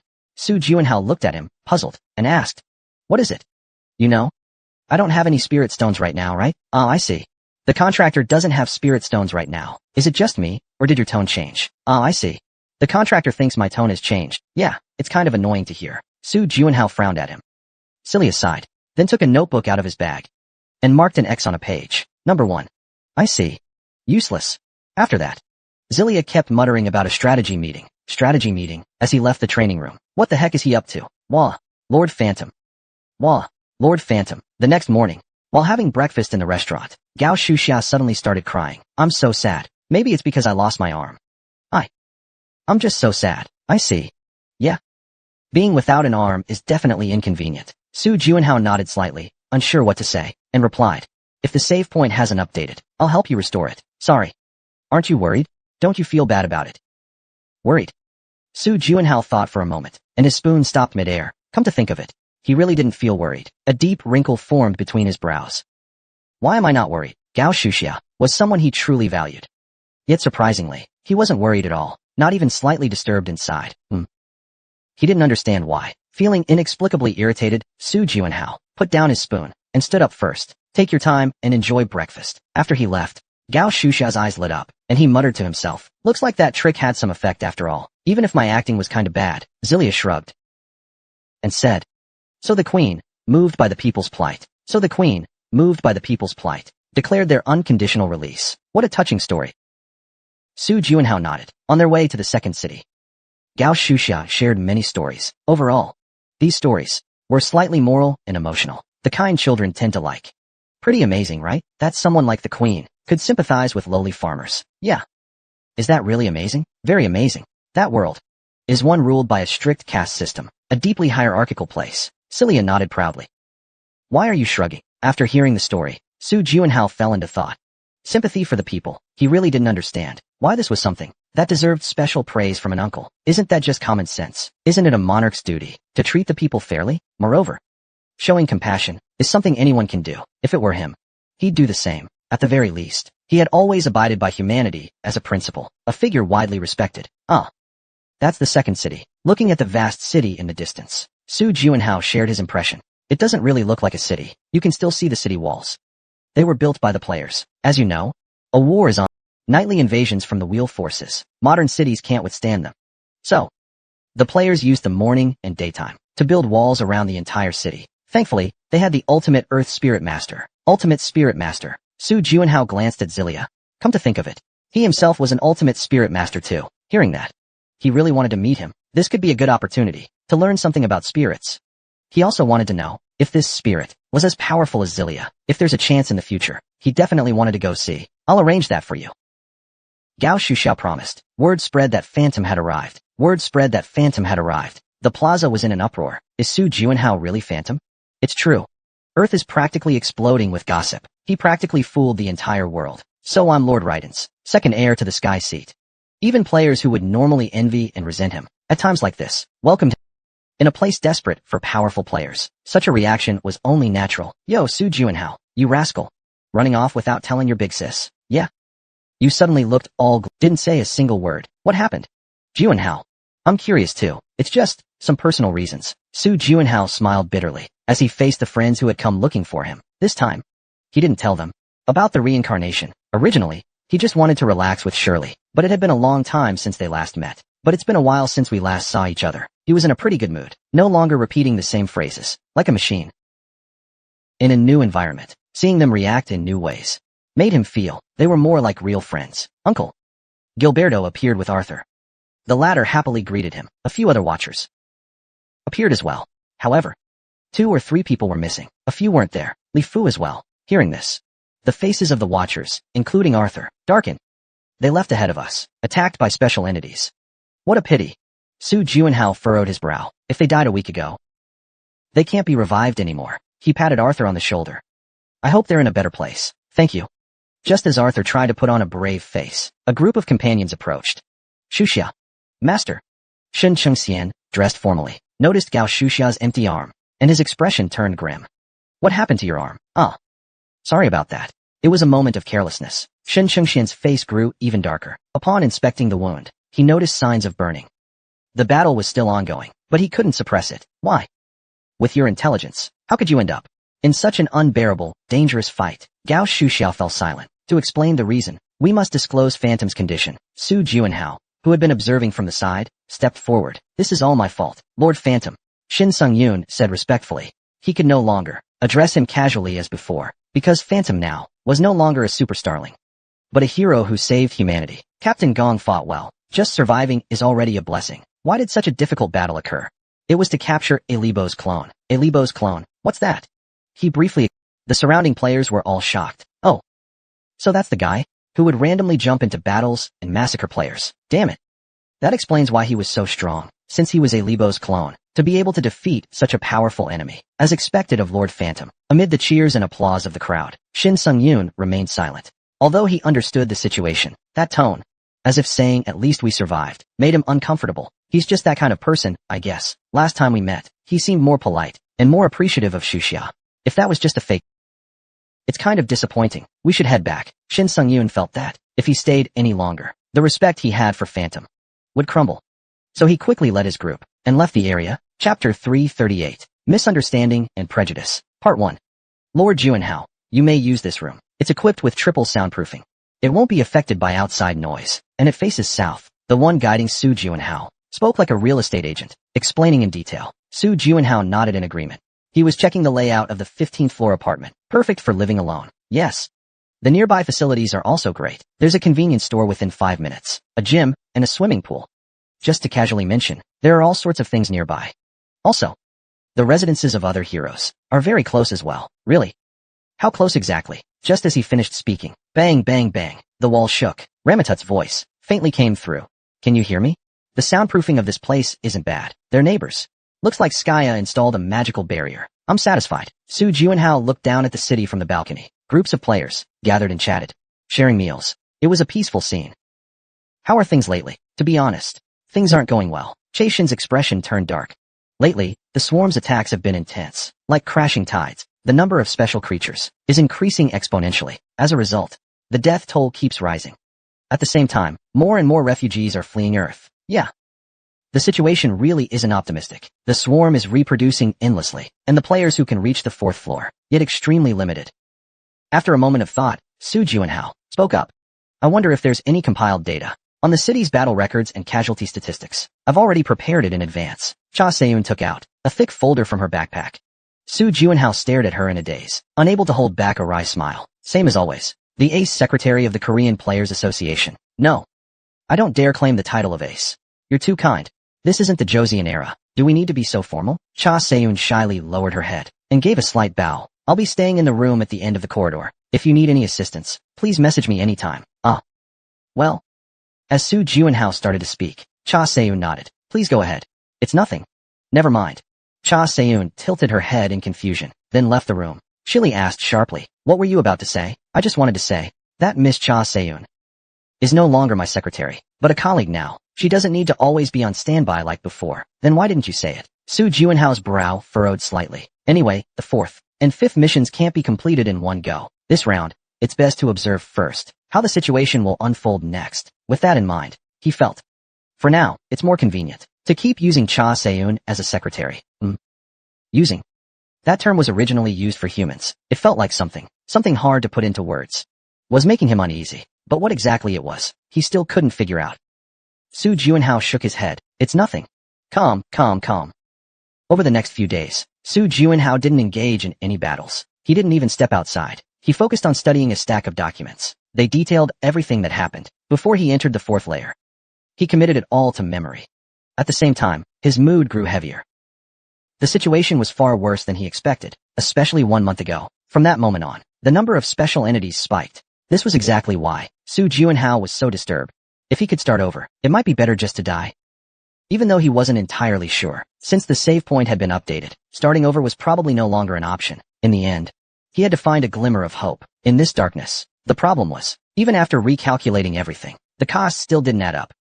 He wanted to save as many players as possible, to conquer this floor, without sacrificing anyone. That was his true wish. However, since the save point had updated, players who had already died could never be revived again. At the very least, he had to preserve the current strength and reach the next floor safely. The real problem still lay with those wheels. Breaking through the wheel army was already an impossible task, let alone getting through them and reaching the next city. Went to kill Elibur. It's simply impossible. With normal methods, even if you tried 100 times, you're destined to fail. As Su Juinhao sank into thought, through the community window, he received a message. Cha Seun, a strategy meeting is planned. In 2 hours, will Mr. Juinhao attend? Strategy meeting. This is where players periodically gather to discuss future action plans. The players currently on the 4th floor come from different groups. Therefore, coordinating their opinions is particularly important. According to records, political struggles often occur here. A person's arm always bends inward. As a leader, they always want to place their subordinates or allied players in safe positions. It wouldn't hurt to check it out, right? Su Juinhao sent a short reply. Sunny is heading out. The meeting room's appearance was unremarkable. Just a large tent, set up in an open park space, with water, tables, and chairs inside, and other items. The number of players who can enter at once is probably less than 100. This means, if you're not a leader of a sizable guild or a team, you can't attend the meeting. Thus, it's no surprise that more and more people choose to opt out. It's understandable. You're here? Yawning, Ramadat raised a hand as big as a pot lid to greet.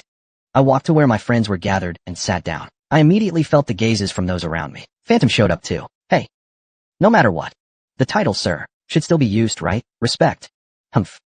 Someone who's been holed up at home playing games for days. Who would respect him? If he had gone to the battlefield, maybe Kalala wouldn't have died. People are always good at thinking, with sharp minds, relying on boundless imagination. They often wonder what if things had been different, how the outcome might have been. In short, humans are creatures especially skilled at blaming others. Those guys. Ramadat raised an eyebrow. Su Juinhao quickly stopped him. Forget it. It's not like this is new. What's there to get mad about? These judgmental looks that used to annoy him now felt oddly familiar. Besides, not everyone was blaming him. You showed up to the meeting today. Does that mean you're ready to get back in action? Looks like I can finally breathe a sigh of relief. But is he really as strong as the rumors say? If Su Juinhao and Phantom are the same person, that means he can wield 2 attributes. That's definitely powerful. Not to mention, in the first city, he even defeated Ilibo's clone. Impressive. If it's Phantom, as a legendary hero, people always hold a vague hope that he'll achieve something great. At first, facing these gazes, he felt afraid.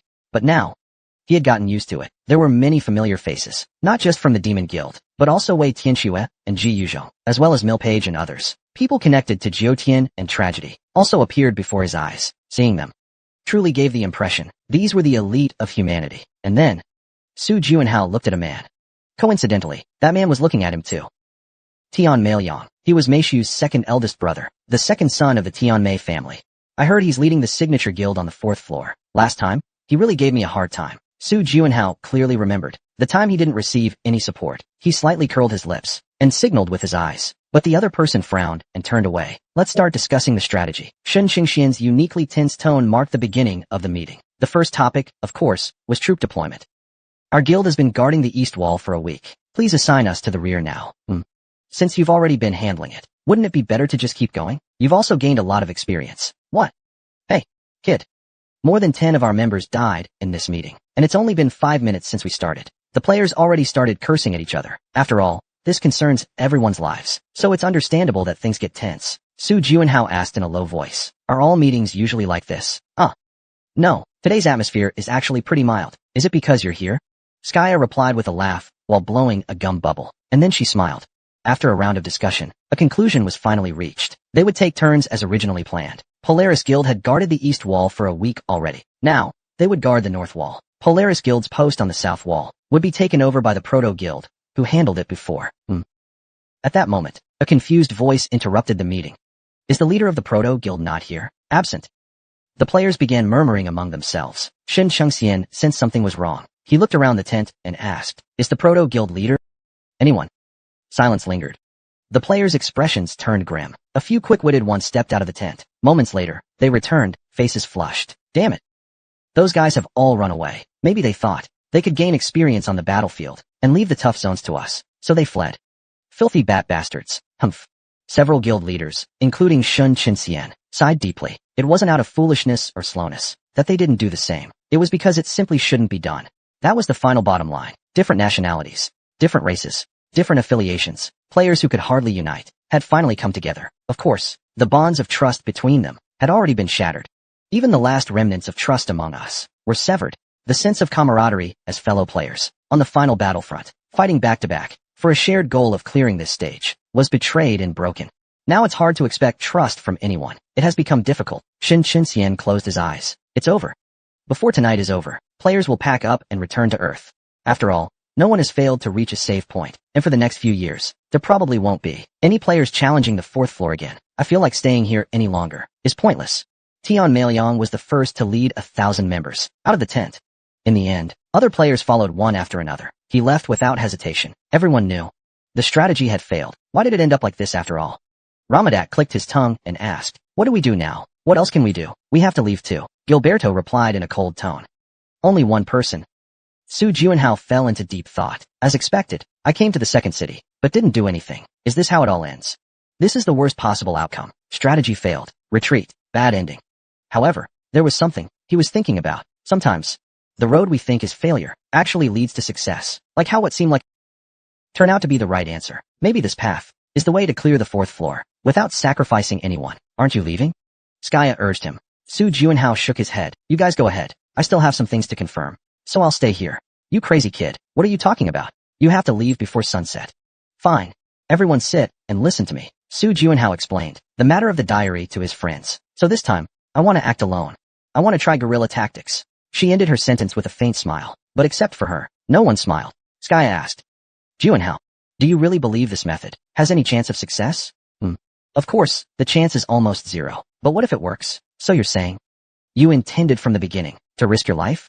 Su Juanhao nodded slowly. Didn't I say it before? Actually, dying doesn't matter. I'll just go back to the past anyway. Everyone quietly drew in a breath. Meishu sighed especially loudly. She asked, Juanhao, up until now, how many times have you gone back? 105 times. Meishu bit her lower lip tightly. She asked again, have you ever told me before about the time rewinds? Many times. And back then, I said nothing? Su Juanhao tried hard to recall. Indeed, she had once given him advice. If this situation keeps repeating, Juanhao, you won't last much longer. You said I wouldn't last long, that I should end it soon. That was just needless worry. I'm totally fine. No, you're not. Meishu shook her head and said, Juanhao, you're really not okay. Su Juanhao had no words. He suddenly looked around. Skya, Gilberto, Ramatut, Meishu, and Che Shuren. They all looked at him with sad eyes, as if he were a strange person. Am I really the one with a problem? His eyes wavered slightly. If even these trusted friends are saying this, then maybe what they're saying is actually right. Then, what exactly is wrong with me? Just as Su Juanhao was feeling confused, even fearful for a moment, Hero's mental strength, S. Detected player's extreme mental distress. Hero's mental strength, S. Forcefully stabilized mental state. Phew. Su Juanhao let out a soft sigh and smiled. I'm really fine. Even though his friends looked serious, he felt surprisingly calm inside. Chapter 339. Misunderstandings and Prejudice. Part 2. Back in the strategy meeting tent after Su Juanhao left, the four heroes and Cha Shirun sat under a heavy atmosphere. All right. Skaya clapped her hands, trying to break the gloom, and spoke up.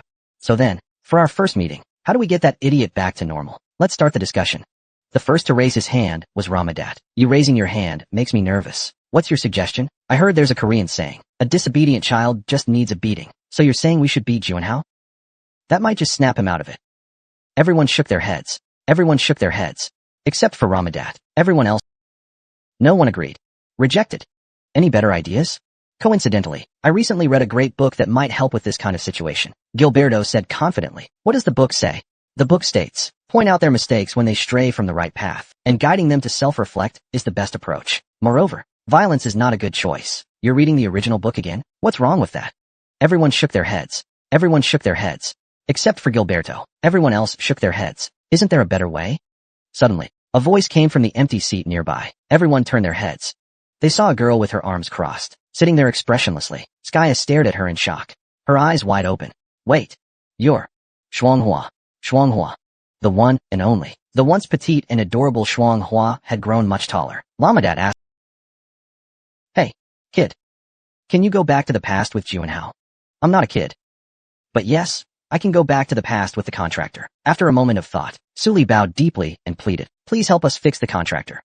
That's what we all want. But Juanhao himself doesn't seem to realize anything's wrong with him. That's what's most strange. Ramadat furrowed his brow.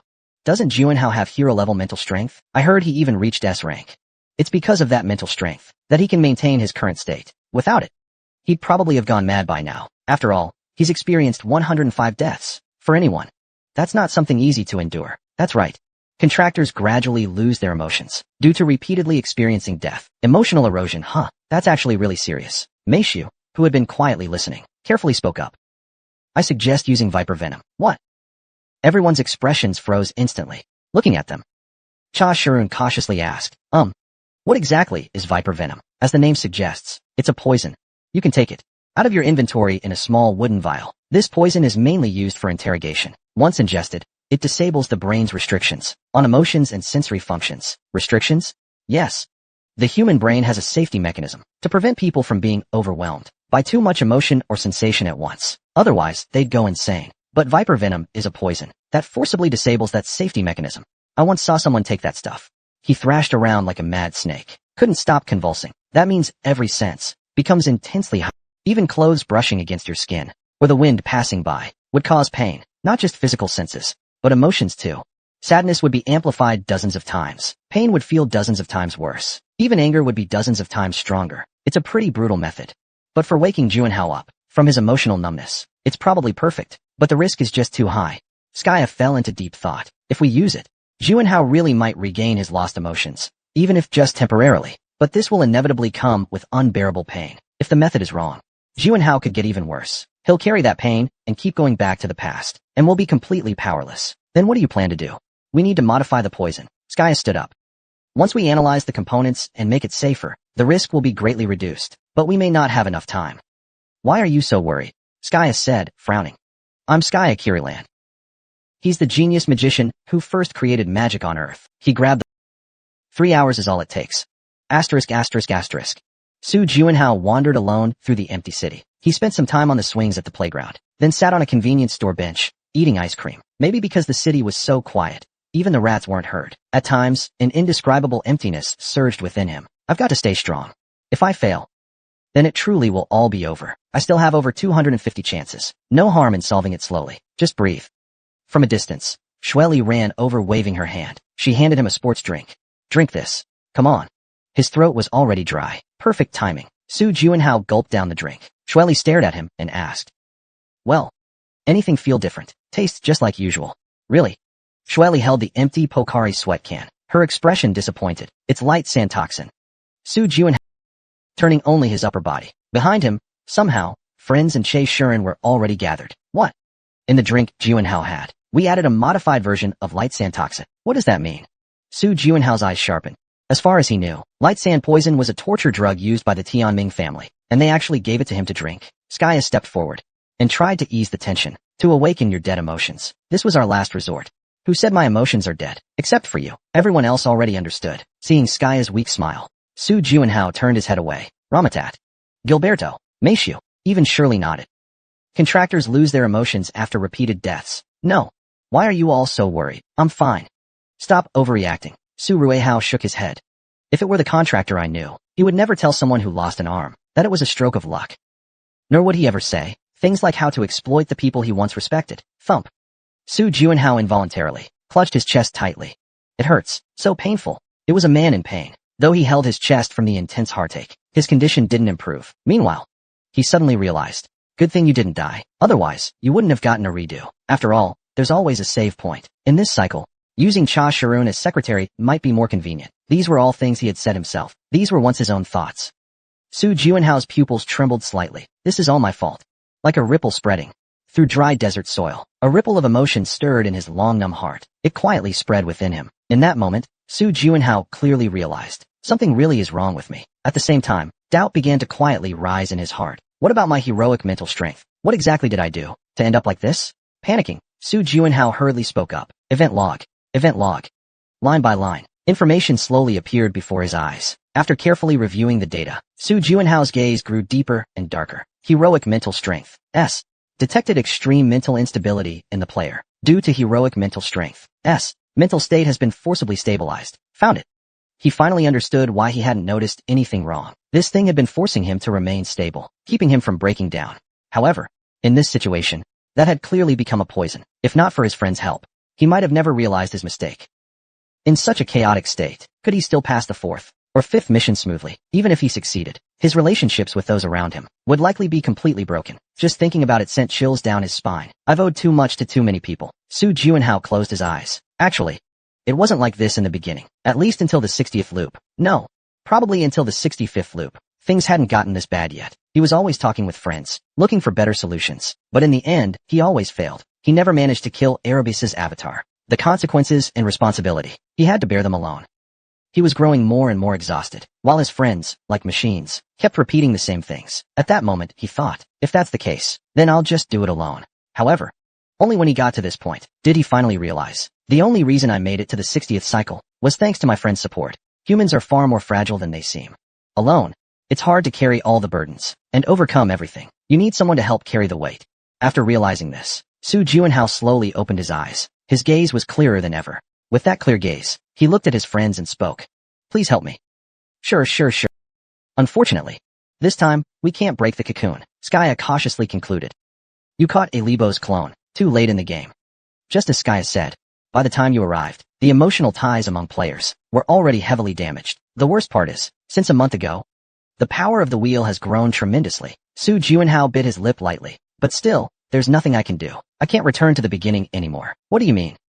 Cha Shirun asked with wide eyes. Su Juanhao explained his current situation. What?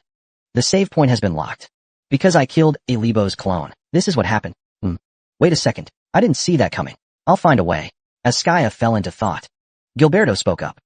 In most games, aren't there at least 3 save slots? Yeah. So even if you pick the wrong option, you can go back to an earlier save file. Doesn't the journal have that kind of feature? No.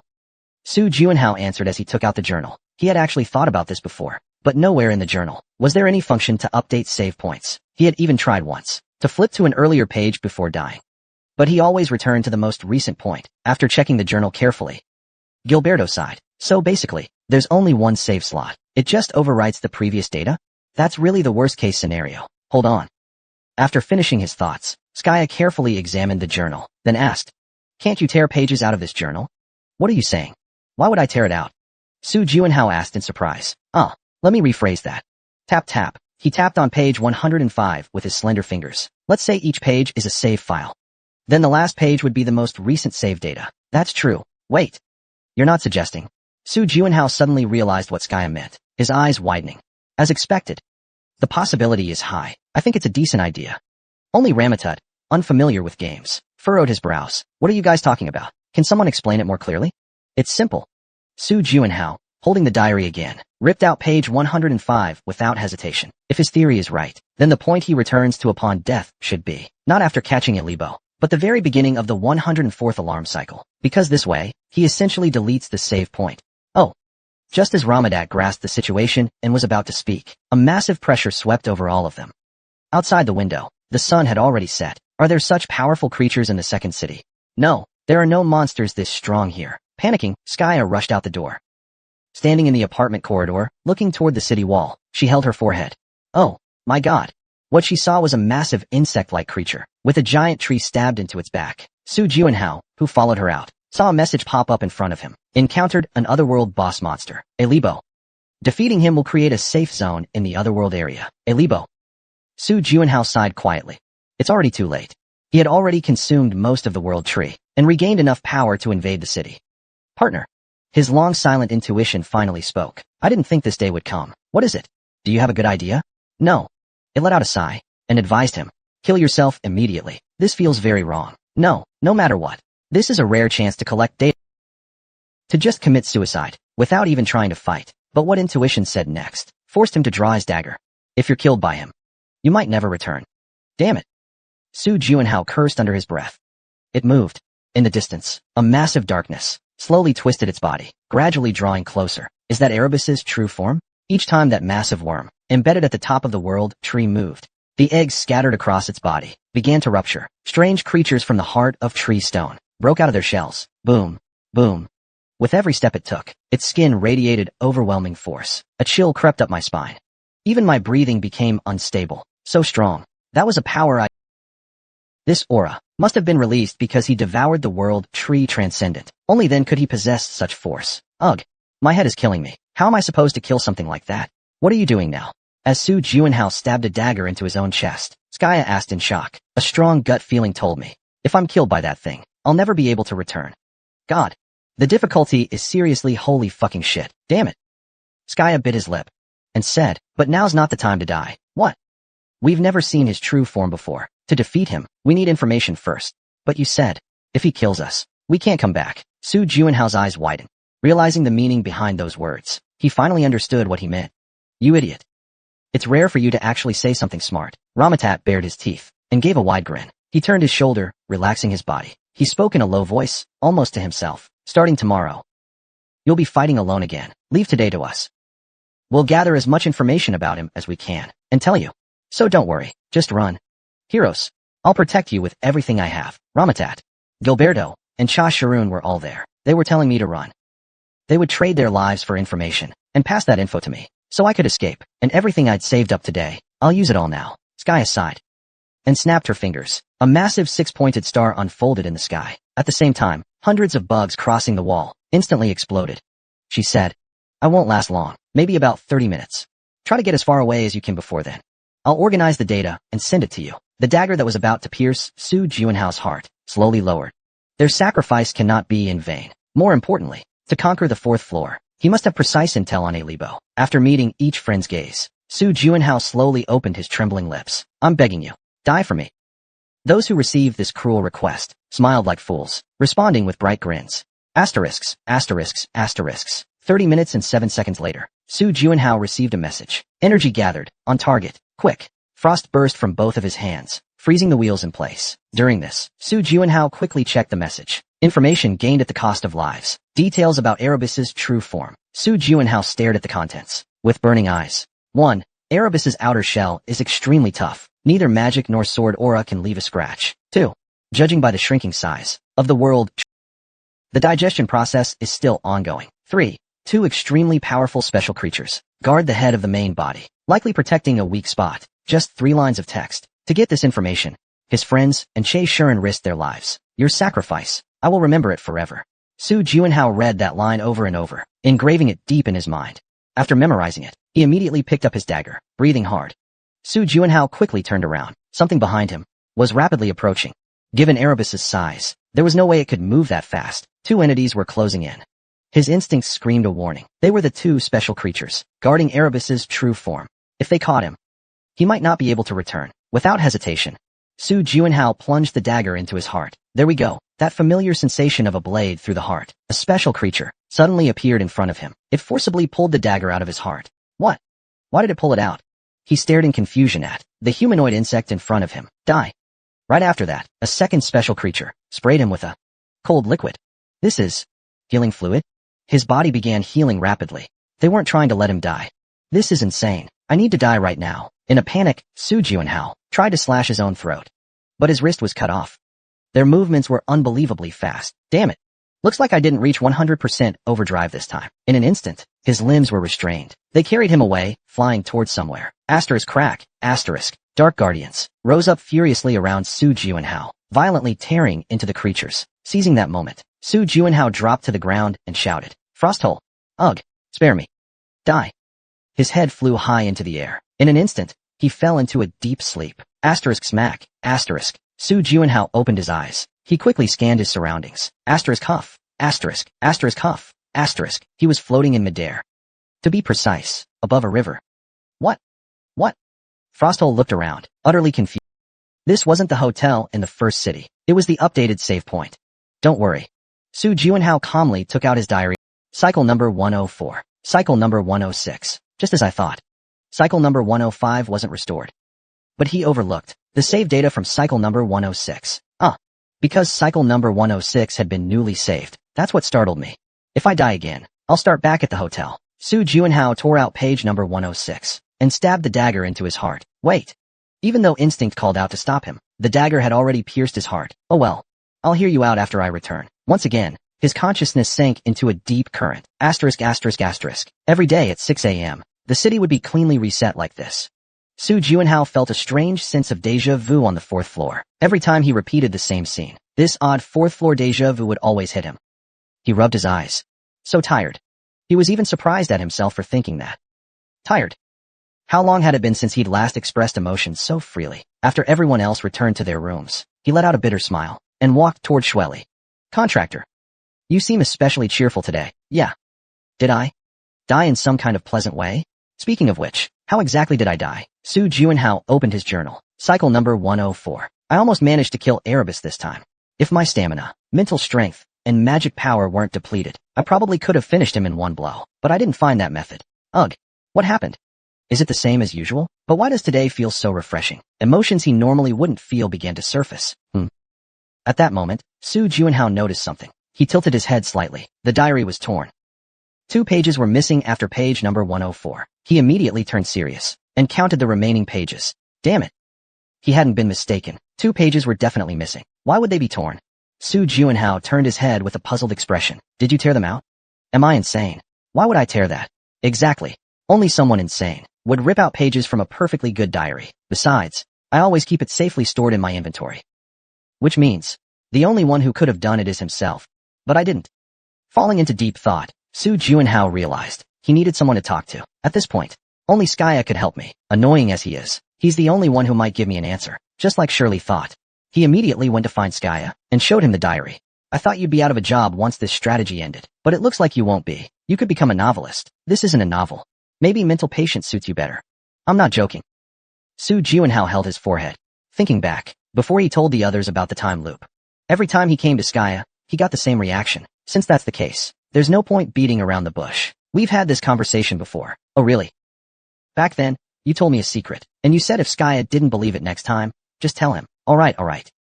Skaya grinned aggressively, leaning against the guest room door. Fine then. Let me hear it. What shocking secret did the past Skaya share? You still like to goo, don't you? Skaya's gaze turned sharp. No, I don't. Why would I like some old man? Stop guessing nonsense. No, you really said it. While climbing floors, you searched for youth-restoring medicine, and force-fed it to the goo. Ugh. Are you crazy? How can you say something like that in a place like this? Skaya hurriedly covered Su Juanhao's mouth, frantically looking around the hallway, terrified someone might have overheard. TCH. Skaya suddenly shoved him against the corridor wall, growling like a cat with a low snarl. Just tell me straight. Where did you hear that story? Uffed. I told you already. I heard it straight from you. Skaya gently bit his lower lip. That's true. It was a fantasy I'd always treasured privately. I never told anyone about it before. Sigh. Alright then, about the time loop thing, I believe you now. Everything went smoothly after that. So, to sum it up, you're saying you've died 104 times, and during the 105th loop, the last 2 pages were torn out. Yeah. That's never happened before. And even now, your mental strength is still holding together. That's honestly impressive. Guess it's thanks to having high heroic mental strength. Well, I was mentally strong to begin with. Yeah, keep bragging. After thinking for a moment, Skya spoke. Maybe. You really were the one who tore those pages. What are you saying? Look. The pages that were torn were exactly for the 105th and 106th cycles, right? Yeah. I think it's possible. You already went through the 105th and 106th loop. Su Juanhao frowned. What? I didn't go through them though. You just can't remember it.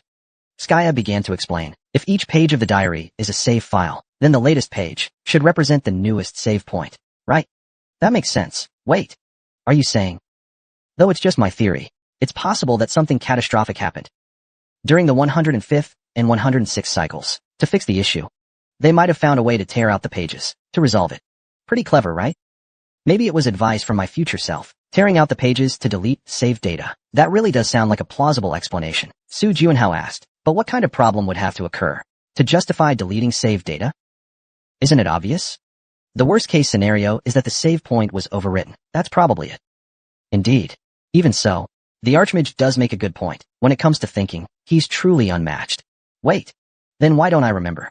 The 105th and 106th cycles, once the pages were torn out, all save data would be erased, including your memories. Damn it. Su Juanhao let out a light sigh. The save point got updated, which meant he had killed Erebus's avatar. If he could figure out how he killed him, things might be... He clicked his tongue lightly, then nodded. Well, at least, we already know that in this loop and the next, he manages to kill Erebus. Maybe we just have to do what we did before. Should be right.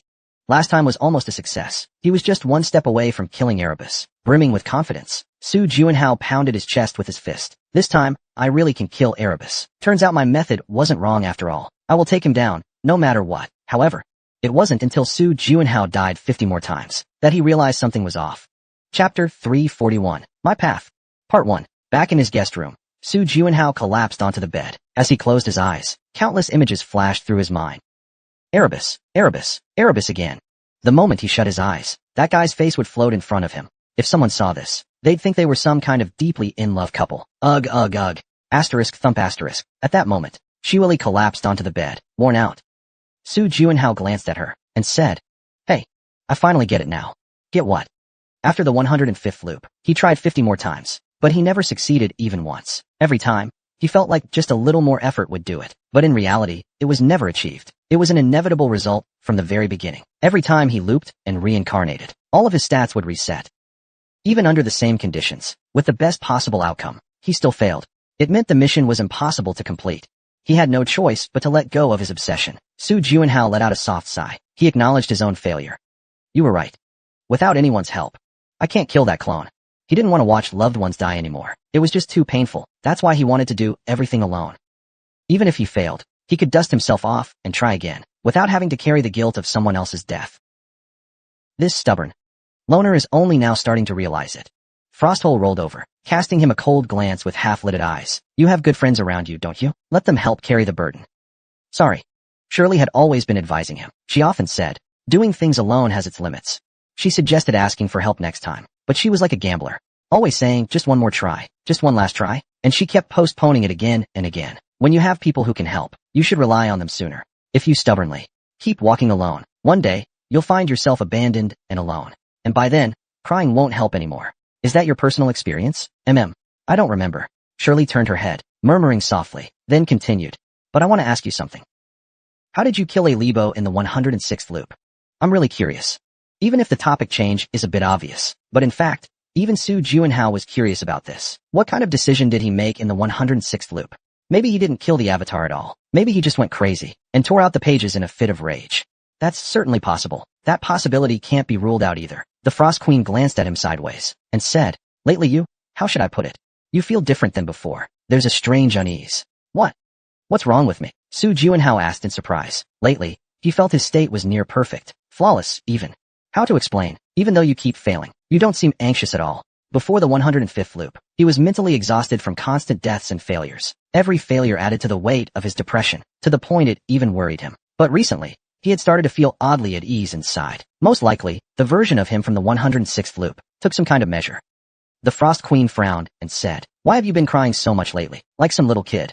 Su Juanhao clamped his mouth shut. It was true, he had been crying a lot more recently, and it worried even himself. Sometimes, his emotions would surge up like a spring, completely out of control. It wasn't always like this. As a top-tier player, he had always maintained perfect control over his emotions. But now, he couldn't do that anymore. Now he was like a delicate flower bud, easily shaken. His emotions were unusually sensitive. It would be considered emotional regulation disorder. Even his usually quiet intuition had started reacting. It really was getting serious.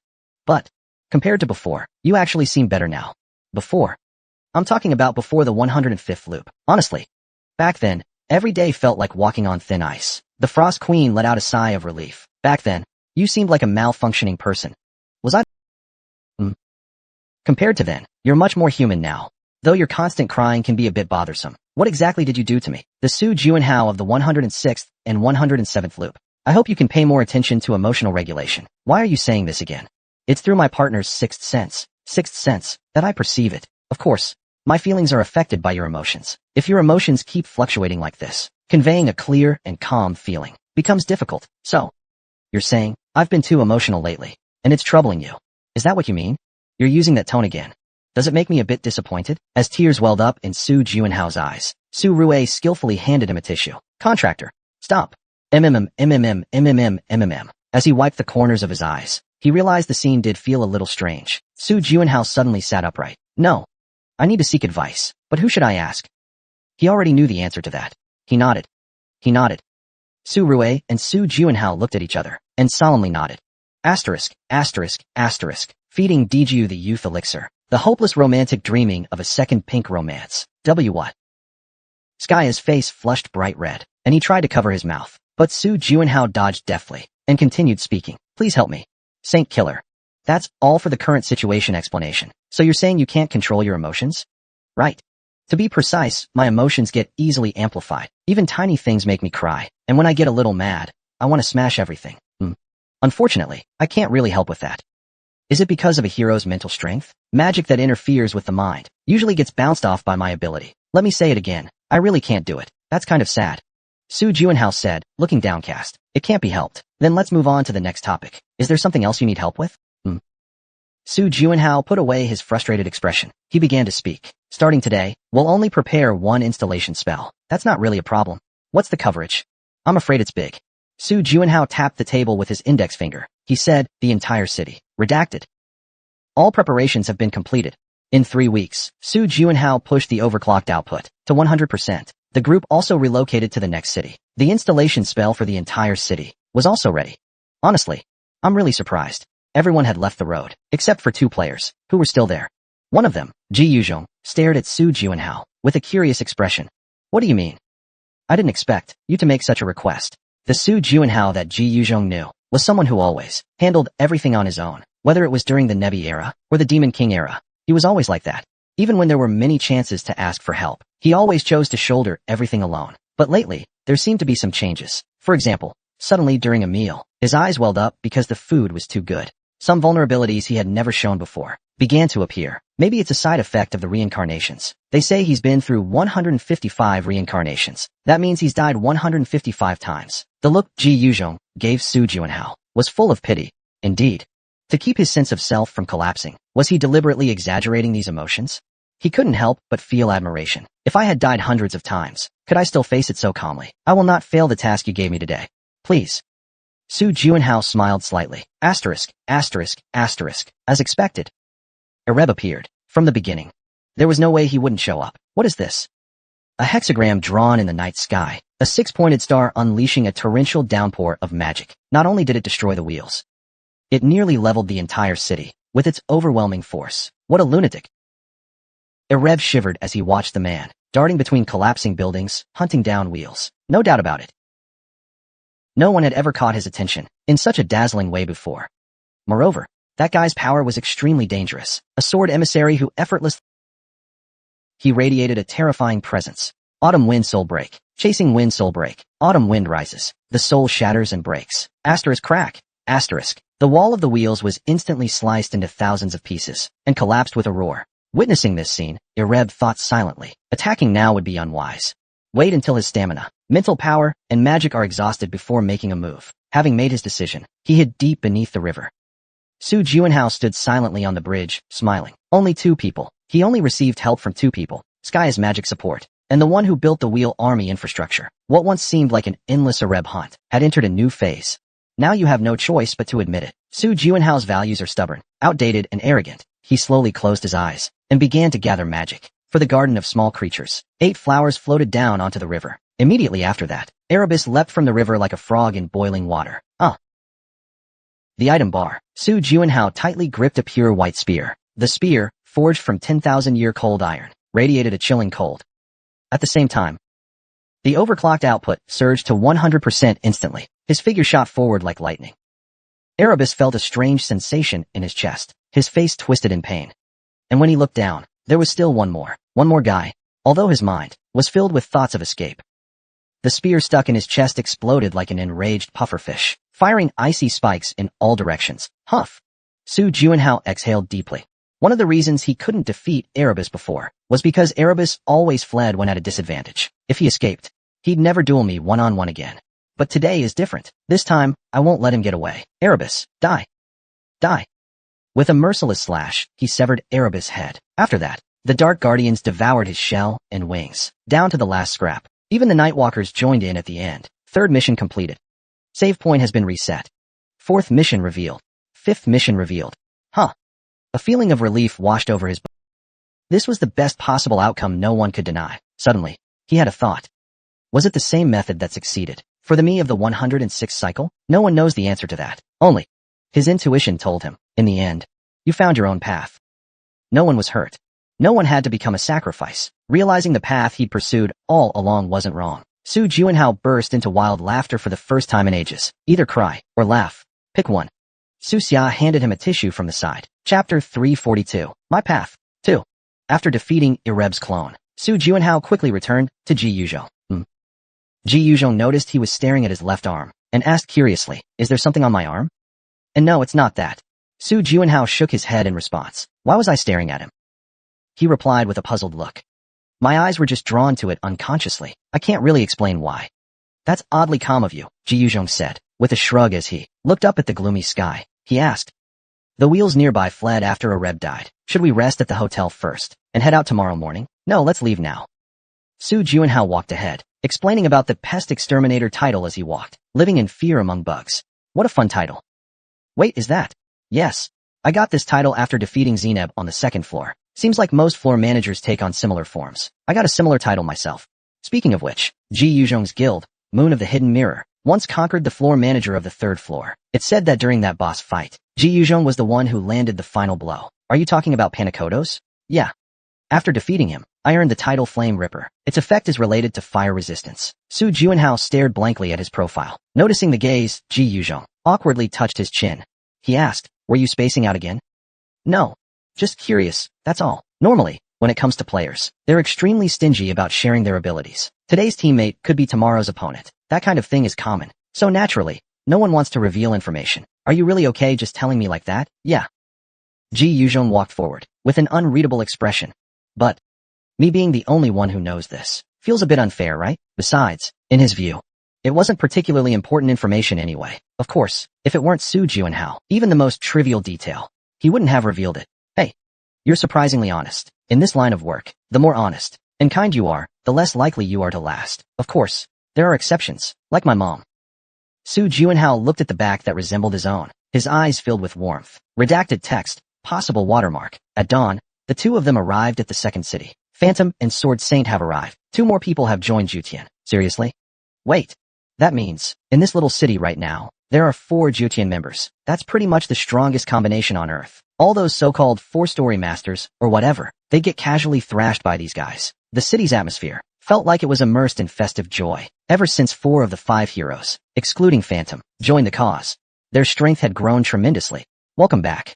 You've worked hard. Welcomed warmly by everyone. Su Juanhao looked at the familiar faces before him. Uncle. Arthur. Su Juanhao opened his arms wide, but Arthur resolutely shook his head. This is kind of, we don't even look that far apart in age, honestly. He used to always run over and happily leap into my arms. It's no wonder. Arthur must have been quite shocked. After all, not even he knew that Phantom and Su Juanhao were the same person. During training last time, he'd only seen Phantom wearing a mask, which made it even harder to believe. Li Fu, long time no see. Are you doing okay? When I heard the news, it gave me quite a scare. Li Fu looked at him with eyes sparkling with emotion. Behind them, the other guards began to whisper, "Hey, pay up already. Didn't you say? He must be some ugly freak. Damn it. He's actually so handsome. Then why did he wear that ridiculous mask? Yeah, kind of hard to get. But that mask was pretty cool." Feeling wronged, Su Juanhao instantly looked dejected. "Let me introduce my place first. Let's drop off our luggage." "Yeah, good idea." With Cha Shin's help, Su Juanhao headed to his residence, a 54 square meter apartment. It's much better than I expected. What's most satisfying is that all the neighbors here are friends. Ah, right. I wonder if there's already a compiled report on city battles and death statistics. I've already prepared it in advance. Su Juanhao was once again impressed by his attention to detail. "Thank you." "You're welcome. Since you're probably tired, please get some rest." After Che Shuren left, Shili said she wanted to watch one of her favorite dramas and went into her room. Su Juanhao stayed alone in the living room, carefully reading the documents. There weren't many files. Currently, the city was in good condition. Recently, the player death rate had dropped to nearly 0. That said it all. Let's take a look. Su Juanhao tried hard to recall what he knew about the future, until a month later. The longest he stayed in the first city was 2 months. So, he had a rough understanding of what would happen here. If he ever got the chance to go back, there were still some things he'd like to fix. The peaceful atmosphere in the city now would soon be shattered. If his memory served him right, this peace would end in 3 weeks. It would come with the invasion of powerful, special individuals from the Wheel Army. Dozens of people would die every day. Even between players, misfortune would spread. To conquer the 4th floor, even the help of a single cat would be precious. Su Juanhao wanted to prolong this hopeful mood for as long as possible. To do that, *Rip***. Su Juanhao tore a sheet from the last page of the folder. Recruiting supporters to explore the Wheel Nest. Recruiting supporters to explore the Wheel Nest. The Wheel Nest. This place cannot be ignored. It's about a day's journey. Outside the second city, a massive cave discovered. It's speculated this is one of the breeding grounds of the wheels. All players who went to explore died. Not a single one returned. In fact, this was the spark for distrust among players, because most of the players who died here were unaffiliated or members of weaker guilds. An expedition of 80 people was completely wiped out, leading many 4th floor players to defect. If those defectors could have been retained, the situation afterward would have been better. The expedition sets out in 2 days, right? Su Juanhao looked at the recruitment notice and stood up. Master. Phew. Bring it over. Hearing Zhang Jinxuan's words, Shin Shin Wunai de Huilev Huisho, whoosh. A mountain of documents piled up on the desk. I haven't even finished processing the previous documents. This is really unexpected. He's practically the manager of this city now. Though he hasn't officially been granted such authority, everyone has tacitly agreed on this. As the leader of Bayview, combined with the power of the old city lord, in this city, no one is more suited to be the manager than him. Zhang Jinxuan. Yes, master. Shin Shin looked at the documents, closed his eyes, rubbed the bridge of his nose, and asked, for such a small city, how can there be so much to do? Though the city isn't large, the population is considerable, so there's a lot going on. Currently, over 30,000 players live in the second city. That's because many players who returned to Earth leveled up and came back here. The only fortunate thing is, at least for now, new players are still prohibited from entering. Indeed, that's a good thing. Even now, this city is already operating beyond its limit. The biggest concern is food supply. Even though it resets every morning, providing 3 meals a day for 30,000 people requires extremely strict management. In fact, before he took over as commander, disputes over food occurred frequently. Did you bring the 1 expedition team application list? About that. Although registration closed yesterday, a new applicant just came in. Once someone breaks the rule once, they'll expect a second time. What Shin Chengxian fears most is this kind of precedent spreading. He was already overwhelmed with work and couldn't deal with these unreasonable requests anymore. But this applicant is Phantom. Shin Chengxian, who was reaching out, froze. He paused to think, then sighed in frustration. Give me the list. Understood. Here you go. Receiving the expedition team roster, Shin Chengxian frowned deeply. This is a total mess. Although, you might be worried, they're all seasoned veterans. No. That's not what I meant. That's not what I meant. In his eyes, the players on the list looked like nothing more than a disorderly mob. Just as Zhang Jinxuan had said, even if none of them were weak, that was only part of the truth. If they encountered unexpected danger, they likely wouldn't be able to respond at all, ending in complete annihilation. Shin Chengxian asked, who in the guild currently has free hands? Vice captain of Team 2, Han In-ho. Han In-ho, huh? Indeed, if it's Han In-ho, he's strong enough to lead that group. The problem is, the players on that list probably won't see it that way. They might think it's just someone trying to steal their job. Did Phantom apply to join the support team? Yes. Approve it.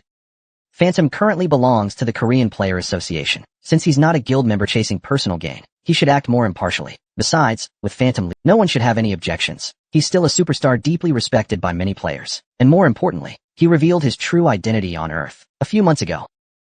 Soo Juin-hao. As a result, it caused quite a stir on the 4th floor at the time. Although his time in action wasn't long, Soo Juin-hao left a strong impression on people, a truly dazzling star. Most importantly, his wealth of experience makes him someone people can rely on. Choosing him as expedition captain shouldn't cause any controversy. Please inform him. Let's meet this afternoon. Asterisk, asterisk, asterisk, please. Soo Juin-hao asked. Yes. Before that, would you like to take a look at the expedition team roster? He accepted the list handed over by Shin Chung-sien and quickly scanned it, nodding. There's no leader? As soon as Soo Juin-hao spotted the issue with the list, Shin Chung-sien's lips curled slightly. Would you be willing to serve as captain? I'd be glad to. Soo Juin-hao had no intention of playing coy or hesitant. His initial reason for joining the expedition was to protect the players. To achieve that goal, having the authority to lead them was clearly more effective. That's great. If Mr. Phantom hadn't taken the role, I was originally going to ask Mr. Han Rin-hao to do it. I see. Although Soo Juin-hao nodded, as if unaware, deep down he understood perfectly well. He knew the expedition members might not accept him. If someone like Han Rin-hao had been the captain from the start, the team likely wouldn't fall apart so easily. Officially, it was an expedition team, but the members on the list came from very different backgrounds. Without someone to give orders, the team could easily become a disorganized mess in a crisis. Also, this might be me overstepping, but you don't have to force yourself to endure. What do you mean? Shin Chung-sien smiled gently. People are often very stubborn creatures. If they haven't experienced something themselves, it's hard for them to believe it, especially players capable of reaching the 4th floor. Even more so, they have strong pride in themselves. And they certainly have the strength to back it up. Soo Juin-hao, feeling the other's concern, gave a bitter smile. I'm Phantom after all. Of course, I believe in you. It's just, whether others feel the same way, that's hard to say. In any case, what Shin Chung-sien means is, even if you're Phantom, it doesn't mean all the expedition members will respect you. It's like my whole life has been about proving myself. This really is the life of the lone hero from a story. Shin Chung-sien gave us and nodded gently. Welcome back from the bottom of my heart. This is the highest honor the leader of Bates 6 Guild can offer. Chapter 343. Wheel Drum. 1. 2 days later, nearly 80 players gathered at the southern wall of the city. As expected, these veterans made no fuss. They simply did their final equipment checks in silence, awaiting orders. Some players who were closer gathered in small groups to exchange opinions. They were at least a fairly competent bunch, especially Ghostblade and One-Eyed Blue. They drew a lot of attention. Personally, I'm most looking forward to the top swordsman of Wallen. Who's that? That'd be me. The atmosphere within the expedition wasn't bad, to begin with. Just the fact that everyone had gathered here was a good sign. At the very least, there didn't seem to be any dead weight. However, who would take the role of expedition leader? Ghostblade. Expedition leader? Come on, we're just conducting a simple survey. Everyone just needs to do their part. I heard a Guardian Knight is joining us too. Han In-ho. He's definitely an exceptionally skilled guy, but I don't want to be part of the Ghost Guild long term. At least one. At most 4 or 5. These players each belong to different guilds or teams. They even took pride in their exceptional individual skills. A group full of self-important elites. Of course, there's no way they'd be willing to follow anyone's orders. If someone tries to pretend to be the leader, I'll make sure they get a taste of a shattered pot. You think you can break the Guardian Knight's pot? What's going on here? I'm the #1 swordsman in Gangnam. So what? If they're not satisfied, they'll even prove it with strength to refuse being led. Without realizing it, this mindset had taken root in everyone's hearts. Sorry to keep you waiting. Zhang Jinshuan, vice president of the Ghost Server Guild, has arrived. Before departure, I'll do one last head count. After counting 80 players, he nodded. All right, time to distribute the food. This is a 3-day supply. Each player received a package containing snacks, water, and chocolate. After placing the items into their backpacks, the players stared intently at Zhang Jinshuan. Can we leave now? Before we depart, I'd like to introduce the person who will be leading our expedition. Huh? Is the rumor true? When all the disgruntled eyes turned to him, Zhang Jinshuan spoke firmly. If anyone has complaints, please speak up now. When he turned, everyone's gaze followed in the same direction. Their expressions split clearly into 2 types. Huh? Isn't that Soo Juin-hao? No, wait. We should be calling him Lord Phantom now. A mix of confusion and subtle anticipation filled the air. Soo Juin-hao silently endured their gazes and walked up to them. He glanced lightly at the faces of the expedition members. While their stares were intense, they weren't hostile. He felt a strange, almost comical sense of reassurance. Despite the passage of time, he was still Phantom.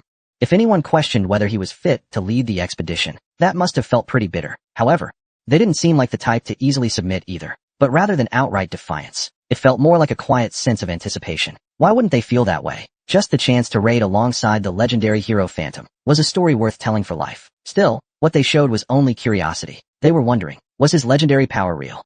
Could they entrust him with their lives? If that's what they needed, then he'd have to show them.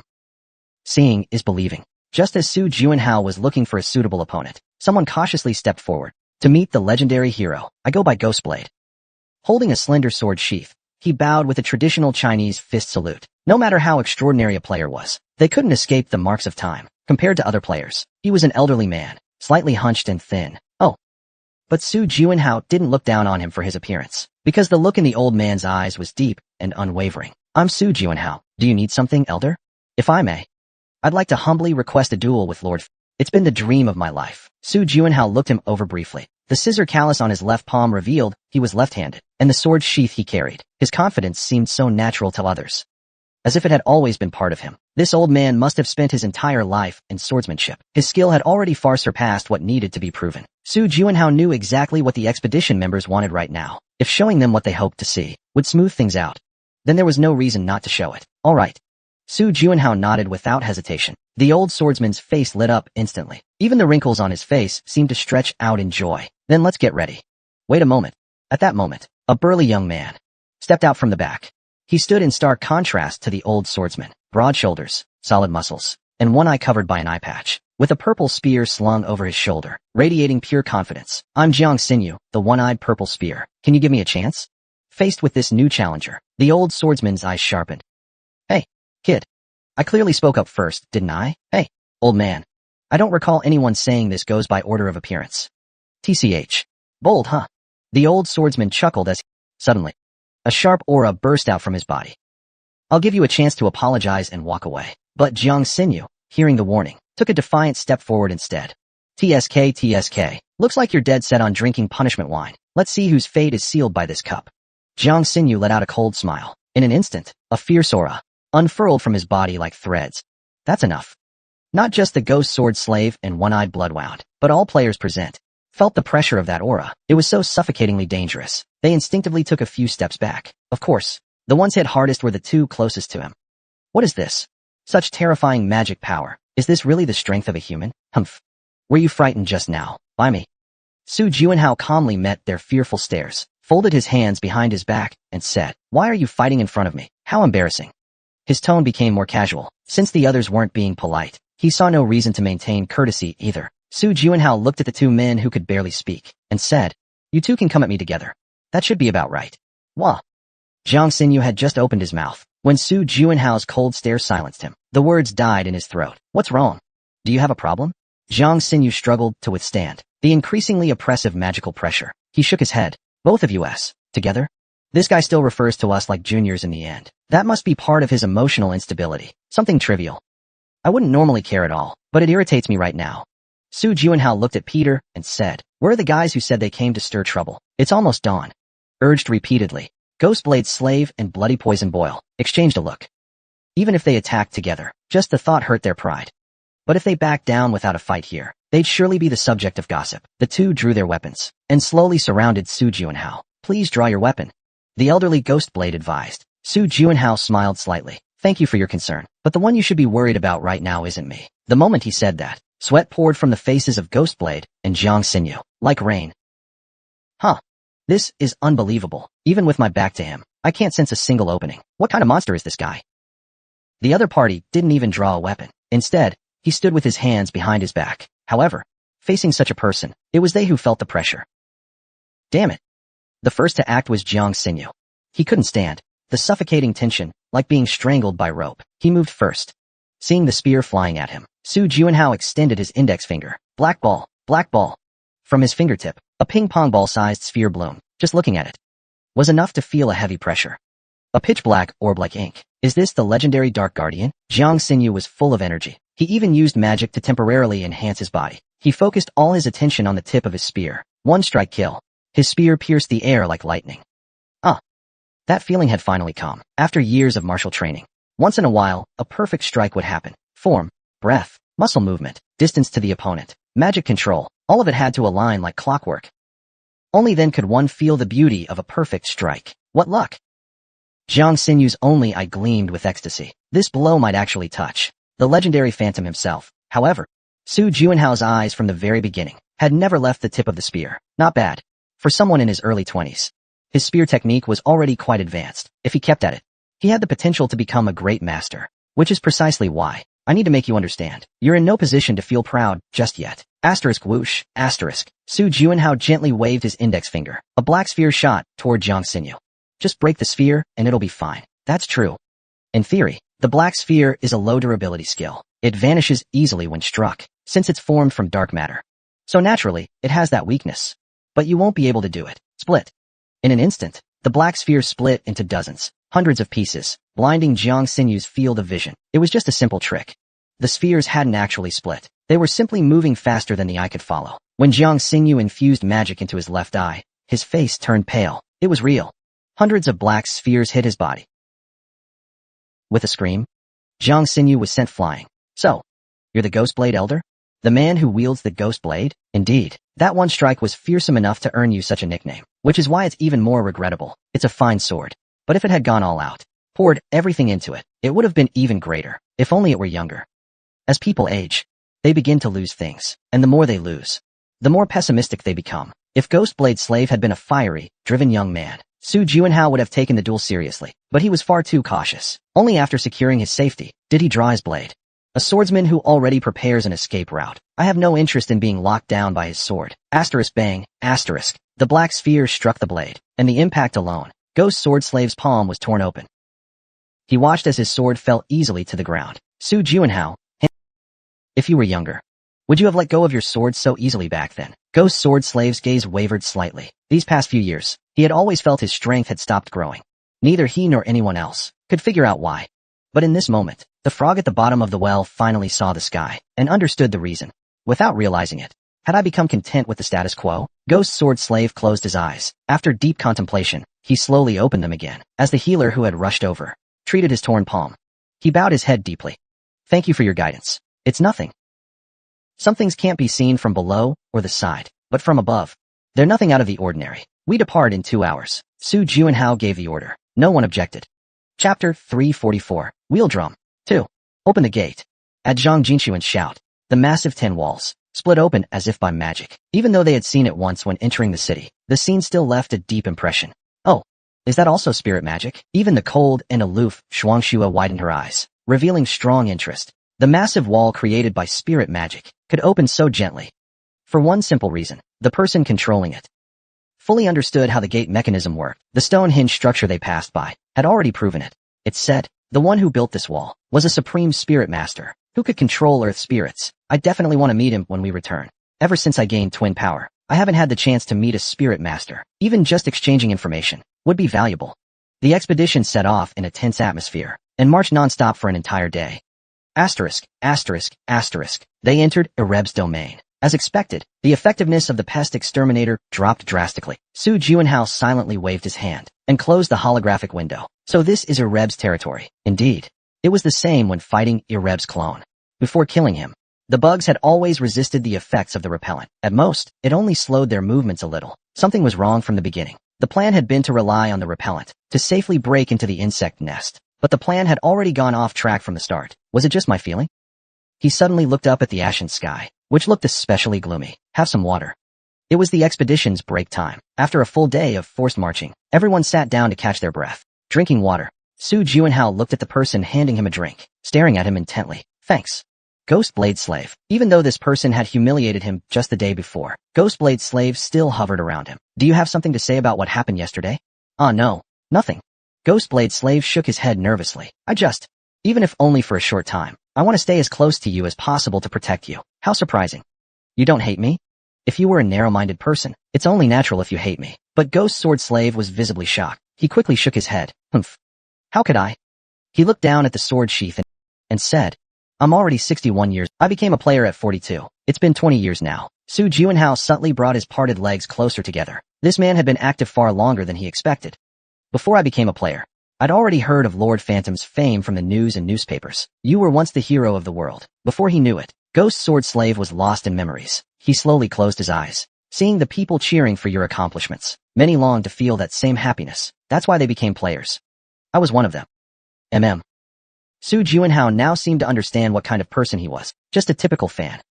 Decades ago, he had experienced this countless times. But meeting such a fan again after so long still felt oddly refreshing. Lord Phantom is right.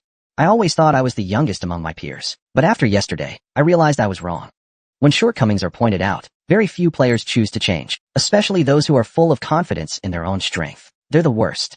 Su Juanhao took a sip of his drink and said, "That's a good mindset. You'll become stronger." Ray, really?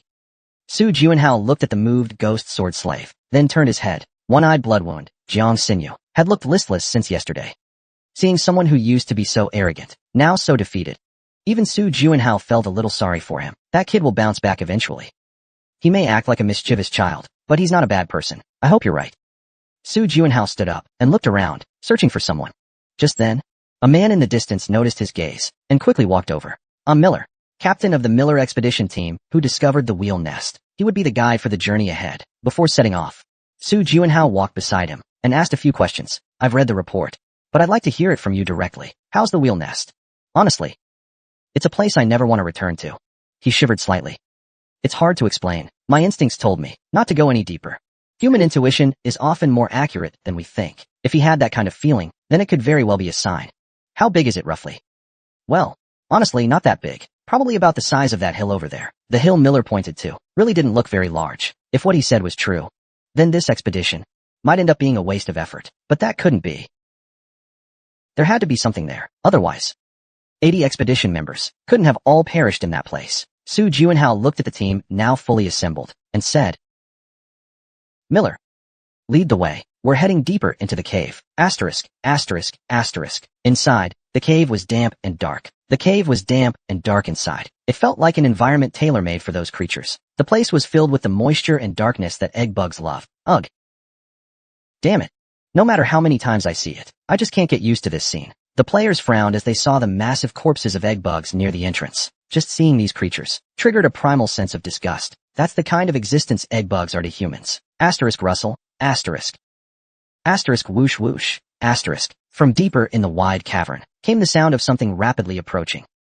What appeared next was a swarm of over 100 spiders. The players furrowed their brows and cursed loudly. Damn it.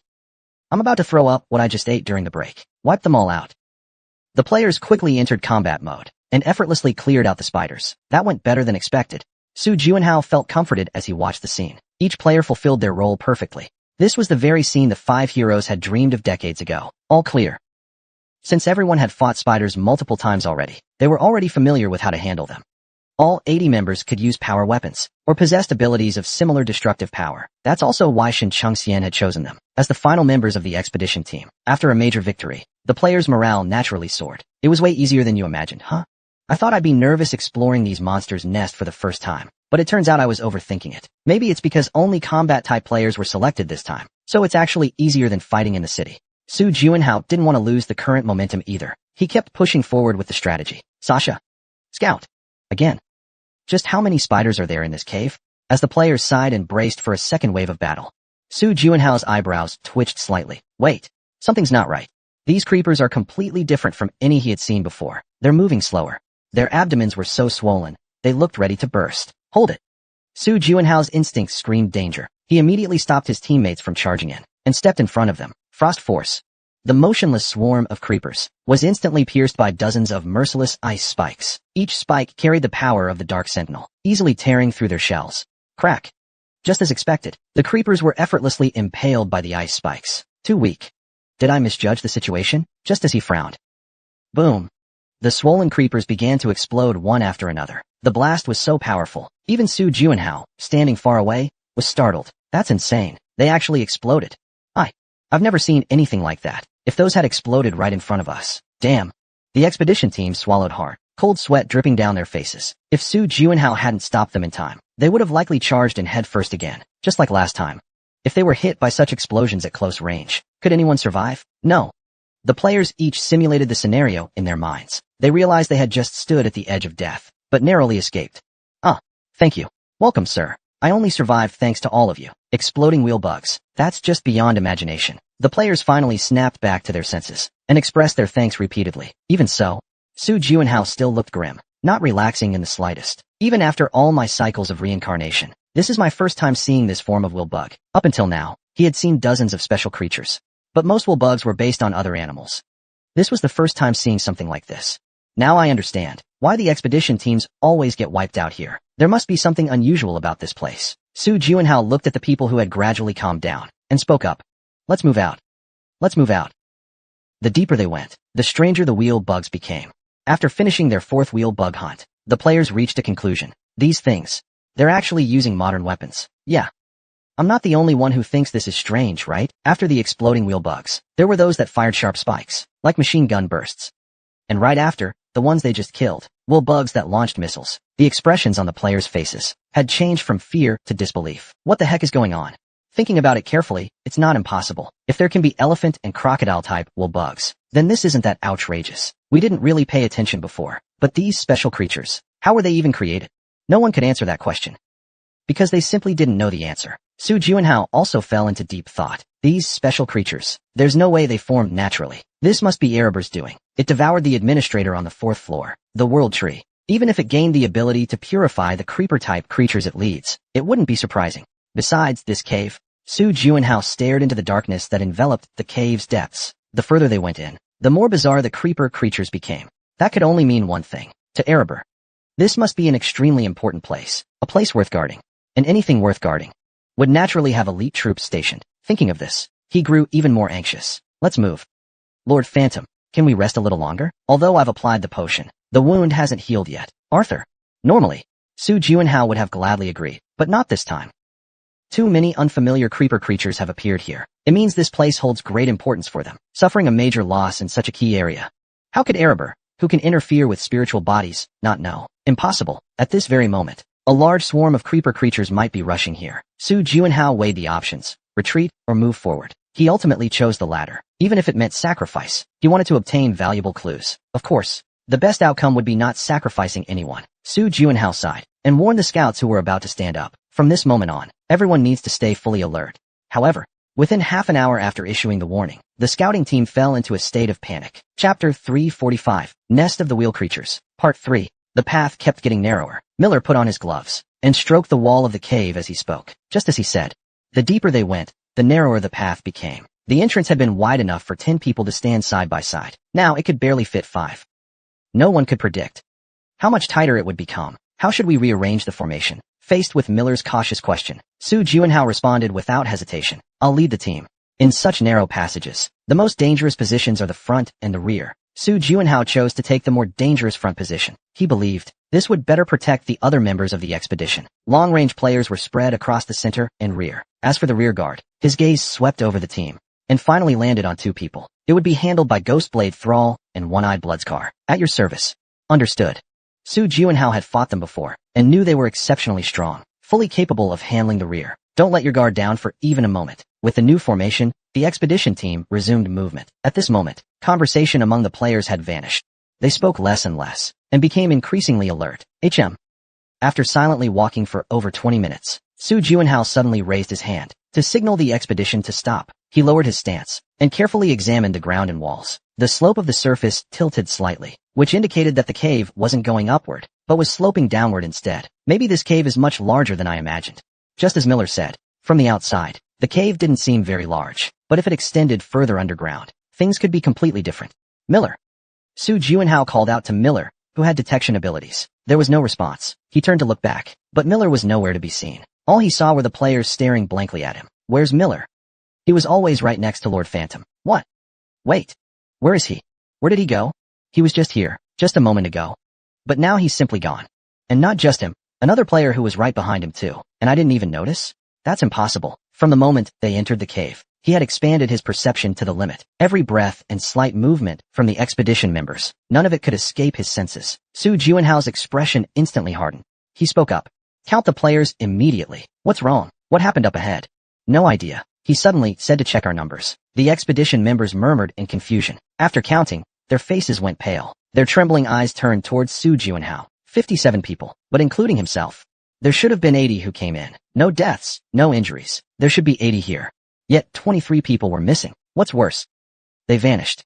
Without anyone noticing, Su Juanhao bit his lower lip lightly. First of all, it probably wasn't a mind control type ability, and the reason was simple. If that kind of ability was used, the hero's mental strength would resist it. Of course, we can't completely rule out that possibility. In fact, there was once a lazy squad leader with nightmare blood who pulled him into an illusion. But cases like that are extremely rare. Then, there's only one answer.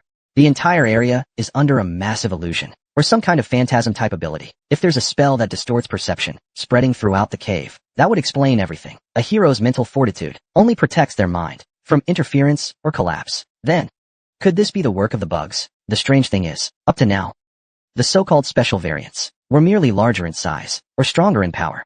They were basically physically enhanced wool bugs. But the bugs encountered in this cave, each of them had absorbed bombs. Maybe this cave isn't just a breeding ground for ordinary bugs. Then what should we do?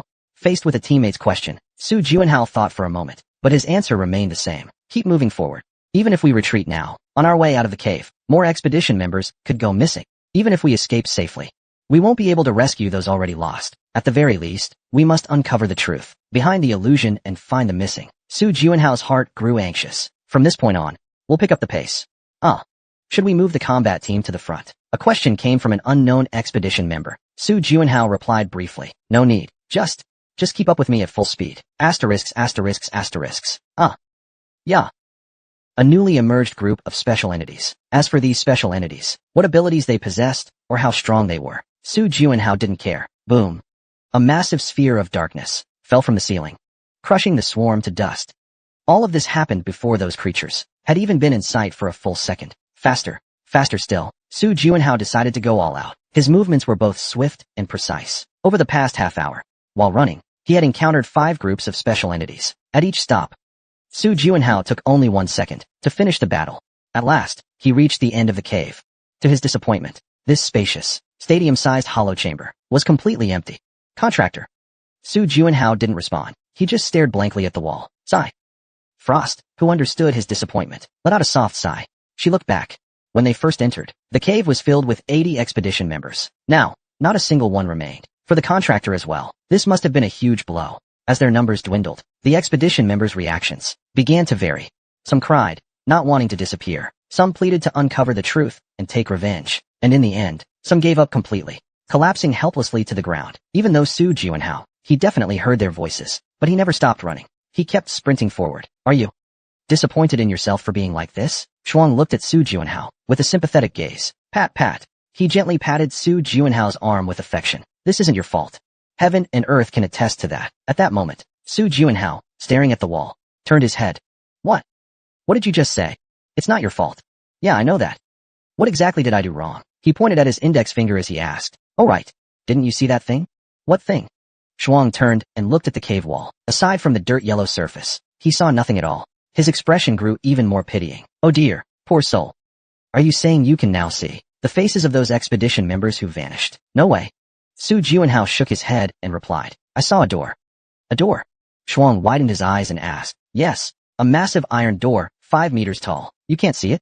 Maybe it's because, as I thought, it's hidden by a powerful enchantment. Thank goodness. The contractor hasn't gone mad. The Frost Queen muttered softly. Why am I the only one who can see that door? Maybe it's because a hero's mental fortitude is exceptionally strong. If not, then maybe someone deliberately lured Su Juanhao here. Shuang felt uneasy. She spoke up. Contractor, are you really going in? I have to. Su Juanhao nodded immediately, just temporarily. After all, they're my responsibility. They acknowledged his position as expedition leader. If someone places their trust in you, the least you can do is not betray it. That's what humanity is about. Su Juanhao walked toward the entrance. I'll be back soon. Be careful. Left alone, Shirley sat on the cold, frozen ground. She mentally prepared herself. If things went south, they'd have to go back. And when that happened, she'd have to comfort them. The recently emotional contractor would start sobbing again, saying how heartbroken he was, while bawling his eyes out. What could she say to soothe that sorrowful heart? Asterisks. After passing through the massive iron door, what appeared before him was a small, tidy white room. There was no flow of magic here, so this wasn't teleportation. They had simply polished the frozen walls until smooth. then painted them white. The place gave off the vibe of a mental hospital or research facility. Toadmanch filmed Johnny Kamsana, Malazani and Cedo. He heard faint voices conversing up ahead. Su Juanhao slowly walked forward. After a long hallway, a massive room appeared. A laboratory. There, neatly arranged, were around 100 giant containment tanks, each one filled with a green liquid. Inside were all kinds of animals. Dozens of electric spines were embedded in their bodies. In front of them, some bipedal humanoid insects, in white lab coats, were conducting some kind of research. Su Juanhao gently released a trace of magical energy. Andy Sanditney. The researchers who noticed him started to flee in panic, but escaping the sweep of Su Juanhao's dark scythe was impossible. Even with their bodies sliced in half, those researchers still crawled across the ground trying to survive. Eat them. While the Dark Guardians devoured the insect researchers ravenously, Su Juanhao walked straight to the next room without hesitation. An armory? No, to be exact, it was also a laboratory. Except this one focused on weapons, not animals and nutrient tanks. Die. You damned bugs. After killing all the insect researchers, Su Juanhao examined the weapons brought from the city. They used these weapons for experiments, to create special variants. Scattered across the table were human-made bombs, missiles, and machine guns. Su Juanhao stepped over insect corpses and continued to the next room. Oh, there weren't many insect researchers in that room. Just one. One with a white lab coat and an unusually large head stood there. He turned around and spoke. I didn't expect to see you here again. Again. The only insect in this world who could say that to him was none other than Erebus. Haha. Got yourself a new body, huh? Does it feel fresh and exciting? What are you doing? Su Juanhao glared at him and asked. In front of Erebus was a man who looked like a player, tied up. Branches and needles were stuck in his head, yet he was smiling cheerfully. Oh, you mean this? Asterisk flick asterisk. Another spiritual form of Erebus flicked the needle with a long, slender finger. The man smiled and began to speak. It's been 27 years since humans cleared the first floor. Humans. He began rambling about Earth's history. Erebus chuckled softly. I'm learning. About your world. That planet called Earth. Part of the solar system. It has one satellite, the moon. A beautiful blue planet. After hearing all that, I thought, what a wonderful planet it must be. They say its population exceeds 10 billion. A strange, unsettling feeling rose in Su Juanhao's chest. He couldn't help but blurt out. Why are you studying that? Go on, ask. As if he'd been waiting for that question, Erebus rubbed his hands together and replied. Why, you ask? Now that this world is almost cleaned up, isn't it time we decided on our next destination? He smiled and sat down, resting his chin on his hand. But Su Juanhao, staring at him, looked colder than ever. Chapter 346. Wheeldrum. Pierce. Everyone has at least one line they'll never cross. That line might be family, friends, honor, wealth, or pride. To Su Juanhao, this line was clear. Family and friends. And this was the world that he, his friends, and fallen comrades had protected with their lives. When someone said they wanted to invade this world, it meant the bug before him had clearly crossed that line. Such arrogant intent. To claim ownership in front of others, Su Juanhao tried to suppress the fury welling up from within, though usually good at keeping his emotions in check. Lately, he'd often been overwhelmed by them. It was infuriating. However, to Big Head Erebus, he was completely unaware of Su Juanhao's mood, and began sharing his grand plan. According to the humans we captured, on your planet, from the first emergence of those categorized as Homo sapiens to reaching a population of, it took a staggering 350,000 years. Big Head Erebus sneered with contempt when he first heard that. Su Juanhao had said that humans were a species with extremely slow reproduction, but that wasn't true. It took 350,000 years to reach 1 billion, but in just the next 200 years, the population rose to 8 billion, and from 8 to over 10 billion, it took only about 25 years. Humans. Do you know why your reproduction rate accelerated so drastically? Su Juanhao simply glared at him coldly. Erebus shrugged and continued. After World War II, you entered a long era of peace. Aside from a few regions experiencing local conflicts, people feared war and death. That's the reason. Tap tap tap tap. Erebus gently tapped. The needle lodged in the man's head, as if playing a piano. From that, I drew a conclusion. If we just create a prosperous environment for you, you humans, among all species, your ability to reproduce rapidly makes you the most superior. So what? So what are you getting at? Big-headed Erebus tilted his head and asked back. Don't you humans, when you see something nice, want to touch it, even want to possess it? In short, I've taken a liking to humanity. I won't deny it. The humans on your planet are truly unique. He nodded slightly. Most tempting of all is the number of individuals like you with special powers. Too many to count. Simply put, do you really think players would follow an alien like me? Even if they don't want to, they'll be forced to follow. Asterisk knock knock asterisk. This time, Erebor knocked on his own head. I'm a being that could devour even a god-tier entity, like the world tree. Besides, I absorb its power and wisdom every day. If I harness that power, I might even become a god myself. Think about it. It actually sounds quite feasible. How else could I control spirits like this? Su Juanhao stood there quietly, like a bear tasting honey. Erebor, deep in thought, finally spoke. Human, even though you're one of my incarnations, I'd still like to offer you something. Yes. Swear loyalty to me and accept me. I will grant you infinite power. Su Juanhao stared at him silently. Erebor continued explaining. Don't be so quick to reject me. If I invade Earth, it might actually benefit humanity. It brings me no benefit. That's right. Humans can't be governed by laws alone. Humans are creatures without thought control. The more you push them, the more fiercely they resist. Like hedgehogs in a sack. I understand that. But if I were in control, things would be different. I could turn them into spirit entities, completely obedient to my command. Su Juanhao furrowed his brow. How is that beneficial for humanity? What? You don't know? To merge with me means becoming part of my existence, without lifting a finger. It's a tremendous honor. Insane, utterly insane. To be honest, I was startled hearing all this. He spoke with such conviction. I genuinely wondered if he was actually mad. What made this madman's plan terrifying was how plausible it actually seemed. Seeing how he controlled those bugs now, humans would likely end up no different. They would be turned into spirit entities, losing their memories and ability to think, puppets under his control. Erebus urged. If I succeed in invading Earth, I'll put you in charge. In charge? Isn't that an attractive offer? You'd have control over all the jewels on Earth, money, beautiful women, land, and nations.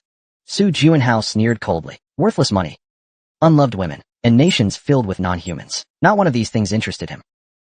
It was time to end the conversation. According to Erebus, he was still continuing to grow even now, though no one knew what wisdom and power the world tree held. But judging from the diary he left behind, that ability really is close to godlike. If he ever fully absorbed all that power, it would be a disaster. That's just instinct speaking. The companion's diary was created by the world tree. If this guy fully absorbed everything from the world tree, he might even learn how to break it. Su Juanhao had the same thought. He slowly nodded. Hey bug, I have a question. What a rude way to address someone. But, since you've piqued my curiosity, I'll hear you out. The way Su Juanhao asked the question struck Erebor as novel. He showed interest. If the world tree really was, as you say, a godlike being, how did you defeat it? Simple. The world tree failed for one reason only. Erebor sneered coldly. It respected the elves too much. It treated them like living beings. If I had done the same with spirit entities, I would have lost too. Is that kind of life even interesting? It was a purely curious question. But it seemed completely out of place. Erebor responded with a question of his own. You really do meet all kinds of weird people. What exactly are you asking? You've erased all memory and emotion from the creatures you rule. You live alone. Is that really fun? Erebor blinked and gave a faint, bitter smile. Humans? Do you drink water for fun? Eat food? Sleep? Ah, I see. Su Juanhao slowly nodded. After countless deaths, Erebor still couldn't understand, but now he seemed to get it, just a little. It was simply a different way of thinking, to him. Invasion, plunder, and conquest were as natural as breathing. It was only natural, like asking someone why they breathe. He would think you're joking. It's about time you answered. Do you accept my proposal? No. But I do have a proposal of my own. Oh, let's hear it. Spit out the world tree and kill yourself. I'll consume you and make you part of my body. What nonsense are you spouting? You see, that's how the world works. When I do it, it's romantic. When others do it, it's cheating. Su Juanhao gave a cold smile and said, you bug, keep growing. I'll come for you soon. You can't be serious, human. You really intend to defy me? To defy a god? To me? You're no god. Even if Erebus truly was some kind of deity, say a bug god, then I'll find out. If a god can be killed. The enormous Erebus suddenly clutched his head, but his strength couldn't stop his abnormally large head from splitting in two. Human. How dare you? Even if it's just a projection, twice now, you've inflicted the pain of death upon me. Erebus' body slowly collapsed. Just to be safe, Su Juanhao used the confession of the dead, but it had no effect. Haha. Su Juanhao hoisted the captive and quickly left the scene. Asterisks, asterisks, asterisks. Damn it. They just keep crawling out, like cockroaches. No time for chit-chat. Run for your lives. The expedition members kept falling back. Even they themselves weren't sure how they ended up here. It had happened in the blink of an eye. They were pulled from the main team and summoned to this place. This must be deep underground, at the heart of the cockroach nest. It was a breeding ground for cockroaches. Just in front of them were thousands upon thousands of insect eggs, covering the floor all the way up to the ceiling. The expedition members dodged the growing number of special entities, desperately fleeing upward. Where is Lord Phantom? Why isn't he here yet? Maybe he's caught up, dealing with some unknown trap. Damn it. If that's the case, we can't count on a rescue. A shadow of despair clouded the faces of the expedition members. At that moment, two figures stepped forward. Ghost Blade Slave. Hearing someone call out to him, Ghost Blade Slave replied in a calm voice. He entrusted the rear guard duty to me. Don't worry about this place. Go on ahead. He glanced at the person beside him and continued. Kid, don't try to act tough. Fall back. Ridiculous. I was also entrusted with rear support. In a situation where total annihilation is possible, Ghostblade Thrall and Poison Eye Bloodskar volunteered to take on the task. The players hesitated. Can we really just leave like this? Even if we don't know for sure, leaving the two of them behind surely means certain death. Forget it. Whatever. The players each had thoughts of their own, closed their eyes, and walked toward them. Either way, let's fight together. I'm going to be the strongest swordsman someday. Those two are the strongest in the expedition team right now, and we're supposed to let them flee? At the very least, if we fight together, our chances of survival will be higher. We thought this world was cold and indifferent, but in moments like this, we saw a glimpse of warmth. Ghostblade Thrall hid his surprise, and asked Poison Eye Bloodskar, do you have any regrets? Staying here and fighting to the death is better than carrying the label of deserter forever. I'm not like you. You've got a bright future. Then why stay behind? You should just escape. No one would blame you. He let out a light scoff and answered, forget it. I don't have the courage to live my whole life branded a coward. Truly admirable. Which makes it all the more heartbreaking. Ghostblade Thrall gave a bitter smile and slowly drew his longsword. He said, hold the line. As long as we hold on, we can survive. Hearing this, Poison Eye Bloodskar squinted at him. Old man, got any good ideas? There's only one solid strategy. Phantom. The reason he was hailed as a hero for decades wasn't just because of his strength. He never gave up on anyone who followed him. Not ever. It sounds like something out of a fairy tale, a storybook hero.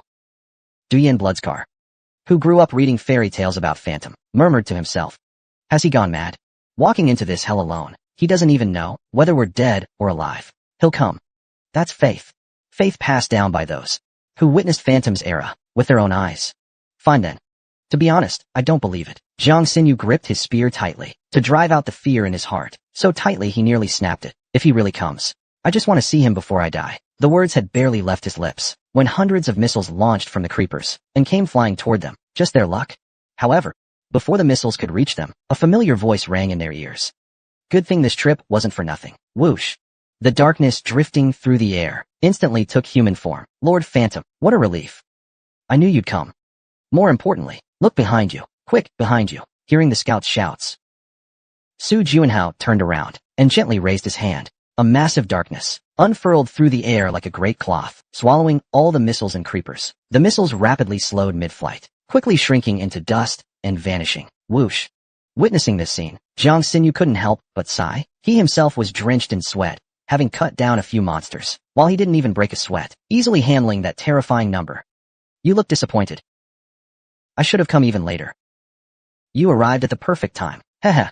This old man wanted to show off a bit. Now my legs are trembling, watching the Ghost Sword Elder's performance. Before the players started their tearful drama, Su Juanhao clapped his hands and said, as the expedition leader, I must destroy all the eggs in this spawning ground. If we destroy the hundreds of thousands of eggs here in advance, we'll gain an advantage in future wars. Su Juanhao's command sparked a greater response than expected. The fourth mission has been completed. What? The fourth mission was to win the Second City War.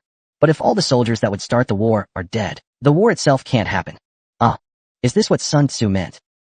Winning 100 battles isn't the greatest victory. The perfect victory is winning before the battle begins. Report. Yes. 21 severely injured, 0 deaths. 824 wheels hunted. 385,291 eggs destroyed. Hearing the report, Su Juanhao's lips curled into a slight smile. This was a great victory. Chapter 340.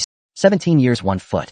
The expedition that destroyed Eliber's egg field returned to the city 2 days later at dawn. After submitting a detailed action report, Su Juanhao was summoned within 10 minutes. Shin Sung-yoon apologized with a regretful expression and tone. You must be exhausted. I'm sorry, but there seems to be an error in the report's numbers. Is that so? Su Juanhao glanced uncertainly at one of the players brought in and whispered, the egg destruction count relies entirely on someone with special recording abilities. There must be one. If there are any discrepancies, please ask Mr. David. He kept a complete log from the start of the expedition to the end. Understood. Then Mr. David. Why yes. Facing two high-ranking officials, a nervous David replied with a stiff voice. It seems the report's egg destruction count is off. How many exactly? 385,291. How many? 385,291. Yes, that's the number. Shin Chengxian, who had been seated and Zhang Jinxuan, who stood beside him. Both showed a change in expression. They simultaneously turned their gaze towards Su Juanhao. That part's not an error. That number is correct. What? That was the insect hatchery. It was a forward base set up to fight players. What? Although countless words and emotions surged in his mind, Shin Chengxian could only let out a bitter laugh. You never fail to surprise me. That's too kind. Are you saying it really wasn't a mistake? I can hardly believe that number. Shin Chengxian stood up with an emotional expression. You really pulled off something incredible. Nearly 400,000 insects. This is an unbelievable victory. Commander, that's not all. Zhang Jinxuan, reviewing the report again, added. The hatchery also contained research facilities for creating special entities. Lord Phantom also rescued 12 captured players. If those 400,000 insects, including the special types, had invaded this city, it would have turned into a living hell. Countless players would have perished. Thankfully, we've avoided this scheduled disaster. Shin Chengxian let out a sigh of relief. To be honest, my only expectation of Lord Phantom was to minimize casualties, but he returned with an attack that far exceeded expectations. An attack so overwhelming it was hard to even quantify. Even for the bugs, losing 400,000 of their own would be a massive blow. No wonder last night was the first time the bugs didn't attack the city. That's the clearest evidence yet. A sign that the floor boss is shaken by the loss of power. After a moment of thought, yes. Publish an announcement on the community board immediately. What should the announcement say? Detail the accomplishments of the expedition team. The fourth floor community is disconnected from the others, which means only players on the fourth floor can see this news. The reason Shin Chengxian suddenly took this action is simple. This will be the best morale booster for exhausted players. Additionally, please include the announcement that our guild will distribute reserve food at noon today. Good news of victory, paired with delicious food and drinks. Shin Chengxian truly had the bearing of a great guild leader. I hope the members of the expedition team can attend as well, to grace our celebration with their presence. We'll serve the finest food in the city. Since you put it that way, I'm looking forward to it. I'll definitely be there. Come to think of it, it's been years since I had a proper gourmet meal cooked by someone. As Su Juanhao thought of the food, he began to drool. The Ghost Guild posted a news update on the community bulletin board. Breaking news, breaking news. Hey, did you guys see the latest community post? Anything interesting in it? It's up. Listen up. The expedition team, led by Lord Phantom, supposedly smashed 400,000 wheel bug eggs. Whoa, even if he's that strong, 400,000. That's a bit exaggerated, isn't it? Sounds like he's bragging to me. I thought it was just a rumor too, but apparently, it's true. You haven't seen the video yet. Man, you missed out. Players all over the city were buzzing with excitement, talking about the bravery of the expedition team. 400,000 insect eggs destroyed, and 12 captives rescued, all without a single injury. Let alone any deaths. An achievement this unbelievable. It's hard to believe just reading about it. So naturally, videos supporting the claim started popping up. Smash them. Smash everything. Blow up every egg. Then burn it all. Wipe them all out. I'm Cess from the fourth floor. In the video, dozens of players were shown frantically smashing the eggs. The sights and sounds were enough to make your legs go weak. The uploader was Suni. The account even used Su Juanhao's ID as its label. Wow. How did you come up with that idea in such a situation? Su Juanhao exclaimed in admiration. And the one who came up with it wasn't anyone else. It was the Ice Queen herself.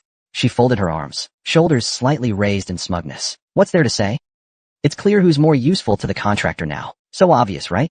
How stupid. Even 100 small favors can't compare to saving someone's life once. I'm not stupid. Lately, the Ice Queen would always, whenever she did something, although she really wanted those two to get into a fight, so she could slip away. Instinct was, after all, part of her own mind, so she couldn't. What a pity. Contractor, you must have earned quite a lot of pages. But I wonder if the floor 2 admin shop, when will it open again? Well, most of the things sold there are good stuff. So, the more bullets you prepare, the better. Asterisk asterisk AD breaker asterisk asterisk. Views. 26,438 times. Recommendations. 8,973 times. PP earned. 2,643. Sponsored PP received. 152,800. Over 150,000 PP has been earned already. Compared to the view count, that's a huge amount of sponsored pages. After all, this is something tied to their good fortune. People sponsored out of gratitude. Besides, on this floor, there's not much else to do anyway. Looking at the steadily increasing PP, Su Juanhao smiled with satisfaction. All in all, good job. Cake vouchers and stuff? You already have a lot. Then I don't need more. She suddenly remembered she had 10 cake vouchers. Also, you can't even buy tasty cakes here. What? How could you say that? The Frost Queen jumped up and said, you can never have too much cake. Don't you know the saying, contractors eat cake? Never heard of it. Besides, don't you already have 10 cake vouchers? Those were given to. The Frost Queen tilted her head and asked, who did you give them to? Tell me. Who did you give those cake vouchers to? No way. If someone really gave away their treasure, they'd definitely remember it clearly. The Ice Queen nodded slowly as she spoke. Looks like I was dreaming. Anyway, hand over the cake vouchers. Bring more this time. Su Juanhao promptly drew a 10-cross cake voucher on the spot, while thinking, once she uses all of these up, he'd better take her to the dentist again. Kind, so kind. That's what Lord Ghostblade Lu said back then. She'll come. Honestly, I believed she would too.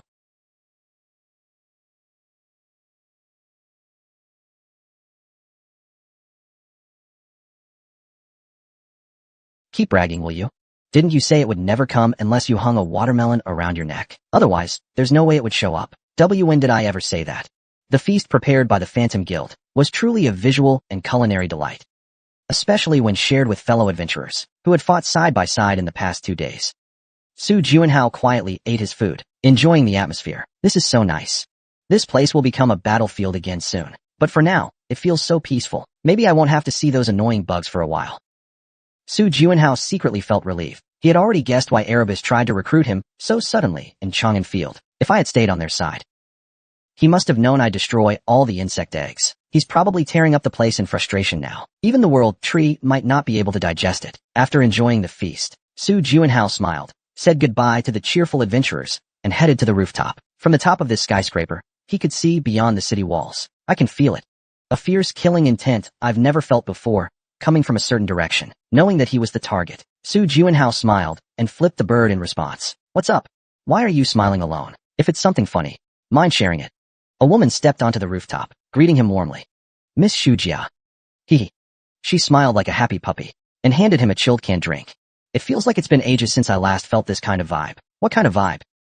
The feeling of everyone working together toward one goal. She looked at the players chatting in groups along the street and said, as expected, Lord Phantom really is amazing. You've only been in this city for a few days, but the atmosphere has completely changed. I remember when I first got here, the vibe wasn't that bad either. When she arrived in this city, it happened to be the 5th week of the 4th layer. The restructured invasion hadn't started yet. The atmosphere was quite peaceful and bright, but it's different. Even though everyone is, it doesn't feel genuine.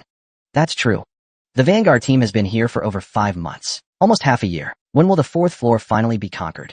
With this sense of uncertainty, it's hard for people to truly smile. Chatting while progressing through the stage reminds me of the old days, back in the Blackfield, Inner Valley. It was also Miss Gao Shuxia who gave me a drink back then. Sigh. Every time I think of those days, even now Gao Shuxia slightly trembled and began to speak. Back then, I just thought Lord Phantom's actions and self-sacrifice were so cool. Every day I would think, I want to be a player like that too. Isn't that how you feel now? But now, just by watching from the side, I can understand how painful and sorrowful that path really is. She glanced lightly and caught a glimpse of Su Juanhao from the corner of her eye. She carefully said, I hope that from now on, Lord Phantom, Mr. Juanhao, can be a little more selfish. For yourself. To live selfishly. That's a bit profound. In truth, Su Juanhao knew he wasn't a particularly kind person. Forced by circumstance, bound by favors, he had unknowingly put on the mask of a hero. She gave a dry smile and nodded slowly. All right then. Since my precious fan Miss Shuxia suggests it, I'll give it some thought. Recalling that shameful past again, Gao Shuxia hurriedly changed the subject. Right. It actually feels pretty good, compared to that. Could it be that the 4th floor is about to be cleared? Miss Gao Shuxia said she had a good feeling, which actually made me a little uneasy. Su Juanhao had witnessed just how unreliable her instincts were at the casinos in Las Vegas. He couldn't help but chuckle. Well please, my intuition is actually great. Are you seriously ignoring a woman's intuition? If it's so great, why don't you know any of my secrets? Well, that's because it's different. Gao Shuxia's neck retracted like a turtle's. Speaking of secrets, she still had one she hadn't revealed. In the 2nd floor matching system, the superstar she defeated, Rookie 76, was actually herself. That fact remained a secret.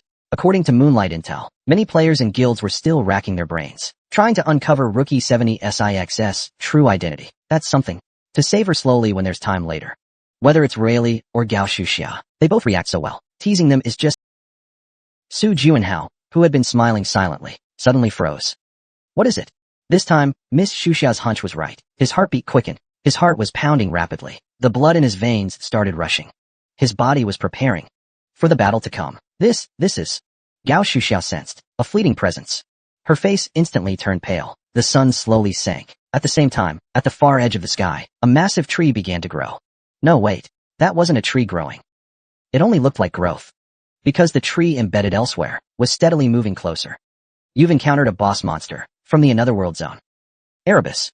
If you can defeat it, the another world area will become a safe zone. Even just glimpsing its outline from afar makes one's skin crawl.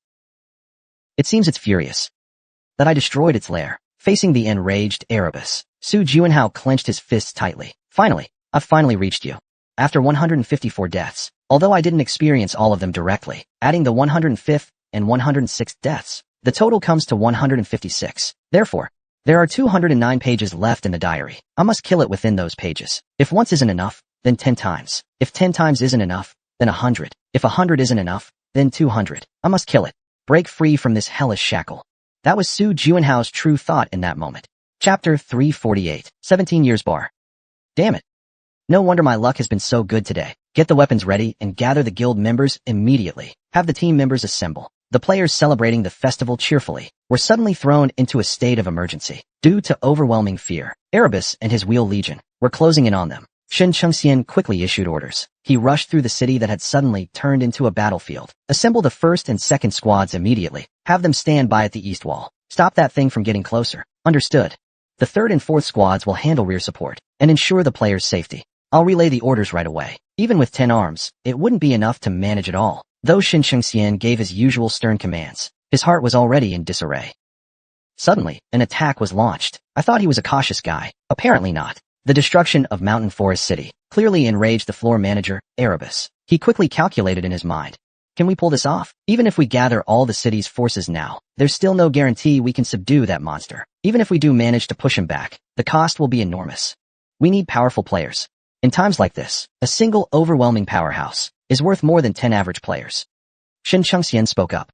Go find the Sword Saint, Wei Tianxue, and Tian Maoyong immediately. We'll launch a joint operation with Forbidden Tome Moon, Tianlong, and Destiny Guild. I'm not sure about Tianlong, but Forbidden Tome Moon and Destiny Guild might have their own plans. They won't. Those two are smart. While Ji Yuzhong isn't exactly ideal as a guild master in many ways, he's still seen as a formidable rival. He's naturally a warrior. But that doesn't mean he lacks intelligence. He should also realize that in this situation, only by joining forces can we prevail. As for the meticulous Wei Tianxue, there's no worry. The only concern is the Destiny Guild. It all depends on how that old fox reacts. Shen Chengxian began to feel anxious. Let's go find Tian Maoyong first. Let's go find Tian Maoyong first. On the city's 4-lane road, the Chinese Tianlong Guild had blocked the street, facing off against another group. Wei Tianxue's snake-like eyes, usually half-lidded and lazy, were now sharper than ever. He asked, in this situation, where are you all going? Can't you tell? The group opposite him, led by Tian Maoyong of the Destiny Guild, looked at the giant tree outside the city wall and smiled faintly. They really intend to hunt that thing. This is truly unbelievable. If we don't capture him now, humanity won't even dream of clearing the 4th floor in the next 10 years. 10 years isn't so bad. Tian Maoyong genuinely thought so. He considered the current state shameful, but for guilds like Bake 6, that had already established themselves, this wasn't such a bad situation. No, not bad. Wei Tianxue's face twisted like a wrinkled tobacco leaf. Have you even lost your dignity as a player? What? Dignity. After a short laugh, Tian Maoyong looked at Wei Tianxue with a nostalgic gaze. You're still young. Like seeing a shadow of my past self. Decades ago, I too once held on to my dignity. I truly believed in it. As a player, I should save people and fight to conquer the stages. I know.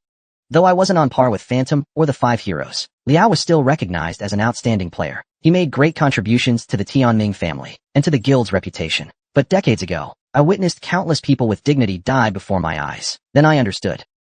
Liao, like a sage enlightened by truth, had a superior look on his face. A player's dignity is like dust, utterly worthless. What exactly are you trying to say? Think about it. From decades ago until now, aside from the 5 heroes, who still remembers the players? No one. Those who gave their lives, for the people and for the world. No one remembers them. Tian Maoyong said all of this in one breath, then adjusted his breathing and continued. So, you should stop playing these childish games too. Face reality. Wei Tianxue glared as if he wanted to kill the old warrior. Then he said, I get it.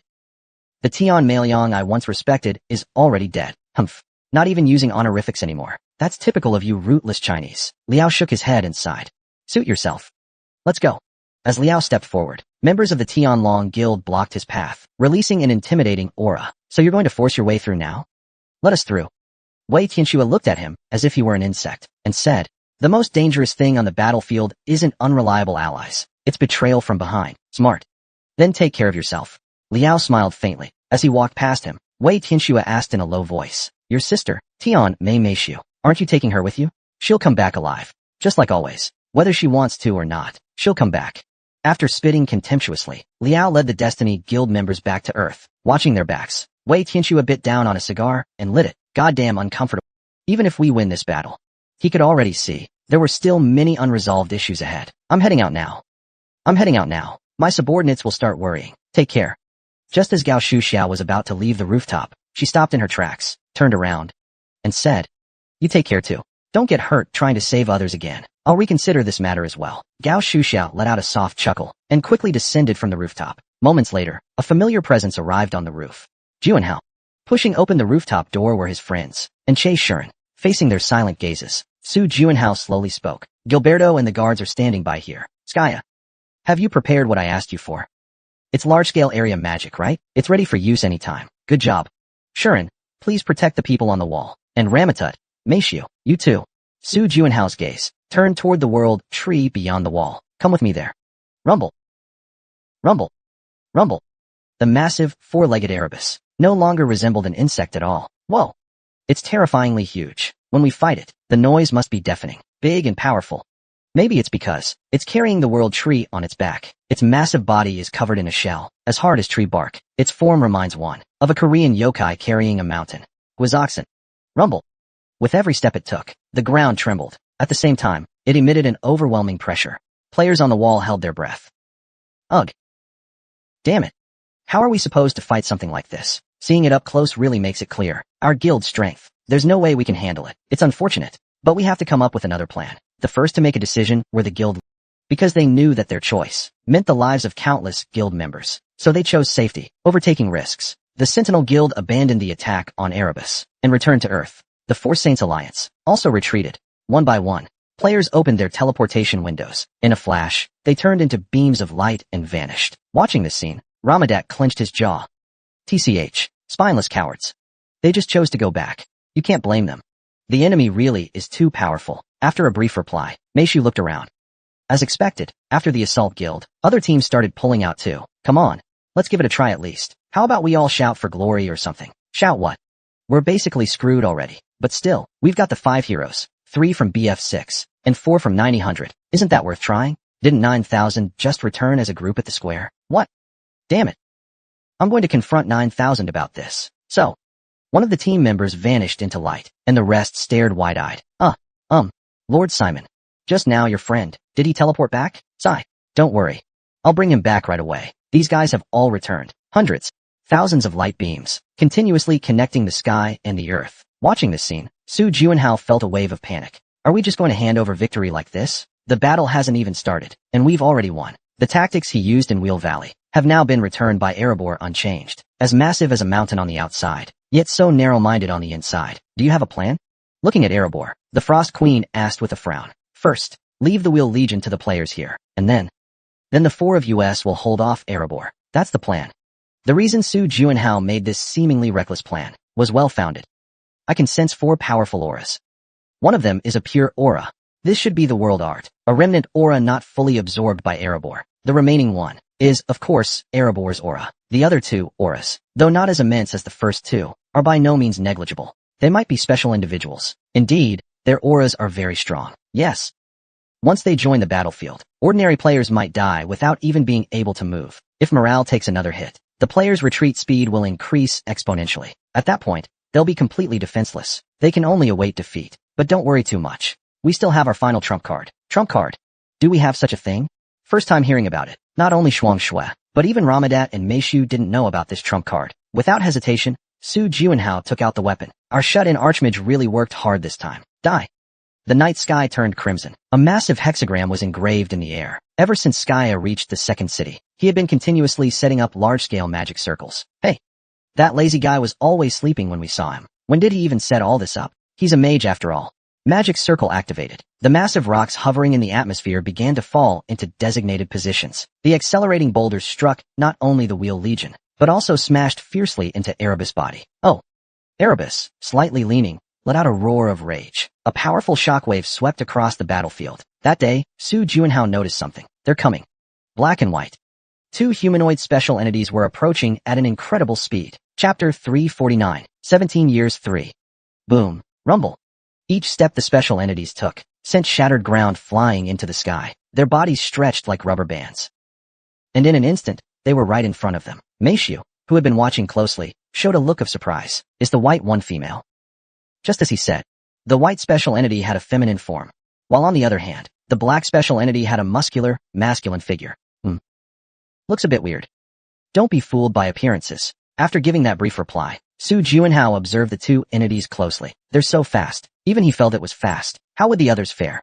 Even veteran players who had reached the 4th layer would struggle to keep up with their speed. Close-range observation made it even clearer. They must not be allowed to reach the city. If only Ji Yuzhong and Shen Chengxian were here, Wei Tianxue and the others quickly joined the fight. Maybe they could still hold on. If that weren't the case, a terrifying disaster would have been inevitable. Su Juanhao raised his magic power and said, from now on, the black one will be called He, and the white one will be called Bai. Simple and clear, easy to understand. After the three finished preparing for battle, a powerful magical aura radiated from their bodies. The fast-approaching special entities suddenly slowed down. Rustle. The two special entities stopped completely just a few meters away. Their tentacles glowed with eerie light. Are they exchanging some kind of signal? That suggests they have enough intelligence to communicate. Without hesitation, Su Juanhao stepped forward. Juanhao. Seeing his completely unguarded stance, Meishu couldn't help but worry. Ramatut bared his teeth and sneered coldly. There are bigger things to worry about. Before the words had finished, Bai's blade was already at Su Juanhao's throat. As expected, is this really all you've got? He does have the judgment and decisiveness to spot an opening and act quickly, and the strength to match. But he's about the same level as that Xena kid. Compared to the hardware he possesses, his combat experience is clearly lacking. Crack. Su Juanhao grabbed Bai's wrist, then drew his ambition sword. Die. Though he drove the blade into Bai's heart, Bai simply severed his own wrist unharmed, and retreated quickly. Their body structure is different from humans. They have no heart. Then, we should aim for the head. Bai silently stared at He. His tentacles flickered slightly. In that instant, a red line appeared between the two. A magic power link. What kind of skill is this? Bang! Bang! As if not giving him time to think, the black one strode forward. Oh, confident, aren't you? Ready for a brawl? Leave this one to me. With a satisfied expression, Ramadat stepped forward. He threw a punch without hesitation. The black entity crossed his arms in an X to shield his head. Whoa! Ramatad's punch broke the X-shaped defense completely and landed squarely on the jaw. Huh. Still alive. I like your endurance. Ramatut lowered his stance and launched a fierce flurry of punches and kicks. Smack. Wham. Bang. The black entity was completely overpowered, knocked around like a rag doll. Meanwhile, the white one just stood watching. Something's not right. Even if they lack combat experience and are just special units created by Erebus, how could one just stand there, watching their ally get beaten up? That's dumber than your average insect. Erebus is cunning. There's no way he'd give half-baked power for no reason. Juanhao, something's off. I feel it too. Just as an ominous feeling flashed through his mind. Smack. A sound like stone crashing into stone rang out. Ramatut's face was suddenly smashed sideways. TCH. Ramatut spat out blood from his mouth and frowned deeply. You let your guard down. No. That guy's movements are. Before he could finish, the black figure landed a kick to Ramatut's abdomen. Su Juanhao and Meishu were both shocked at the sight. So fast, even though it lasted only a moment. The speed of the black figure's attack. Even Su Juanhao couldn't follow it clearly. Ugh. TCH. So strong. Ramatut, who was kicked flying backward, stood up wobbling like a zombie. That's right. That guy is getting stronger and stronger over time. Hearing this, Su Juanhao looked at the line connecting Bai and He. It's yellow now. When Ramatut got hit earlier, the line was clearly orange. It started as red, then turned orange, then yellow. Su Juanhao couldn't help but think of a rainbow. It seems every time the color of the line changes, their power increases as well. If it's a rainbow line, could it be Brahms and Jennifer? You know them? Meishu shook her head. I've never met them, but they were a famous player couple. It's said that during a battle with the wheel, Jennifer was captured by the enemy. Her husband Brahms went after her and never returned. Rumor has it they were both captured by Erebus and transformed into special entities. Su Juanhao asked, what were their abilities? Exactly the same. What? How is that possible? Meishu furrowed her delicate brows. The miracle couple. That's what we called them when we first arrived here. Two players with the exact same ability. That's already extremely rare, and they just happen to be husband and wife? Wait, you mean? Yes. This magical line isn't just boosting one way now. It's two-way. Those two special entities, as time went on, they grew stronger and stronger. Some even received power from Erebus, far surpassing what they had as humans. Su Juanhao started to feel anxious. The presence of players in the city was fading rapidly. That meant either they were killed by the wheels, or more were choosing to return to Earth. All right. Besides that, Erebus was facing issues as well. It seemed that relying on Skyo alone was no longer enough to restrain his main body. Erebus eliminated the magic circle in the night sky that had once tormented him, and began marching toward the city again. Damn it.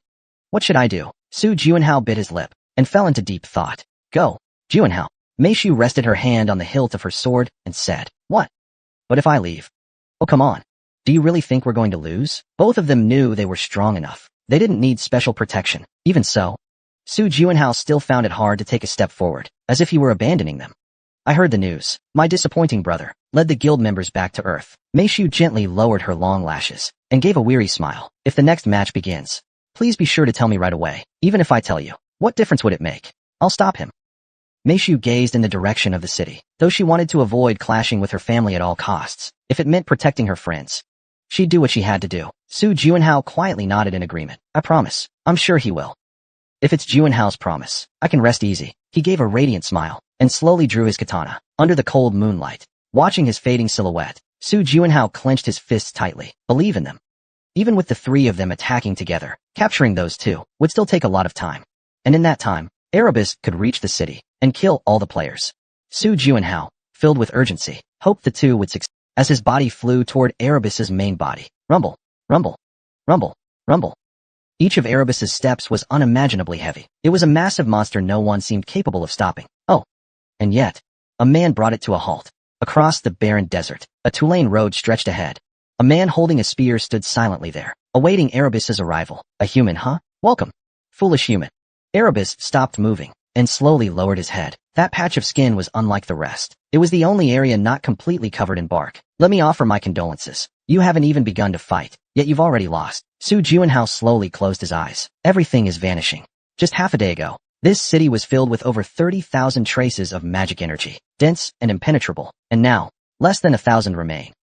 There was only one reason for the main force's failure. Among the rest, Shinchengxian, Wei Tianxua, Gao Shuxia. There are many strong fighters, but one hand alone can't stop the white entity. Too many players left the team early on. That's the main reason for the failure. Even now, everyone seems to be barely holding on. But they're just barely holding on. You can't expect them to have the strength to help you. The sin of challenging a god shall be paid for with death. As Erebus gathered power, the air felt like it had frozen solid. Even from the distant city, it became hard to breathe, let alone standing right in front of him. Tremble, tremble.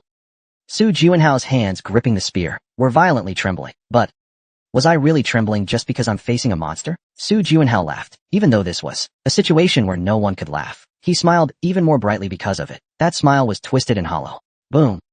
Erebus gently lifted one foot. At the same time, a storm like sharp blades swept directly towards Su Juanhao. Twin force, leave it to me. The Ice Queen, waiting nearby, reached out her hands. The oncoming wind instantly froze into ice. Ice pillars rose up. From the ground, where Su Juanhao stood, dozens of meters away, he could see Erebus' massive, malicious eyes.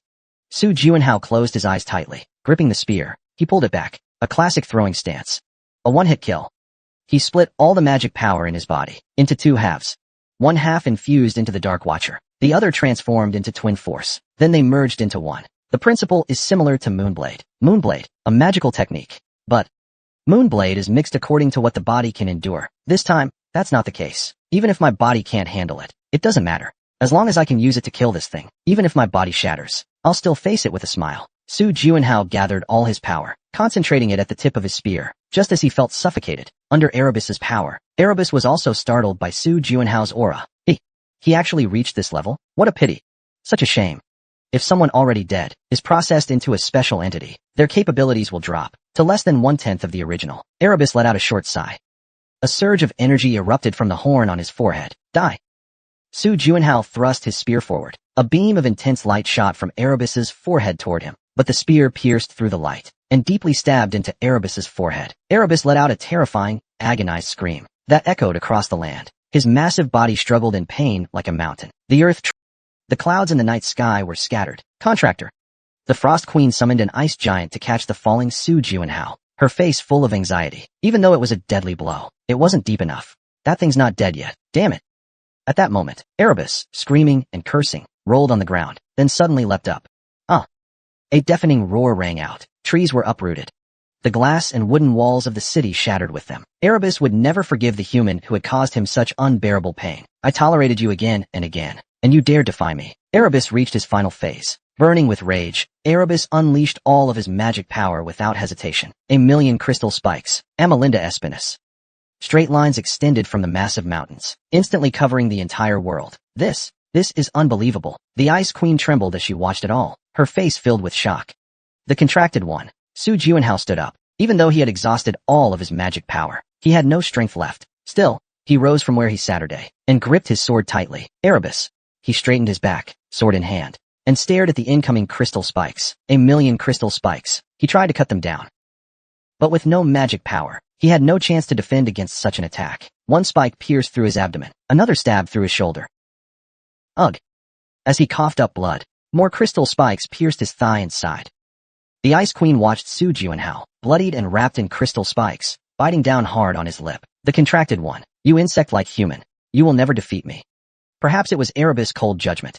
But Su Juanhao's body began to feel like ice. With great effort, Su Juanhao lifted his head and asked, "If I fought you again, what do you think would happen?" Even if that kind of thing would never happen, the result would still be the same. And after that, what if we fought again? The result would still be the same. And if it happened once more?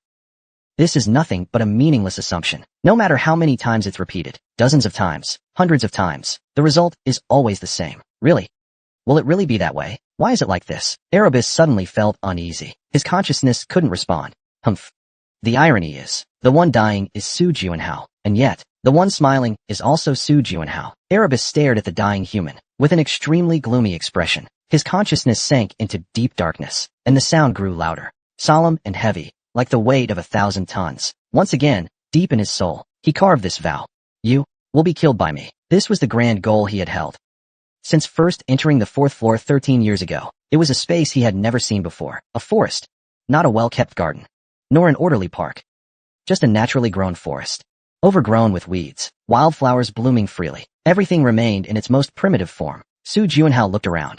Since evolving into the ultimate spirit, the Frost Queen who had always returned with him was nowhere to be seen. Was this one of Erebus's abilities? Su Juanhao cautiously scanned the surroundings. He slowly took a step forward. A breeze brushed against his skin. Petals fluttered in the wind, as if guiding him somewhere. As Su Juanhao silently walked along the path, he suddenly stopped in his tracks. This is a wall. What appeared before him was a wall that reminded him of a massive wall like China's Great Wall. However, Su Juanhao instinctively realized this wasn't a wall. It was a tree. He turned his head, but could only see one side of it. The actual size of the tree was beyond his imagination. Su Juanhao set down his bag and quietly admired the gigantic tree. Then, a stranger's voice, female, echoed, "Player, Su Juanhao." The moment he heard that voice, a tear slid down the corner of Su Juanhao's eye. Why am I crying? It was a voice both unfamiliar and familiar, filled with compassion and warmth. Su Juanhao quickly wiped and asked, "Are you the world tree?" "Yes. We can finally speak like this directly." On the giant tree, its leaves swayed gently as if in greeting. Without hesitation, Su Juanhao began asking questions in a barrage. "Where's this place? And also, didn't Erebus devour you? How are you still speaking? This is my inner realm. Even though I'm still being devoured by Erebus, you dealt him a critical blow, giving me just enough freedom to speak with you. So you're saying using all of my magic power to strike his head was actually worth it, huh? Wait, did you call me here just to say hello or something? Of course not. Player, Su Juanhao, I will now return your memories." "Memories?" "Yes. The memories from the 105th and 106th cycles of reincarnation. Why is it now that these memories are always needed? You also need to control those uncontrollable emotions." Su Juanhao reluctantly nodded. "All right, I understand. Indeed, losing control of emotions really is unpleasant." "Oh no." The world tree's voice grew urgent. "Time is running out. It's time to send you back." "So soon?" "Ugh." Accompanied by an explosive pain in his head, foreign memories surged into his mind. "Never forget. Only you can save this world. Please, don't give up." The voice of the world tree gradually faded away. After returning, the voice he heard was not the familiar voice of Wei Tianxua. "At last, you found the path that belongs to you." It was the voice of instinct. Ah, that's right. He had captured Erebus's clone. The save point had been updated. He stood still for a moment, organizing his chaotic thoughts. As expected, his memories from the 105th and 106th loop had fully returned. He remembered how miserable he had been, how his friends and Shuang had gone to great lengths to protect him. Everything had returned to him. Was it because of the influence of the light sand poison that his emotions were out of control? After returning through the diary, all attributes would be reset, with only one exception: his memories and emotions. However, In the 105th and 106th loop. Because the diary page was torn, the memories were deleted. Only the emotions remained. You resolved it? Yes. Su Juinhao looked at Ji Yuzhong, who came to greet him. So in the previous cycle, his glance toward the sword arm was due to this. It seems the memory of Gao Shuxia's lost arm still faintly lingered in his mind. Is there something on my face? No. Let's not waste time. Let's head out now. You look in a hurry. Did something happen? Something did. I just died once and came back. Here. And here, I got injured. Sorry. It's fine. As they walked, Su Juinhao suddenly turned around. Wait. If you really feel sorry, could you do me a favor? Upon reaching the second city, Su Juinhao immediately gathered his friends. He shared what he had gone through in the previous cycle and began correcting the problems discovered back then. Preventing players from leaving was the top priority, right? First is the signature guild. I'll leave that to Meishu. That's your request? Thank you, Juinhao. Meishu gave a small bow. Since he personally made this request, she immediately understood the weight of it. I will absolutely stop signature guild members from leaving. I believe in you, and I'll head to Will Valley today. Are you okay going alone? I didn't say I'd go alone. The expedition team's strength isn't bad, but if the team is too large, it'll actually slow us down. And as time passes, Erebor will only grow stronger. So, the faster, the better. In other words, the difficulty of this final battle depends on how much time we can save. If you're not going alone, then who are you taking with you? I'll formally request the Phantom Guild to bring Shuxia and Gasman along. With their abilities, destroying 400,000 wheel bombs would be a matter of moments. You're coming too. Huh? Me? Sakaya pointed at my face and asked back. We can't spend all our travel time on a 2-day trip. In other words, I'm playing taxi driver again. Even though Sakaya was already swamped, preparing large-scale magic, his eyes, though drooping, showed no sign of refusal. He knew Su Juinhao's days were tougher than his own. All right. I'll get ready. What should we do? When Gilberto asked, Ramadak and Che Shiren, sitting nearby, also quietly turned their gazes. I've already thought of your tasks. Su Juinhao, who never planned to let them idle, immediately spoke up. Just spread a message. So that, at least after defeating Erebor, fewer people will He's ready. This is exactly my specialty. We too should support Gilberto, right? Please. Su Juinhao didn't want to waste a moment, and immediately stood up from his seat.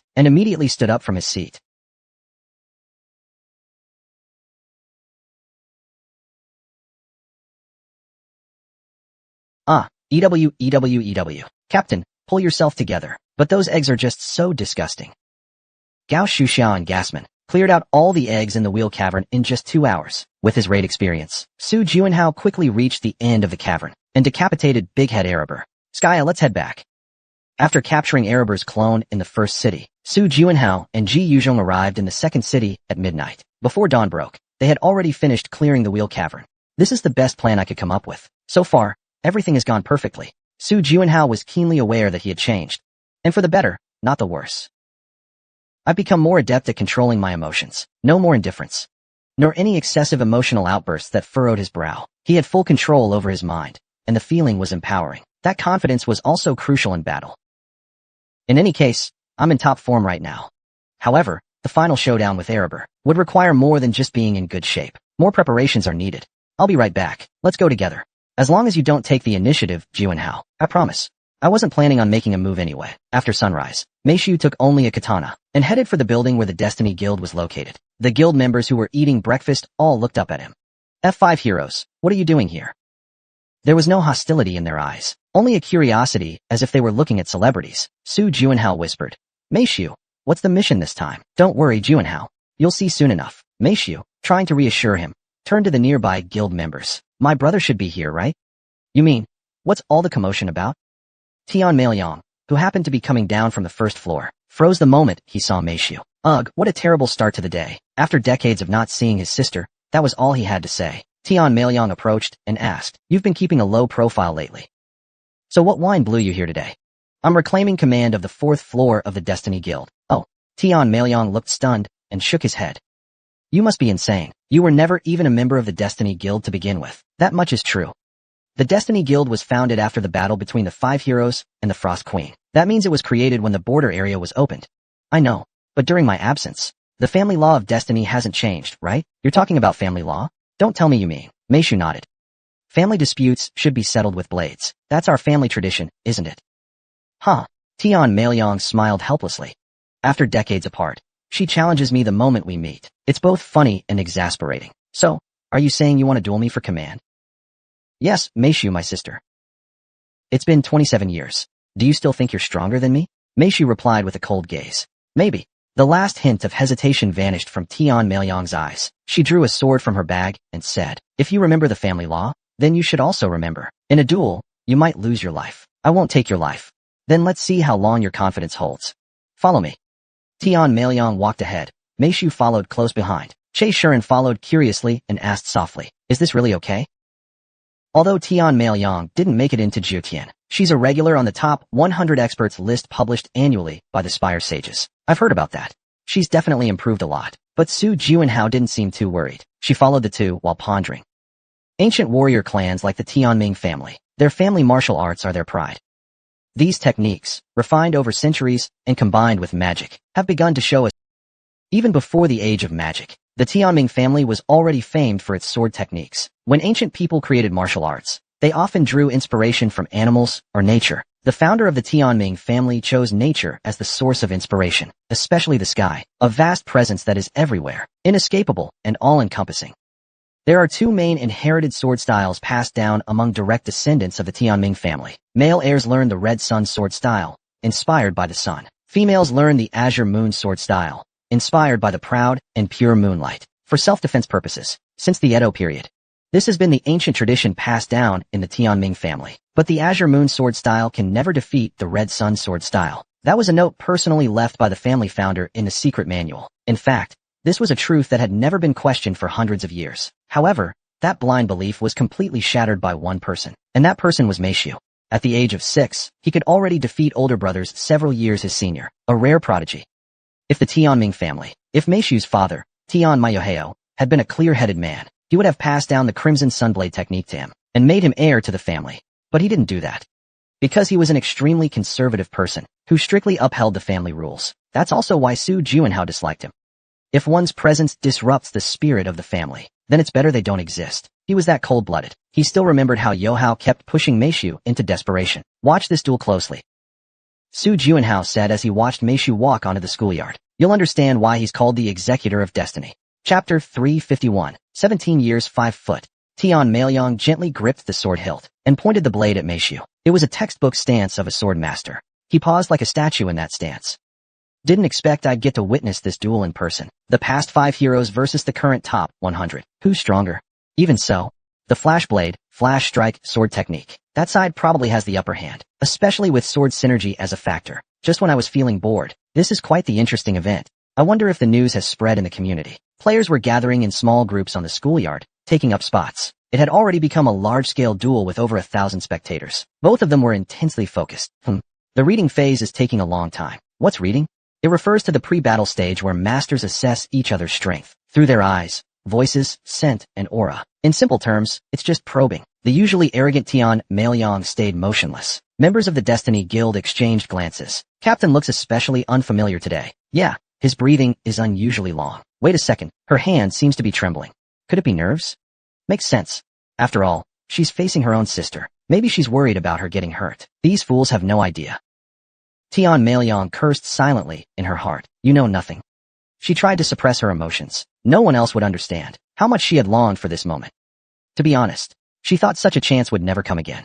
She cared too much about others' opinions, and couldn't bring herself to challenge her younger sister. But now she could finally face you again. She stared at the woman in front of her. To some people, she was the former sword saint, Hu Tianfeng. To some, she was an idol. To others, she was a hero. But to Tian Maoyang herself, she was the wall. The first and last wall she would ever face. Tian Maoyang slowly closed her eyes. As her eyes shut, memories of that day resurfaced clearly. A little sister who wanted to watch her brothers train. She snuck into the training ground. Gripping a sword for the first time, she beamed brightly, and easily knocked both her older brothers to the ground. That was the most humiliating day of my life. A girl who had never learned swordsmanship, defeated trained swordsmen purely on instinct. Since that day, the sibling harmony was shattered. For Tian Maoyang, once hailed as the most talented of all, that defeat was a stain and a nightmare she could never wash away. In fact, even after decades had passed, she would still dream of that day. I tried so hard to erase your existence. She never gave any attention. Only trying to wipe her out completely from her life. But she failed. Tian Meishu became a hero known throughout the world. Even though she tried to ignore her, she kept tormenting her. How pathetic. She was disappointed in her own jealousy and envy. Even though she used those feelings as fuel and worked tirelessly, she could never cross that gap in natural talent. Today, I'm going to wash away all those feelings. Her grip on the sword gradually tightened. She never once considered the possibility of losing. I won't say that. After Meishu disappeared, she spent the past 27 years training non-stop to surpass her brother. She believed those years. Even in this, I've mastered the method to counter every move of the Azure Moonblade. If I had to describe it with rock, paper, scissors, it's like knowing exactly what your opponent will play in advance. Logically speaking, it should be a situation where losing is impossible. Liao spoke up. Come on. Meishu nodded lightly and lowered her stance. A tense atmosphere on the verge of explosion. Only the sound of wind echoed in the silence. Humph. Their blades clashed. Whoa. She's insane. Even after being frozen for 26 years, she can still do this. The spectators murmured in awe. Because the speed Meishu displayed far exceeded expectations. She's a genius. A true genius. Su Juanhao, among the audience, slowly nodded. There's only one reason why he considers Tianmei Meishu a top-tier genius in history. Perfection. Ordinary players, whenever they level up, or put on better gear to improve stats, experience a lack of coordination. That sudden boost in power creates a strange sensation in both body and mind. Even I haven't been able to overcome that problem. But Meishu is different. No matter if her stats increase or decrease, she's naturally able to adjust her body to its optimal state. It's a realm that even most geniuses can't reach through training. It's a demonic level of talent. Humph. Meishu's sword traced arcs through the air. Each time their blades clashed, sparks burst forth like blooming flowers. Humph. Tian Mailiang parried Meishu's sword over and over. Disheng chuckled. I see it now. I can see it clearly. It's different from the past. Every move of the Azure Moon sword was plain to her eyes. No matter how fast, no matter how clever, as long as she knew the counter, she wouldn't lose. You're lucky. With so many spectators, you won't die. Huh. Tian Mailiang's magic surged like wildfire. It's not like I could kill her anyway, or sever her limbs. Those who don't know the relationship between the heavenly realm and Meishu might think her methods are too cruel. So she quickly changed tactics. She decided to use this opportunity to raise her own reputation. Let's end this quickly. The Red Sun sword style burned like swordsmanship under a blazing sun, turning the whole field into a furnace.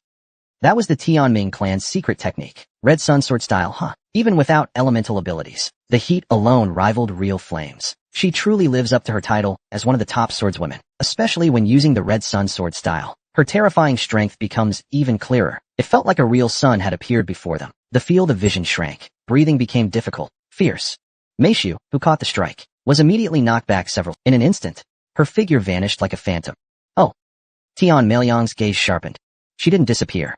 She lowered her body, almost scraping the ground. This is the second form of the Azure Moonblade, Swallow Sword Technique. It's a brilliant move. When used against an unguarded opponent, its killing power can be deadly. But I'm the second son of the Tianming family. All her moves are etched in my memory.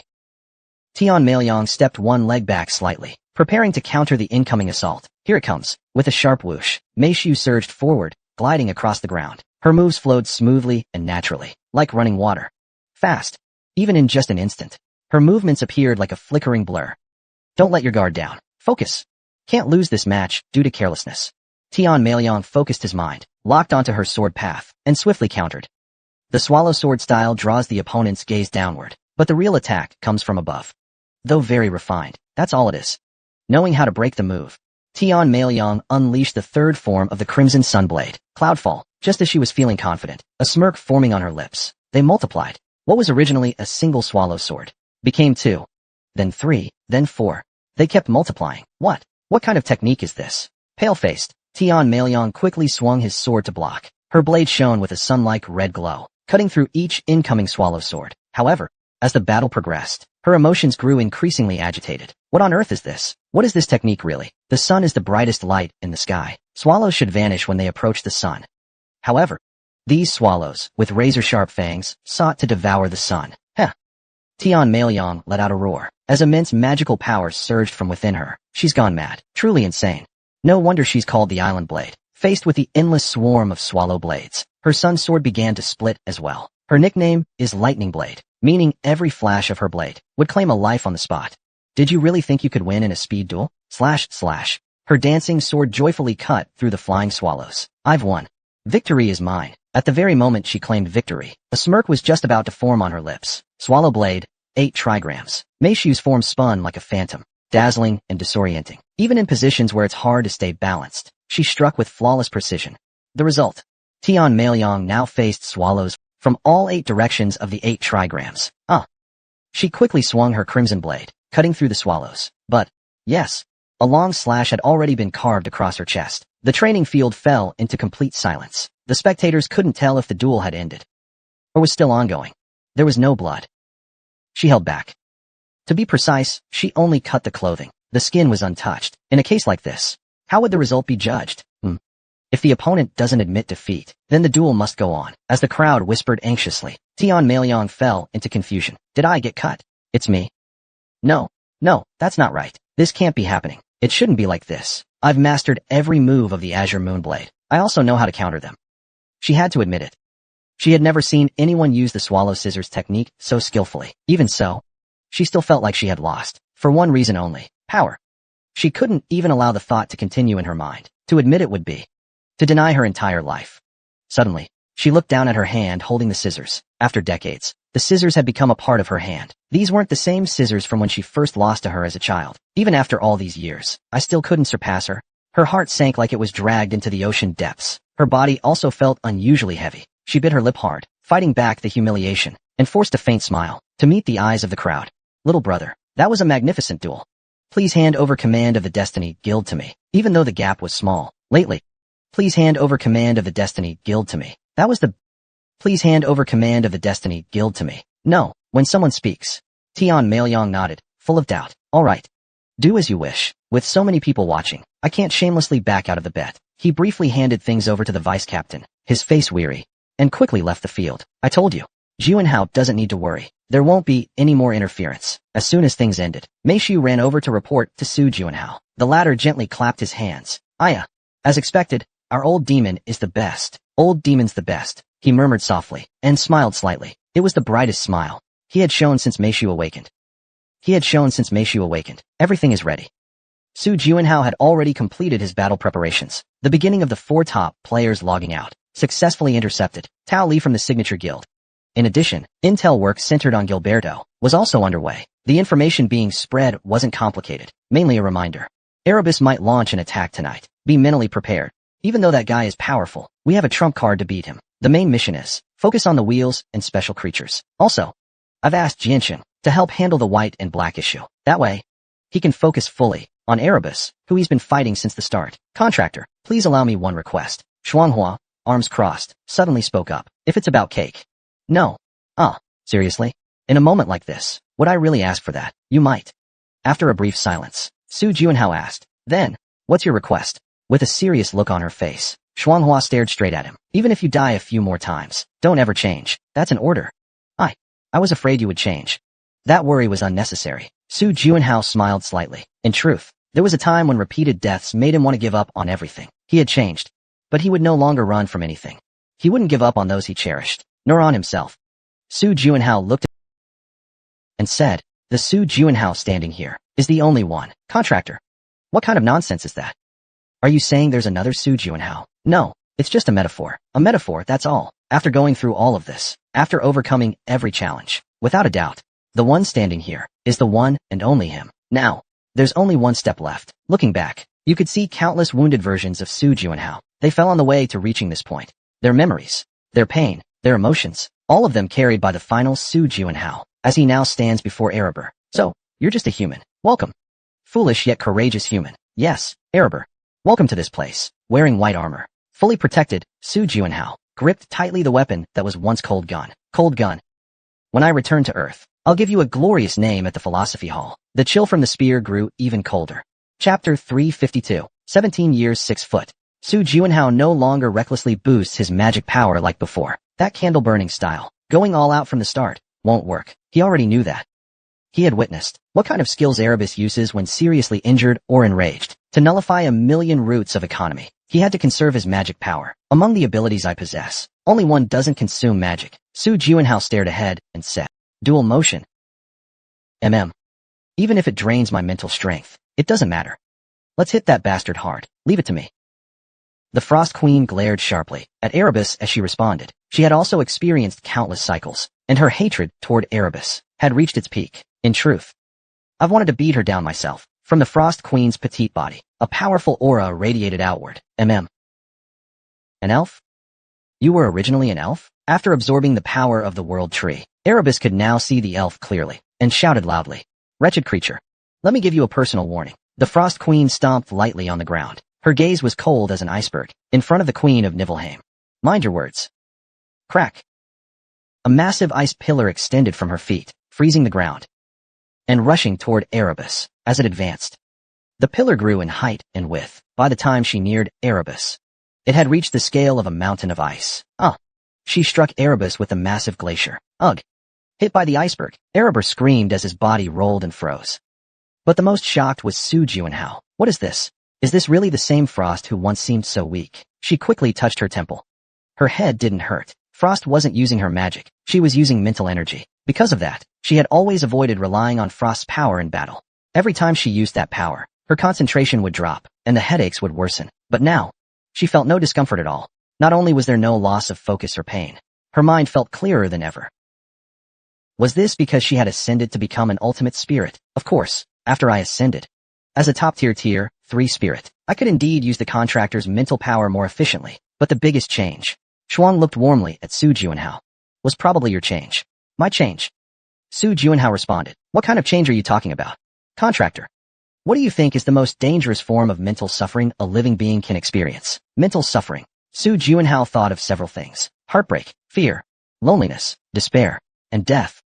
That's right, exactly, death. And you've experienced death hundreds of times. You overcame that pain, didn't you?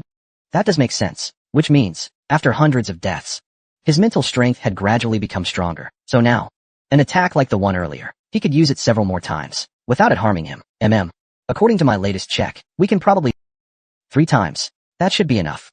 Su Juanhao gripped his staff tightly, and said, then what are you waiting for? Let loose and strike hard. I like your style. Erebus collapsed on the ground, struggled to get up. The power of the world tree had pierced his back, and he couldn't flip over. His front side was completely exposed. The Frost Queen elegantly snapped her fingers. Pierce my enemy. Queen's Lance. Queen's Lance. Asterisk crack. Asterisk. Above his head, a massive pure white spear formed. This kind of spear was once used by ancient cavalry in charges. Its sole purpose, to pierce enemies. It began to rotate slowly, then started moving forward. You can't rely on the frost. At the same time, Su Juanhao was also ready. 100% overclock. He unleashed his full power without reservation, and charged straight toward Erebus. These insects dare. They don't even understand my theme. The creature let out a rare roar, but this fury was not just empty words. 1,000 spears, Neo-Espinus. 1,000 spears burst from Erebus's body, all aimed at Su Juanhao. Just 1,000? That's not enough. His magic-enhanced eyes rotated rapidly. The trick has been locked in. Su Juanhao didn't slow down. Instead, accelerating even faster. Die.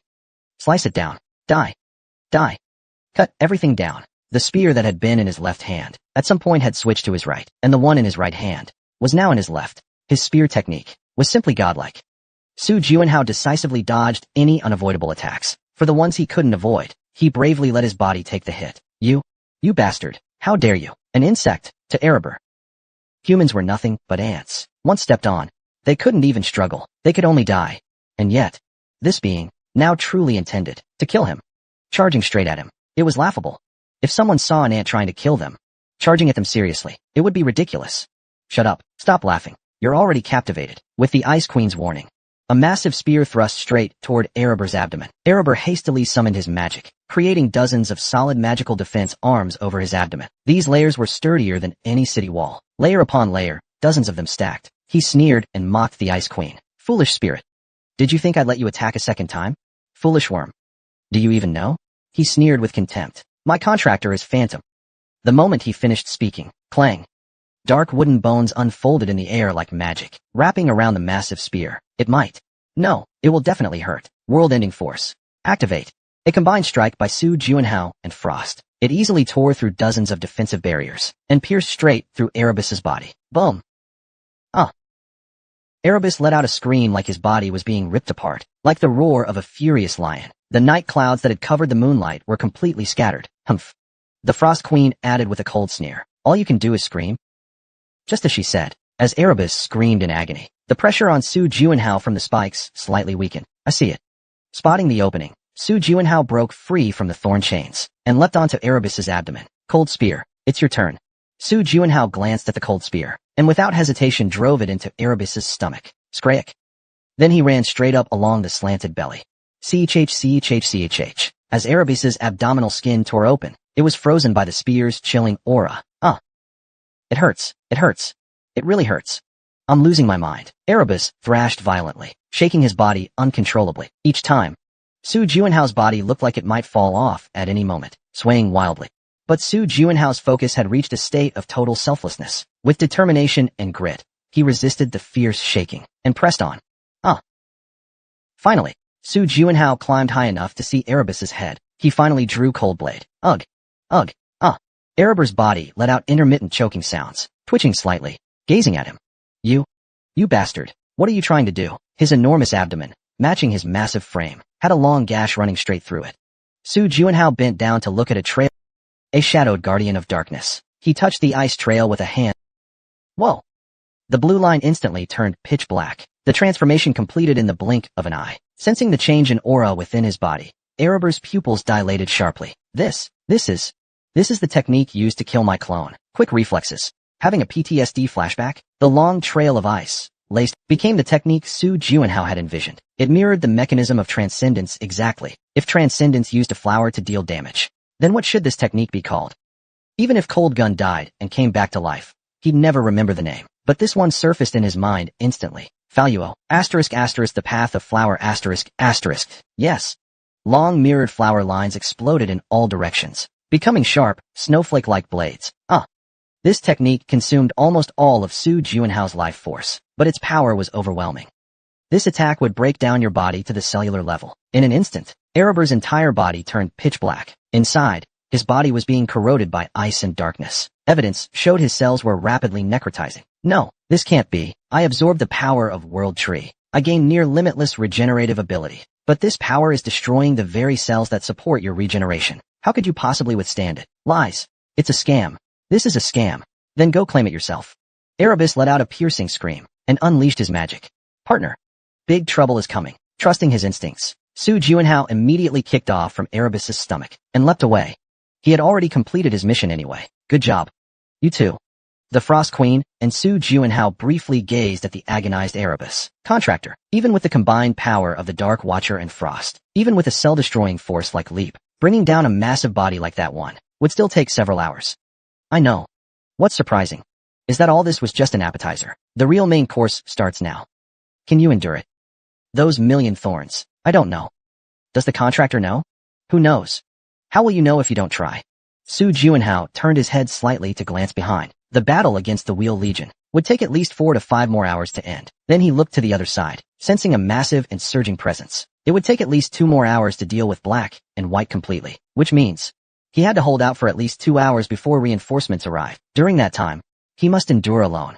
This was Su Juanhao's final task. May the power of the Eastern Sprout be with you. What does that even mean? It's a miraculous plant that can sprout even in Nibelheim's harshest winters. May such miraculous power descend upon the contractor. As the Frost Queen prayed, Erebus, regaining his consciousness, rolled over. Then, the device on his body started making strange noises. Rotting flesh kept falling off. I can't die like this. Who am I? What kind of being am I? Right. I'll kill you. Devour your power. From Erebus's chaotic body, a straight line began to unfurl, like a peacock spreading its wings in courtship. Glorious red thorns bloomed like flames across the night sky, impaled by a million thorns. Death. They're coming. Su Juanhao drew a serrated sword from his backpack and muttered to himself, I don't like it. That thing hurts. Chapter 353, 17 years 7 foot. As if to devour the world, millions of thorns curved through the air toward him. Su Juanhao stared at this dazzling, painting-like spectacle and drank a bottle of mana potion. 2 hours, huh? He could feel his mana rapidly replenishing, thanks to the emergency mana recovery formula Skya prepared. Partner. You don't have to say it, I know. It's not intuition. It was instinct that told him this. He knew that the next 2 hours would likely be the longest 2 hours of his entire life. Su Juanhao raised his sword. As he channeled mana into the serrated blade, the edge began to slowly spin. Your memories and mine. The one that proves more perfect will win this fight. His vision was dyed red by the thorns. His vision was dyed red by the thorns. Millions of thorns blocked the moonlight in Su Juanhao's eyes, obscured the sky, and covered the earth. The only thing he could see was thorns. In a situation like this, there was only one thing he could do. Swing his sword. At this moment, Su Juanhao swung his blade nonstop. It wasn't a simple matter of clearing his mind, like some mechanical repetition. He couldn't afford to do that. More efficient, faster, stronger. Every moment, every swing of the sword, was like testing the limits of his concentration. His mind was more intense than ever, because his brain was more active than ever. 2 vertical slashes, then 2 steps to the left artery, followed by 1 diagonal slash to the right. It was a continuous process of calculation and verification. Su Juanhao worked tirelessly to solve Erebus's puzzle. He didn't stop. That one can't be cut through yet. When a problem couldn't be solved, he decisively let it go. Instead, he committed the next step firmly to memory. Crack. The thorns he failed to dodge struck his body mercilessly. If it weren't for the White Knight armor, he would have been destroyed in one hit. Stellar immortality. This armor cannot be broken. Thank you, Quan Noah, Graham. Grateful for both of them. He swung his sword again. Even as Su Juanhao kept retreating, he still tried to cut down more thorns. Slash. Clang. Slash. Slash. For every 3 thorns he cut, he took a hit. Though the White Knight armor wouldn't break, its energy came from the wearer's own magic. Each time it blocked a strike, a large amount of mana was consumed. He wanted to curse aloud, but didn't even have the strength to mutter, because he was handling 3 things at once. First, calculation. He activated his vision, hearing, touch. All senses focused on tracking the trajectory of every flying thorn. Step 2, command. Move the body along the best path to slash through the thorns. Finally, memory. The thorns he failed to remove would be dealt with on the next try. He would never forget. Despite all his effort, the distance between him and Erebor grew further and further. Each thorn removed, each attack taken, pushed his body farther back. Asterisk crack, asterisk, ugh. Eventually, after removing 120,000 thorns, Su Juanhao collapsed to his knees. Erebor said nothing. He simply wanted to erase this irritating existence, even if just a little. So, without hesitation, he severed the other's head. Once, twice, 5 times, 10 times. The battle with Erebor, repeated over and over, but the process was never dull. No, honestly, there was no time to feel bored. Where did that one come from? You mean, the 749,425th thorn? Yeah. That one came from about the 1 o'clock direction, and dropped suddenly, from above your left knee. You're right. Memory and challenge. They continued without pause. Su Juanhao's memory was better than most people's, but it still wasn't at the level of a genius. Precisely because of that, his intellect was all the more precious. Thankfully, you're smarter than me. He really was a bit smarter. The youngest ever to enter the Imperial Academy, and he held the record for youngest graduate too. If he hears that line again, it'll be the 20th time. Sigh. As the number of attempts increased, Erebus became easier to defeat. The reason was simple. I'm still growing. Though Su Juanhao thought, during the cycles of reincarnation, that his growth had stalled, that wasn't actually the case. His experience continued to accumulate. His swordsmanship grew sharper, and not only that. His mental strength expanded, and the power of duality grew stronger. But Erebus was just a bug who stayed the same, an entity that couldn't grow, couldn't change, and was trapped in a crack in time. Perhaps it was precisely because of this that when Su Juanhao reached his 187th challenge, he pushed Erebus to the brink of frozen death. 944,853 of the originally sky-filling million spears that once threatened to cover the entire world had already fallen to the ground. Looking at the few remaining thorns, like the feathers of a plucked peacock, Su Juanhao muttered softly, "Is this the end?" But the anxious Erebus responded with an even more erratic and complex wave of attacks against him. And that, clearly, was effective. To remember all this, I'll probably need to die at least 3 more times. Even though it was always Su Juanhao who failed, it was Erebor who grew impatient. And just as the 194th battle was about to begin, Su Juanhao noticed something had changed within himself. It wasn't a stat increase, nor some dramatic shift from a skill level up. What is this feeling? His state of mind was like a crystal-clear mirror on a calm lake, serene, composed, as he looked at Erebor charging toward him from afar. He didn't feel a shred of tension. His heart was completely still. Why was that? Surely it wasn't arrogance. As Su Juanhao kept swinging his sword, he suddenly found the answer to his own question. So that's it, after all.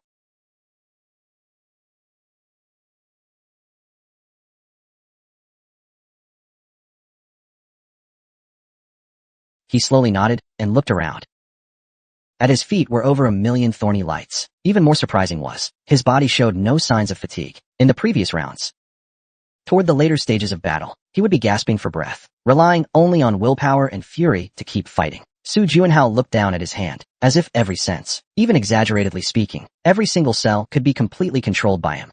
It really was different now. Before entering the 4th layer, Su Juanhao was almost obsessed with hunting monsters. The relentless slaughter quickly raised his level and restored all the stats he'd lost due to being frozen. In addition, upon entering the 4th layer, the effect of the Spring Messenger further boosted all his stats. Before he could even adapt to these doubled stats, the loop had begun. After that, even pushing overclock output to 100%, he still couldn't fully control his base stats. So what was the point? Has it finally been completed? After over 300 brushes with death, every part of his body had finally reached perfect balance. That was where today's confidence came from. This feeling was truly strange. Even his breathing didn't waste a single bit of oxygen, as if he had become a precision machine. Absolutely flawless. Su Juanhao felt incredibly exhilarated. Meanwhile, the bankrupt Alibo was utterly disgusted. Wait. Even with his massive body, Alibo couldn't make sense of the situation. Where did all my wealth go? I've severed it all. Could this be a dream? Su Juanhao replied, yes, it is a dream. A dream that began 17 years ago. A nightmare that seemed like it would never end. Now it's time to finally wake up from this long dream. You too. And so do I. Su Juanhao slowly stepped forward. And so, a strange scene unfolded before their eyes. And no, stay away. This mountain-sized being was retreating in panic before a human, insignificant by comparison. Su Juanhao asked, did I scare you? Scared? Nonsense. A godlike being such as myself. Shivering. Erebus's massive body trembled slightly, though he didn't want to admit it. He was indeed afraid. This tiny human form had reduced him to this state, and effortlessly cut through the million thorns he had laid. This man before him made him feel fear. Any last words? Are you really human? Su Juanhao let out a soft chuckle. He looked at him sharply and asked, what do you think? A contracted one is human, more human than anyone else. An excellent, outstanding human. That's right. Su Juanhao curled his lips and being with you has been filthy. Let's never meet again. He made a flower bloom and grasped the floral scarf, gently spinning it. Those who deal with monsters must be careful not to become monsters themselves. But in a world like this, if you don't become a monster, you can't move forward. Becoming a monster isn't that bad after all. Without hesitation, Su Juanhao threw the flower. Erebus's body was covered in petals, freezing instantly. It appeared intact on the outside, but cellular destruction had begun inside. Everything inside was already dead. Congratulations. How do you feel? Not quite sure. It's a hazy feeling. For this very moment, he spent 17 years on the 4th layer. 17 years. Maybe it was thanks to a hero's mental strength, but it didn't feel long at all. Su Juanhao walked beneath Alibo's corpse. The core. Don't touch it carelessly. I know. Carefully using tongs, he picked up the core left behind. The moment he placed it into his backpack. Congratulations. You've defeated the interdimensional boss Alibo. Title: The Endurer. Level up. Level up. Level up. All stats increased by 12 points. Interdimensional zone has become a safe area. Is it really over? Su Juanhao didn't let down his guard. However, 1 minute passed, 5 minutes passed, eventually 10 minutes passed. He murmured in confusion. It's really over. Before that hollow voice could fade into the wind, the surrounding scenery began to change. Contractor. This is a familiar forest. He had once stayed here before. Su Juanhao followed the path in his memory. At the end of the path still stood an immeasurably massive tree. But something seemed different. What is this aura? Vitality. Just being close to it, his skin became full of life, overflowing with vitality. Su Juanhao felt the abundant life force radiating from the world tree. He trembled unconsciously. Thank you. Player Su Juanhao. Is it really over? Yes. There won't be another return to the past. No more starting the cycle over again. Of course not. Your 4th layer conquest has been successfully completed. As he captured Erebus, that surging power gradually faded. Before he knew it, Su Juanhao slumped to the ground, covering his face. Sorry. The tension suddenly vanished. I understand. You did better than I expected. You endured better. You triumphed better. So. A gentle voice comforted him. So. You can cry now, as much as you want. What? Su Juanhao thought he misheard. Why would he cry? Everything had finally ended. Shouldn't he be laughing? Pat, pat, pat. At that moment, a soft little hand gently patted his head. Contractor. Go ahead and cry. It was Sheely. No. Why? Before he could finish speaking, scorching tears rolled down his cheeks. Heavy tears. So dense it felt like there was no space between them as they streamed. Su Juanhao blinked, gazing at the damp ground. Finally understood. He realized. He had endured immense pain. This pain left him no time to care about his own emotions, having rushed all the way here. The voice of the world tree, and the gentle touch of the Frost Queen. In this wondrous tranquility, Su Juanhao sobbed loudly for a long time. The contractor's eyes swelled up like peaches, looking unsightly. So noisy. Su Juanhao used his sleeve to wipe his red, swollen eyes, muttering in response. After crying for a while, a wave of shame surged in his heart. Oh no. Why did I cry?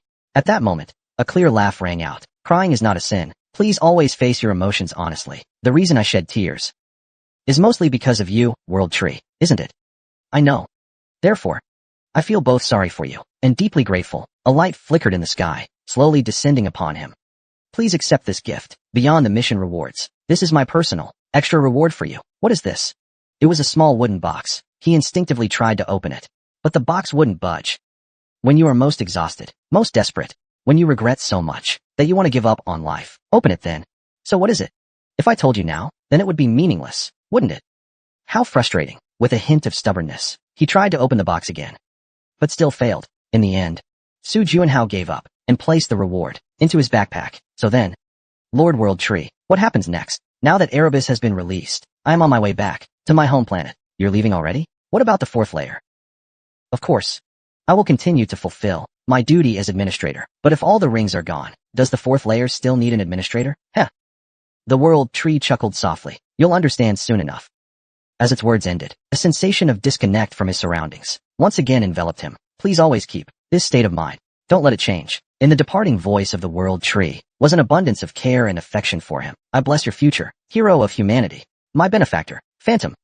Title: Benefactor of the World Tree. When Su Juanhao returned to the fourth layer and slowly opened his eyes, what? What's going on? Hundreds of messages kept flashing by, dazzling his eyes. Chapter 354. The Strategy Bible. 1. Su Juanhao was momentarily speechless. Every time he was about to speak, new information surged in, interrupting him.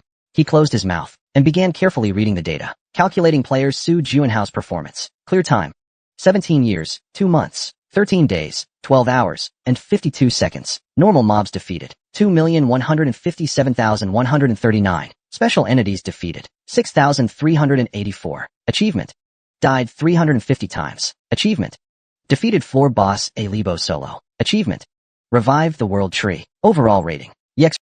Level up. Level up. All stats increased by 26 points, due to extreme breakthrough effect. Strength +9, stamina +5, speed +7, mana +5, heroic willpower. Upgraded from S to heroic willpower EX. Cells gained lowest tier death resistance. Cells gained highest tier penetration resistance. 5th layer. New zone unlocked. In the new zone, the player's level cap increased from 210 to 250. 4th layer. A new Su Juanhao difficulty added to interdimensional mode. He reread the information repeatedly. There was so much data that he could barely process it. Su Juanhao confirmed the information multiple times through the system log. As expected, there had always been a question in his mind, unlike other layers. On the 4th layer, player growth was different. It seemed far too difficult. No one expected that, in the end, this would be how players' actions were evaluated and rewarded. The first thing that caught the eye was an enhancement in heroic mental strength. His level rose to EX class, the same as the Frost Queen. Is this his second EX ranked ability? To be honest, he didn't feel much of anything. Rather, it felt well-deserved. After all he'd been through, this was the least he should get. In fact, he had already possessed heroic willpower at S rank, but his mental state had nearly collapsed, almost torn apart completely. Next to catch his attention was resistance gained from cellular regeneration. Piercing resistance? Well, he had been stabbed. That made sense. However, lowest grade death resistance. Su Juanhao's gaze sharpened. What do you think? Not sure. Maybe it means he can revive even after dying once. That sounds a bit too optimistic. Other lowest grade resistances aren't that powerful either. At best, they turn 2nd degree burns into 1st degree burns. Better not get your hopes up too much. The higher the expectations, the greater the disappointment. After all, this is the lowest tier of resistance. Getting your hopes too high on purpose wasn't wise. Su Juanhao flicked his finger, checking his titles. Before him appeared a thick, heavy book, were glowing with light. These were the titles he had earned during the 4th layer run. The Endurer. Rank S. Description: granted to the player who defeated the 4th layer boss, Yahello. Effect: the longer the battle lasts, the stronger your stats grow. Benefactor of the World Tree. Rank S. Description: granted to those who have aided the World Tree. Effect: the power of nature stands with you. Su Juanhao rubbed his chin in thought. Kind of vague, isn't it? An S-rank title should be comparable to Springbringer. Springbringer allows you to increase all stats by 30 on each layer. That's basically an invincible title. However, these other S-rank titles, by comparison, feel a bit underwhelming. Still, the longer the battle goes, the stronger your stats. That's not bad either. Only when facing enemies stronger than myself would it actually be useful. Come to think of it, at the contractor's current level, most enemies can be handled quickly, especially the benefactor of the world tree title. It's even more puzzling. I mean seriously, that tree really went through so much torment, and what came of it? Is nature really on your side? Su Juanhao muttered in confusion. What does that mean? They say nature sides with the contractor. So what does that mean? You really had no sense of it at all. Who knows the answer? Is that what it means? He shook his head. Su Juanhao sighed. And what's with this awkward thing? What is this about? The fourth layer. Su Juanhao's difficulty level was added to another world. Seeing his name listed so prominently gave him a bit of pressure. Shuang spoke up. Maybe. Those who challenge this difficulty will go through the same heartbreak you did. The same heartbreak I did. Does that mean all players, like him, will receive the returner's journal? Su Juanhao waved his hand with a smile. Nah. That's probably not it. The only reason I could endure it was because of my heroic willpower. Can other players really hold up? If his assumption was correct, it would trigger utter chaos. Asterisk rustle rustle asterisk. A strange sound came from beside him. He turned his head. The Frost Queen was busy writing something in a notebook. What are you doing? Preparing for business. Business? What kind of business? This kind of business. Shuang looked at him expressionlessly. I envy contractors. Even a spirit like me has that feeling. It's truly fascinating. I envy you too. I don't have a spirit like you. Su Juanhao replied jokingly, then turned his head. What entered his sight was the massive corpse of a Libo. Come to think of it, there's still one reward left to claim. It was a privilege only Su Juanhao possessed, the right to claim the memories of the dead. Su Juanhao leapt onto the enormous body of a Libo. He knelt on one knee. The confession of the dead. The confession of the dead began. To better view the memories, please close your eyes. It's the exact same prompt that appeared when hunting the nameless dragon of the East Sea. Su Juanhao immediately closed his eyes. Asterisk kiss, crack, asterisk. The sound was like an old cassette being rewound. Images began to play in his mind. Images began to play in his mind. He couldn't see anything. He couldn't hear anything. Accompanied by sharp pain as his knees hit the ground, something covering his head was peeled away. Trembling violently, Elibo looked around nervously. 5. No stars. No planets. Only an empty void with a single meteorite. All he saw was a cosmic space shrouded in darkness. Elibo asked in a trembling voice. Hey. Why? Why did you kidnap me? Insect. If you know what's good for you, then keep your mouth shut. A voice whispered coldly, coming from a being with legs on its head. The Archduke values you greatly. He is offering you a chance, and that's why he summoned you. Even your thoughts must be cautious. After the figure vanished like mist, Elibo slowly raised his head. Time itself seemed to freeze. A powerful sense of impact, as if the very concept of his existence had been erased. You may lower your head. If you keep staring at me, your soul will be worn away completely, until nothing is left. Huff, huff. Erebus hurriedly buried his head into the ground, his body trembling violently. At the very least, it was a transcendent. He had seen a few transcendents before, each one a monstrous being. But one thing was certain, this presence before him was entirely different from them. I ask you, is it true that your appetite is endless? Is that so? Why yes. Yes, it is. I mean, if you had the chance, would you eat this? Erebus nodded frantically. He instinctively knew, if he didn't do this, his entire existence would lose its worth. Good. The voice remained cold and merciless. Insect. I will have you eat the world tree. Why yes. Erebus's eyes, fixed on the ground, began trembling involuntarily. The world tree was known as the Tree of Wisdom, specially protected even within the Empire. He had always longed to eat it, but the security measures were so that he had never dared to try. Erebus cautiously asked, if I eat the world tree, what do I do after that? That being smiled faintly for the first time. Even if you stay still, someone will come looking for you. Erebus couldn't comprehend it. He couldn't guess at all why the other party wanted him to eat the world tree. But one thing he knew, if he disobeyed orders, he would be killed. From the very beginning, his answer had already been decided. I'll do my best. I'll do my best. Su Juanhao slowly opened his eyes, staring at the memory footage. He rewound the playback. Double-checking the video. Is that the only memory? The only thing he could see of Elibo's memory was just one. That moment. The scene where Elibo encountered the being called the Archduke. Contractor. Are you alright? Sheely handed him a piece of poetry paper and asked, because Su Juanhao, while watching the footage, was drenched in sweat. When did that happen? Thanks.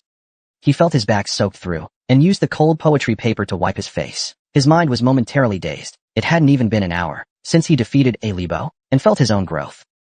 Yet, what even was that guy? He hadn't even faced him directly. He hadn't even seen his face through the video. Just realized that on the other end of the video, there was someone there. Yet, Su Juinhao lowered his head, staring at his trembling fist. During the video, he had unknowingly clenched his fist tightly. He forced his hand open, sweat dripping like rain. Was that guy a demon? Seeing the legs on his forehead. It must be. The demon tribe. They are the origin of the demonic beings. Now as time passes day by day, their appearances through portals are becoming fewer and fewer. But in the past, it was quite frequent. They forcefully intervened through portals, luring players, and making them drink their blood, thus turning them into demonic beings. Su Juinhao's knowledge of the demon tribe was limited to that. He didn't know how strong they were, nor did he know why they did such things. How annoying. Su Juinhao let out a deep sigh. Just as his past self fought against demonic beings, his future self seemed destined to confront the demon tribe as well. He just hoped that feeling was wrong. Even though Su Juinhao never turned away from a challenge, he still prayed that this feeling was mistaken. To be honest, just imagining fighting those guys was beyond terrifying. Everything will be alright. Contractor. That's all we can do. With Shuang's help, step by step, Su Juinhao stood back up. Before his eyes, countless stars seemed to fall from the sky. The fourth layer. Another world. Season 1 service is ending soon. In 1 minute, all players will return to Earth. Items. Su Juinhao's journal will disappear. A message declaring the end floated in front of his eyes. Slowly. A presence slowly opened its eyes. In the eyes of the presence staring into the void, a faint glimmer of interest. As expected, he had just sensed that Alibo had perished and had learned the identity of the visitor who had defeated him. What an interesting twist of fate. Phantom and the Ice Queen. That existence as an attempt to stop me. This feels rather flimsy. If this is the system's will, then I will gladly go along with it. He recalled the white-haired human he had taken away and hidden somewhere. What an amusing fate. The existence slowly closed its eyes again, and so it was as if the universe had never held such a scene. Everything returned to darkness. Chapter 350. The Bible of Strategy. Part 2. In modern society, there is no profession that can replace the role of a player, no matter how popular a singer or actor may be, when it comes to climbing the tower and the survival of humanity. Once the headlines hit, those celebrities' news is destined to fade like dust. Today was one such day. Breaking news. Fourth layer. Another world successfully cleared. Su Juinhao of the Korean Players Association has single-handedly defeated the fourth layer boss, Alibo. Phantom. Will it return to former glory? His physical boost sends Big Six into a panic. First season divided layer. All information about another world, now fully revealed. Although the fourth layer had been conquered, players returned with dissatisfaction on their faces. Why was that? The stories of returning heroes were always captivating, especially those who had gone missing for months and were finally reunited with their families. Touching reunions. After being missing for half a year in the fourth layer, a player embraced his wife tightly. Just like a family torn apart reuniting again, it moved people to tears.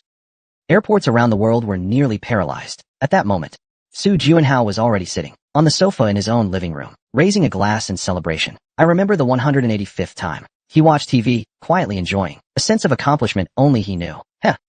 If only you all could have seen that dark guy's face when he ran away at the end. You had it easy. A clean, quiet fight in a peaceful area. But do you know how many bugs there were in the city? When I was sniping, I nearly dislocated. Why were there so many special variants? Today alone, I've saved over 100 people. I'm almost out of mana. Actually, forget the word quiet. Su Juinhao looked around his lively living room and sighed. Everyone was doing great, but could I just rest in peace for a day? Not a chance.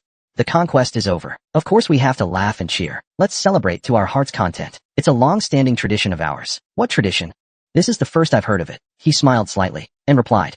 He didn't actually dislike it. This atmosphere is quite nice. Instead, he felt incredibly happy, especially for him, who was once on the fourth floor, trapped for far longer than others.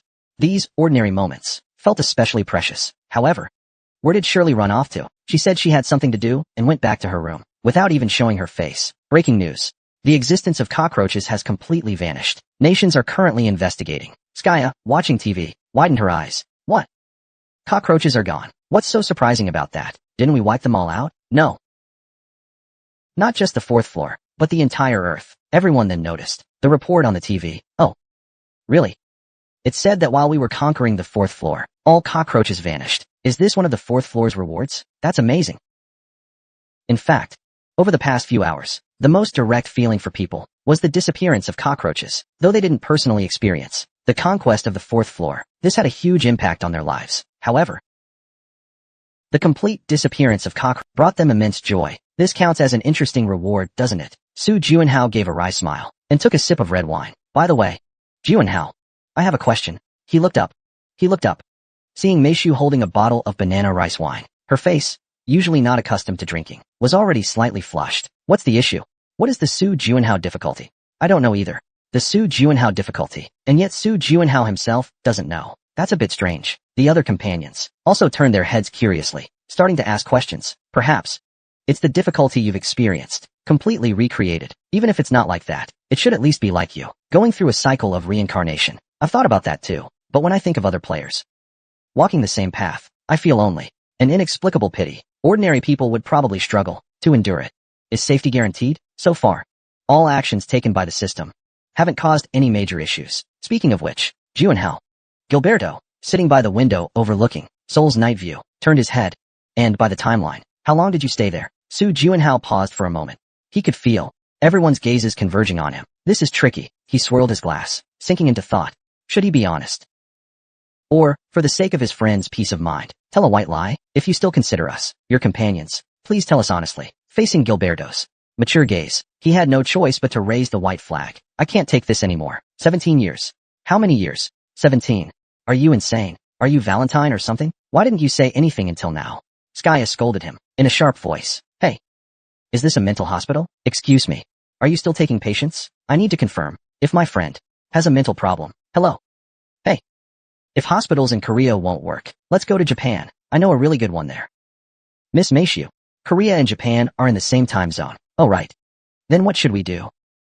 Su Juanhao looked at the overly dramatic people around him and sighed deeply. Everyone calm down. Listen to me. After soothing his friends, Su Juanhao slowly began to speak. All right. In that case, I'll just lay it all out. While sipping his wine, he began recounting his story. How he began the hunt for a Libo, what happened during that time, and how he overcame all the obstacles. By the time he finished his story, the sun had already risen. So, right now, I really do feel okay. Even though he had broken down before, he stood back up again. Through this whole process, Su Juanhao felt he had grown much stronger.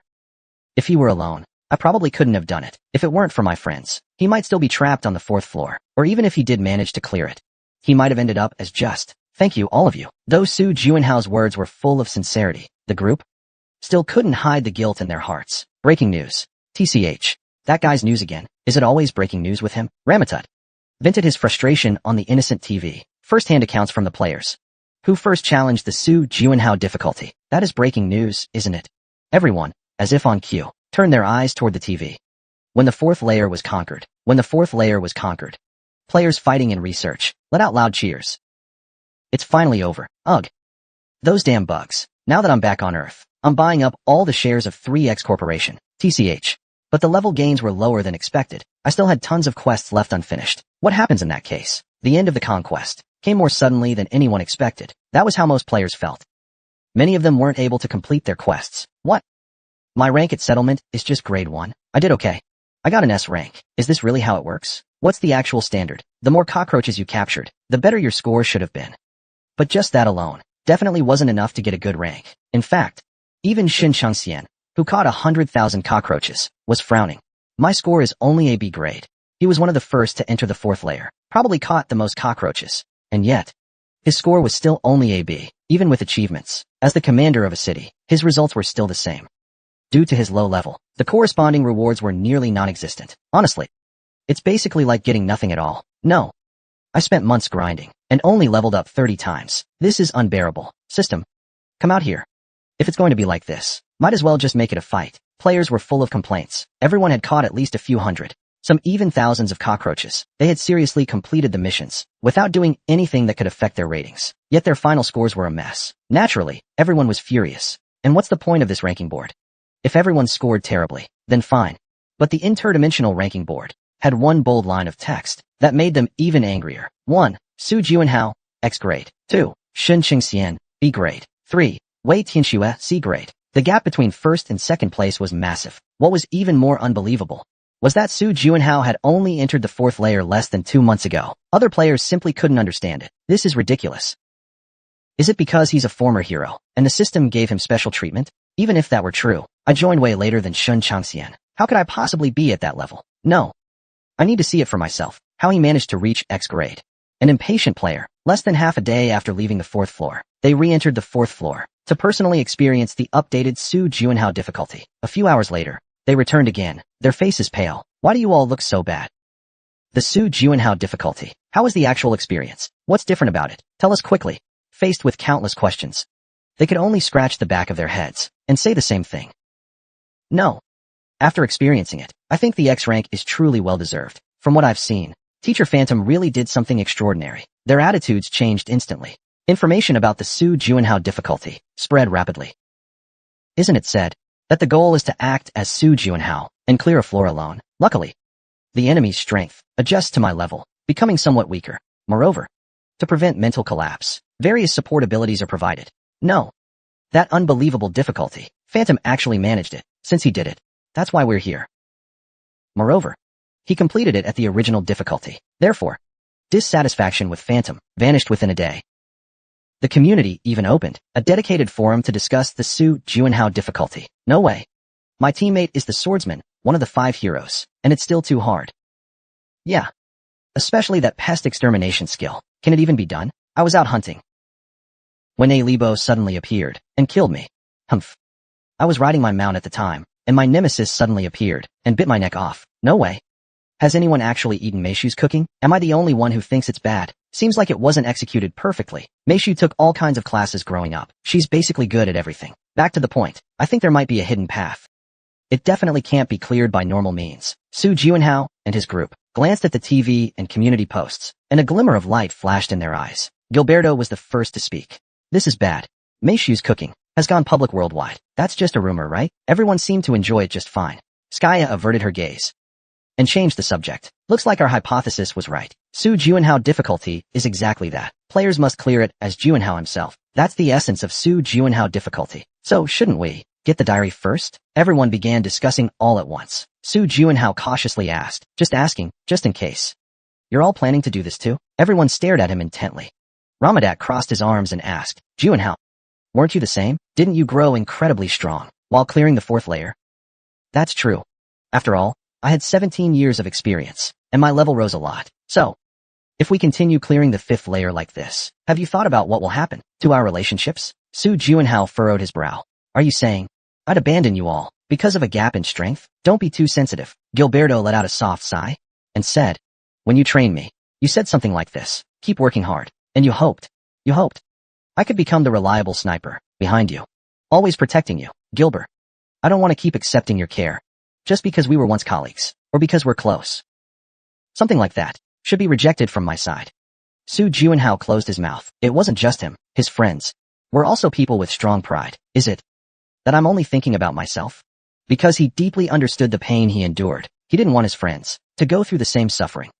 But he had to admit, this wish was indeed just for himself. I didn't consider the feelings of those left behind. Between colleagues, there should be mutual trust and reliance on each other. This was the shared belief of all 5 of them. Doing nothing, yet expecting constant favor. That's practically the mindset of a thief. In that place, you spent 17 years. We, on the other hand, stayed there for less than 2 months. As the strategy progresses, the gap between us will only grow larger. They still couldn't accept it. The kind of inevitable farewell in the future. Because we made a promise. We once promised to conquer it together. We once vowed to trust one another, to move forward hand in hand. Su Juinhao gave a bitter smile. You know, you're all really cheesy right now. Though he didn't want to understand, he had no choice but to understand. If he were in their position, he would have made the same decision. Do whatever you want. Su Juinhao said those words and left the living room. He didn't say anything unnecessary, like good luck, or you can do it. Because he trusted them. He trusted his friends. How embarrassing. Ramatut let out a cold snort. He looked back at the group and asked, I'm planning to go up right now. What about you guys? Tada. At that moment, the closed door suddenly opened. Thinking Juinhao had returned, everyone turned their heads, then blinked in surprise. What the? It was just a kid. The Frost Queen, looking a little tired, had just finished a whole day of seclusion and walked out of her room. She flopped onto the sofa, like she might collapse, then blankly looked at the group and asked, I overheard your conversation. Are you planning to challenge Su Juinhao's difficulty? Yeah. Oof. That's not going to be easy. The path the contractor walked wasn't smooth. Hey Brad. What are you trying to say? Ramatut asked impatiently. As Sheely tapped on the control panel, pull up a holographic file. This is the 4th floor strategy guide. Since we're friends of the contractor, we're selling it at a discount price of 300 pp. No. At the same time, DGU, whom he hadn't seen in a while, was someone Su Juinhao was about to meet, but he blinked and received a gift of 300 pp. Received a gift of 300 pp. Received a gift of 300 pp. What? Did the system glitch? Chapter 356. The Bible of Strategy 3. When he walked into the president's office, DGU, who was on a holographic call, gave a simple nod of acknowledgement. You're here. Wait a moment. Take a seat. Take your time. Su Juinhao mouthed silently. Sitting down, he watched him. Seeing him again, a long-lost sense of joy welled up in his heart. But it's not that special, is it? For that guy, it's just a separation of 2 or 3 months. But for him, this period has been so long that he could barely recall his parents' faces. A moment later, DGU, having ended the call, walked to the fridge while loosening his tie. Phew. The work never ends. Do those players hunting monsters feel the same way? Yeah. Something like that. How about a celebration? A beer? Nah, pass. Alright. How about a glass of orange juice? No. Make me a cup of coffee. DGU had originally prepared a bottle of orange juice for his friend. When he heard that, he froze in surprise. Coffee. Did I hear that right? Yeah. Coffee. The more bitter, the better. You? Did your taste change? With a puzzled expression, he walked toward the coffee machine. Weren't you someone who always hated bitter stuff? Tastes do change. It's a matter of efficiency and survival. In endless loops, to slightly boost the fading focus, I could only rely on the power of caffeine. DGU squinted, silently brewed the coffee, then walked over to him. He wanted to ask, but figured, you won't tell me anyway, right, you little brat? So full of secrets. Su Juinhao hesitated for a moment. After all, his friends already knew. Even Cha Shirun knew. Eventually, DGU would find out too. Better that than making him feel left out later on. While sipping his coffee, he answered, no. I'll tell you. What? Why so generous all of a sudden? Besides you. Everyone else already knew. Hey. That makes me feel even worse. Why am I the last one to know? Looking at the 50-something bald uncle, with an M-shaped hairline and an exaggerated expression, Su Juinhao couldn't help but burst out laughing. He spoke up. I stayed on the 4th floor for a while. A bit longer than others. I got caught up in a very tricky world. A while. DGU added sugar cubes to his coffee and asked, how long exactly? 17 years, 2 months, 13 days, 12 hours, and 52 seconds. No. DGU, with hot coffee in his mouth, promptly spat it out. A naturally formed dark curtain protected Su Juinhao and then vanished. Judging by your expression, it doesn't seem like you're acting. With that kind of acting skill, you should have woken up earlier. This year's Best Actor award. Seriously, but look, I'm back safe and sound. Look at you. DGU showed an obviously displeased face, not because he hated Su Juinhao, but because he was truly worried and felt sad for him. That face says you're nagging.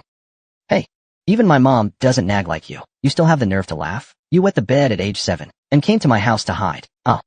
Shut up. Su Juinhao covered his ears, forcibly suppressing the memories rushing back, and changed the topic. So, shall we watch the news? What time does the news start? As always. DGU pretended to be fooled and turned on the TV. The Global Alliance Organization Queen praised Phantom's outstanding performance and responded positively. Watching the news, DGU couldn't help but sneer. Madmen. Praising each other? They're quite clever. Su Juinhao chuckled like watching a clown and asked with a smile, since we're on the topic, I wanted to ask, did you find out who's behind them? Yeah. From what I know, probably Qianming and Labyrinth. Qianming. That family already hates me, I figured. But why Labyrinth? Of course, it's normal for beneficiaries to suppress emerging forces. But the question is, why is the maze so hostile? It's really strange. I don't have any particular grudge against them, do I? Didn't you give Big Six a hard time at the Arthur auction? But that was judged by 5 guilds. They wouldn't hold a grudge over that, right? Faced with such shamelessness, DGU shook his head and changed his expression. In any case, whatever the reason, they've definitely joined the faction against you. I still don't get it. The leader of the maze. That guy named Shoot. What's his deal? After returning, Su Juinhao was flipping through the intel package and asked, Mr. Suit. Gender, age, unknown. Nationality, unknown. Race, unknown. Abilities, unknown. Look at this. There's literally nothing written in the info I received. Indeed, there's no consistent information at all. DGU warned in a serious tone. He's a terrifying. For decades, he's maintained perfect control over his information. No way. How is that possible? Su Juinhao tilted his head. Not even a single hair. Nothing to collect? That's what makes him so frightening. Every time the man in the suit shows up somewhere, he vanishes without a trace, right after appearing. No ordinary person can manage themselves that thoroughly, for over 20 years. What a bizarre guy. The question is, does he hate me? If that's the case, then could he be anyone who knows me? Su Juanhao began to respond. If he's one of the guys I beat up before, there's no way he'd find me. True. There were just too many. You can't possibly find them all. 27 years ago, anyone who could possibly interfere with the plan was ruthlessly eliminated. Keep looking into it for me. Even if it might not help much, I'll still do my best. Shindijiu looked at Su Juanhao, who stood up to leave, and asked, so what are you planning to do now? Me? He thought for a moment, and said, whether it's human extinction or self-destruction, I think you should take a break. Oh, the president of the Player Association says that. Is that really okay? Shouldn't you be pushing me harder instead? Actually, the previous president really did that. In the end, because he felt the association was awful, he quit. Alright then. If there's a problem, you can just resign. You're rich anyway, aren't you? I'm not that rich. Really? Then don't take a break. Keep working. Haha. Su Juanhao laughed, holding his stomach, waved his hand, and walked out of the president's office. He was planning to take a short break anyway. If there's any easy job that needs doing, be sure to call me. Got it. After the door closed, Shindijiu, who had been smiling, showed a complex expression on his face. He slowly sat down on the sofa. Why did it feel like he was the only one bearing all the burdens? He turned his head and quietly stared at the small fridge in the corner of the room. Though it was stuffed with orange juice, he had no intention of taking even one bottle. Someday, when everything is over, he figured that would be the moment he'd want juice instead of coffee. Xinghao. When Su Juanhao returned to the room, his friends had already left. Only Shueli was still there like a little puppy, waiting by the door for him. Contractor, come on. This way. Hurry over. What's going on? Just as he sat down on the sofa from being urged, a small hand reached out in front of him. What is it? Are you asking for allowance? I didn't bring much cash with me. No. Let me use the community window. What for this time? Su Juanhao immediately became wary. He recalled how last time, not knowing any better, he lent the community window, and it ended up being used for a live stream. You're trying to stream again? That was just a misunderstanding. I've said that so many times already, but unless something went wrong, why would he laugh, or play, or even nap in front of the screen? If that's not it, then the reason becomes even more curious. So what is the reason? Try persuading me. Su Juanhao crossed his arms and straightened his back. His face showed a stubbornness that couldn't be swayed by any persuasion, no matter what was said. Like the Moai statues on Easter Island. Forget it. I'm so wronged. I did all this to earn pee-pee for you. Shirley, with her lips puckered like a duck, looked a bit down. Su Juanhao thought maybe he had gone too far. He cautiously asked, so, what is this? Pee-pee. You did it for me? Explain it clearly. The fourth floor got a new Su Juanhao difficulty level, right? Oh, yeah, that's true. They didn't even ask for my permission. If I sued the system for violating my portrait rights, would I win? Probably not. Anyway, look at this. Shirley showed him a strategy guide she made about Su Juanhao. What's this? Su Juanhao quickly flipped through the hundreds of pages. Most of the content related to her own abilities had been removed. Oh, pretty considerate, huh? She still has a lot of undisclosed skills and titles. Shirley clearly knew that, and meticulously crafted this guidebook. Even the in-game stats for Filry were very accurate. Although the content was basically his own record, as he kept reading, his eyes actually got a little teary. Did I really say such serious things? That's the freedom of novel writing. Contractor. I see. Nice work. So what are you planning to do with this guidebook? Sell it to players. Sell. That. Su Juanhao looked at her with approval and smiled. You're really smart. But I heard that for Su Juanhao's difficulty, each person only gets 3 challenge attempts. Who would buy this then? Players will naturally figure it out after trying a few times themselves. But she overlooked one thing. Most players value time more than money. And rather than trying it themselves like Su Juanhao, most prefer the safer route. This time, it was Shueli who crossed her arms. Besides, all your friends bought it. 300 pp per copy. Oh, so that 800 pp I just received was from this. If even those guys were willing to buy it, there's no reason other players wouldn't. Su Juanhao slowly lowered. She was no longer a stubborn outer statue, but rather like the soft swaying rocks of Snow Moon Mountain. Alright, also, what I'm selling are these 2 books. Shueli handed her 2 slightly thinner holographic books. Su Juanhao read the content and shook his head in confusion. They seem to have the same content. What's the difference? I split one book into 2. Why go through that trouble? Oh, come on. Don't you understand economics at all? She shook her head and sighed. Selling it in 2 volumes. You can double the profits. But isn't that deceptive? It's not deception. It's business. Besides, this is the contractor exclusive market. The way she put it, it kind of made sense. However, I've already sold the original version to your friends. Don't worry about that. Thank you so much for that. 300 pp per copy should be about right. 30,000 pp. Su Juanhao was shocked. No way. What kind of lunatic would pay that much for? Why wouldn't anyone buy it? Just think about the kind of players who would buy this. They're all veteran players who can enter the 4th floor. For them, 30,000 pp isn't really a big deal. Moreover, future players who challenge the 4th floor will buy this guide too. If only 100 people buy it, that's 3,000 pp. That's still a total of 3 million pp in revenue. Su Juinhao's jaw dropped. The Ice Queen mocked him. Oof. Only 100 people. She thought the guide could sell at least 30,000 copies. There are over 30,000 players who've entered the 4th floor alone, and many others couldn't enter due to the World Congress ban. There were plenty who got blocked.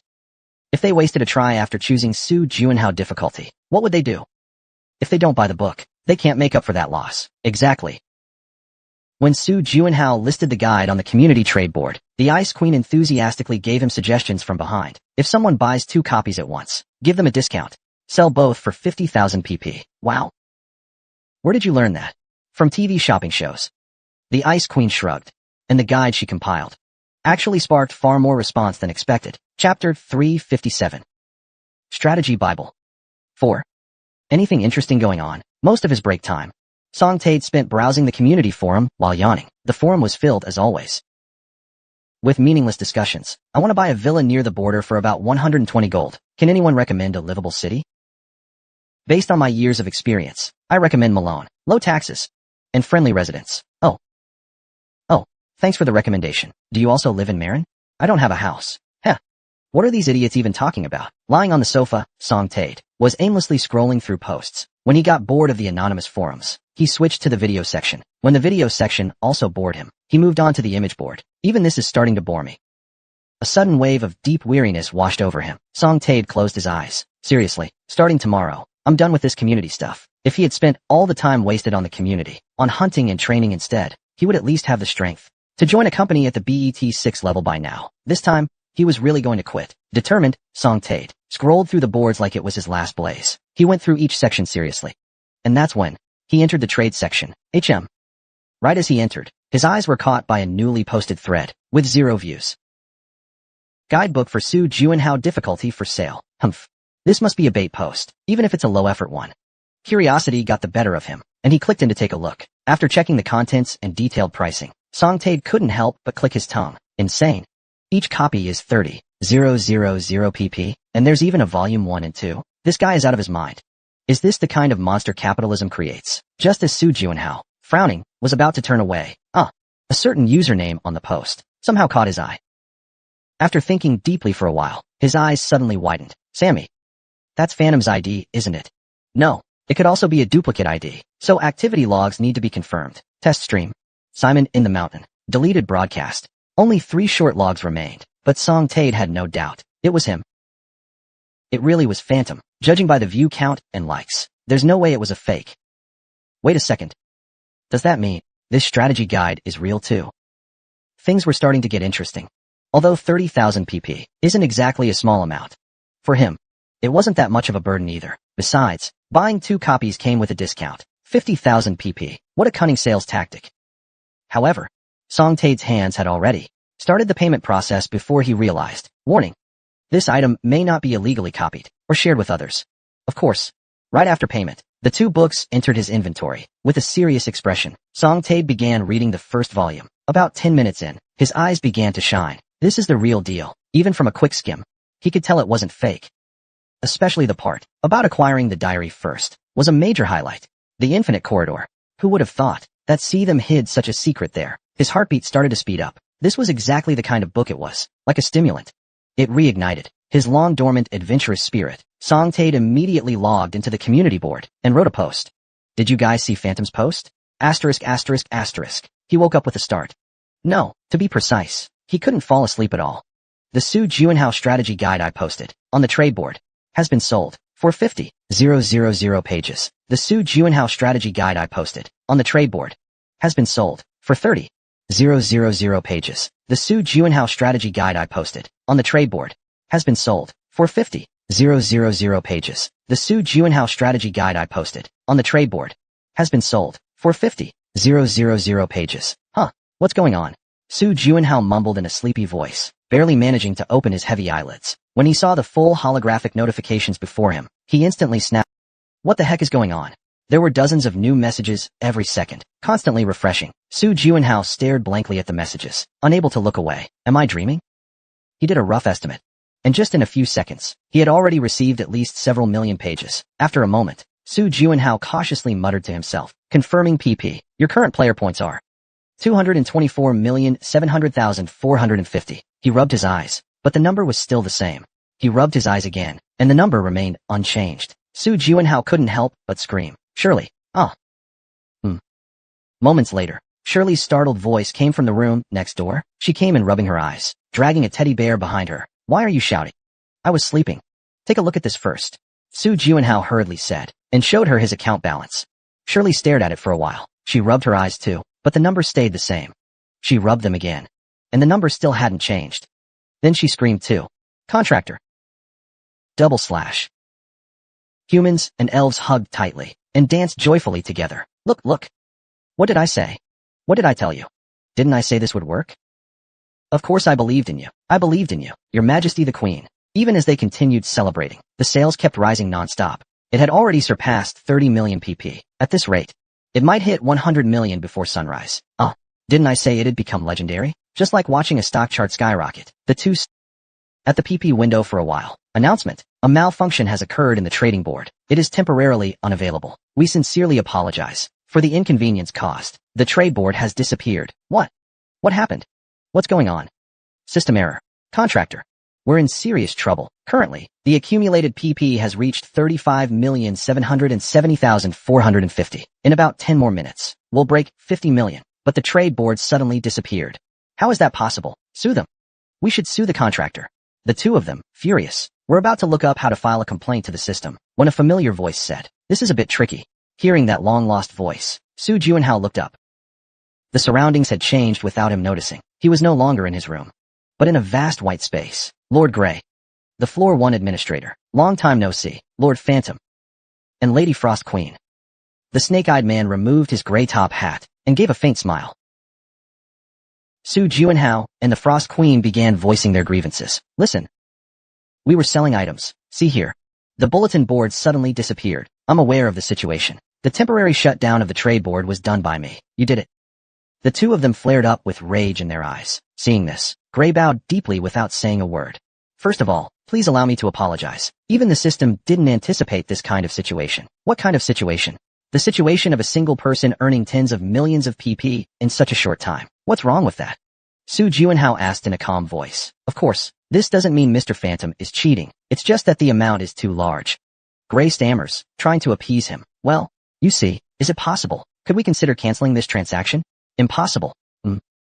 This is a request even the 4 greatest saints in the world would refuse without hesitation. Gray, who always wears a smile, is now scratching his head with unease. So, this matter might need to be reported to the higher-ups, and we'll decide after getting their response. What about the transaction announcement board? It'll probably be temporarily suspended until the results come in. Then what about the losses I'll suffer during this time? How could an ordinary administrator have such authority? Su Juanhao and Shirley's gazes meet in the air. What a sucker. He's such a sucker. If handled properly, we might squeeze even more out of him. Su Juanhao gathers his thoughts. Just as he's about to speak, click asterisk, in a distorted space, a woman with bronze skin steps out.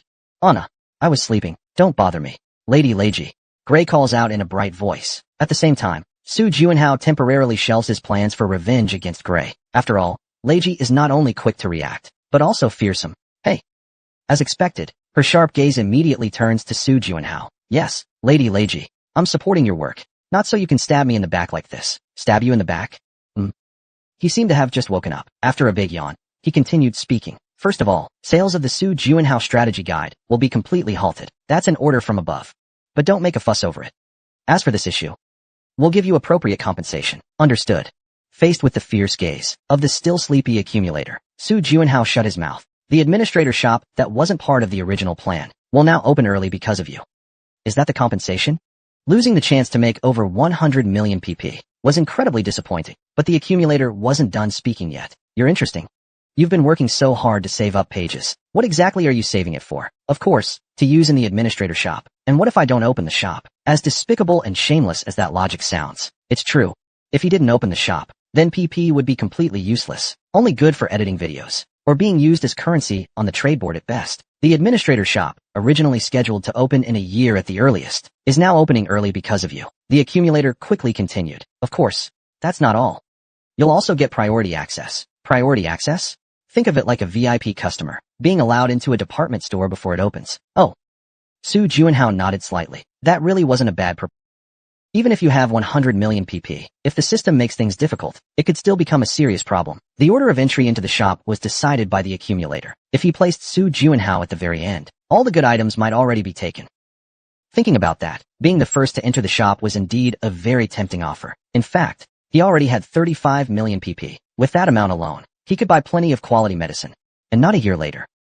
He could buy them soon. That was a pretty good deal. Accept it. Accept it. Accept it. Accept it. Even Shirley, from the side, was trying to send him telepathic signals with her eyes. In the end, Su Juinhao slowly nodded. All right then. Since Lord Grey and Lady Leiji are begging me so sincerely, it wouldn't feel right to hold out. Phew. Thank you for making such a difficult decision. Thank me. Because of these brats, now I have to go to work. Ugh. Leiji snapped her fingers again, tearing through space with a sharp sigh. The administrator shop will open in 10 days. You can enter anytime starting next week. How do I enter? Use this.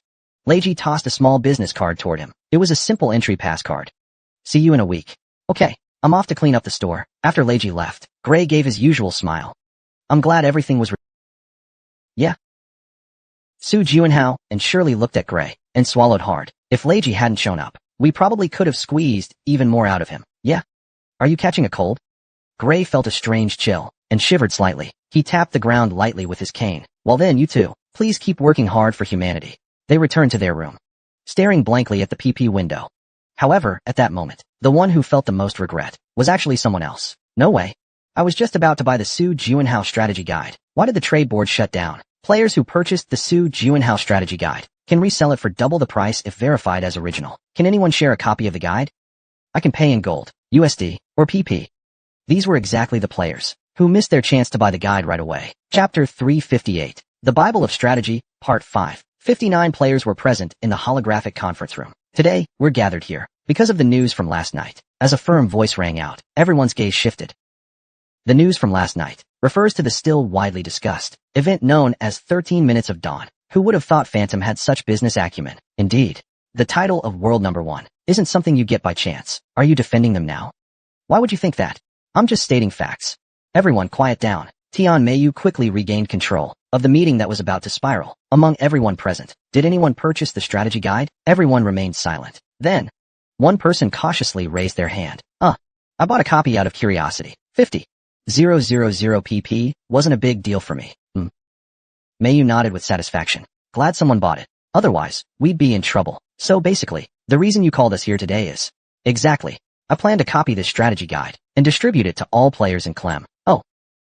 The guild masters all nodded in agreement, except for one person, the owner of the strategy guide, who looked visibly unhappy. Looks like the Cube Guild's master isn't too pleased. It's not like that. I just remembered the warning message when buying it. Warning message? When purchasing the guide, the system warned not to illegally copy or share it. Huh. Hee. The other guild masters couldn't help but laugh. Seriously? The Cube Guild master even raises his hand before crossing the street. Such a model citizen. Embarrassed, Cube Guild master Brick blushed. He took out 2 holographic files. It's not that I don't want to. The warning just popped into my head suddenly. That's all. Is this the guide for Su Juinhao difficulty? Yes.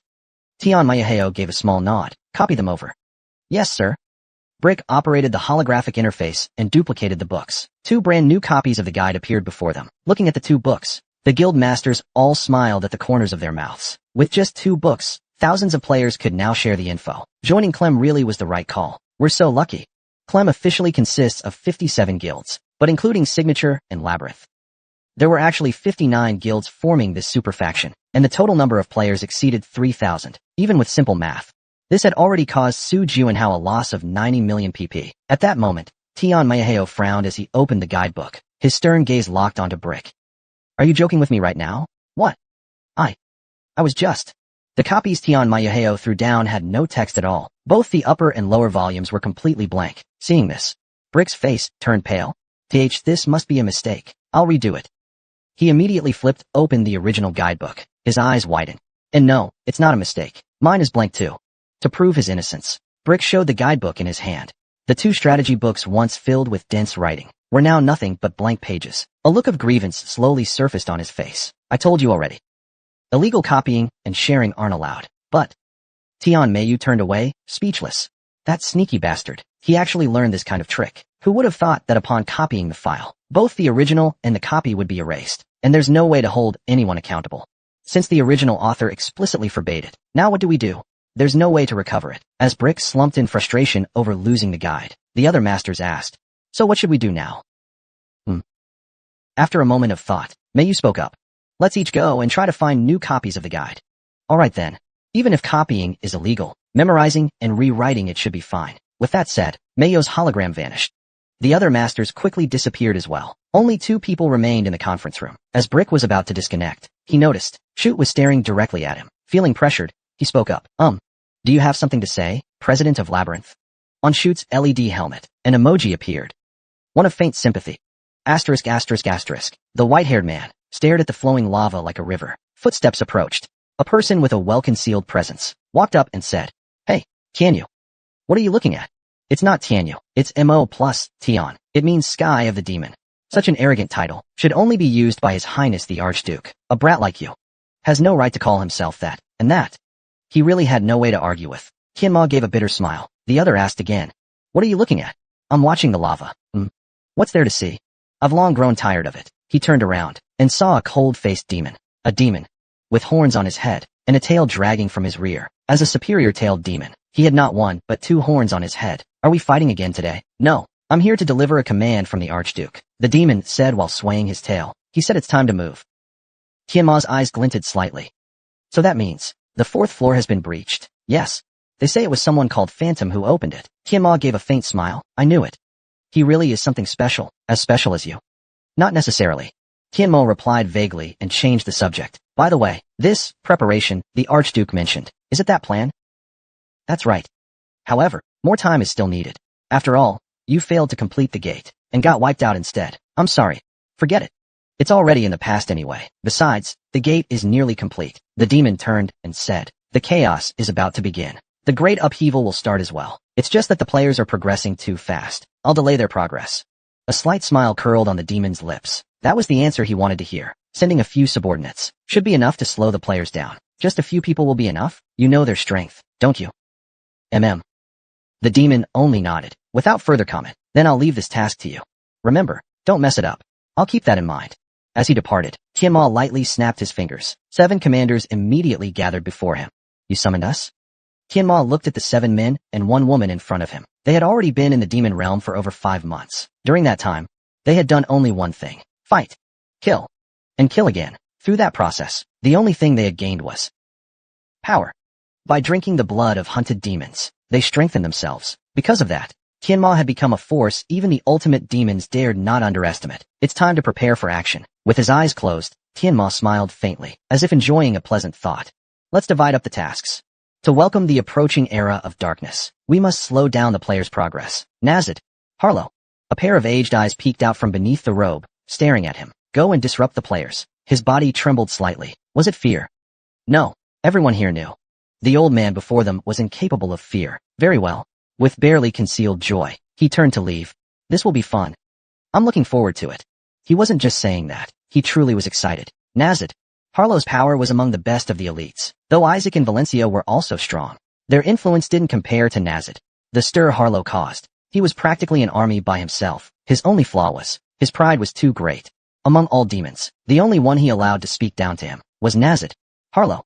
That Tianma tolerated it was proof of how exceptional his strength truly was. Charbok, Butcher, Shadow, you all begin your missions as well. As you command, I will not let you down.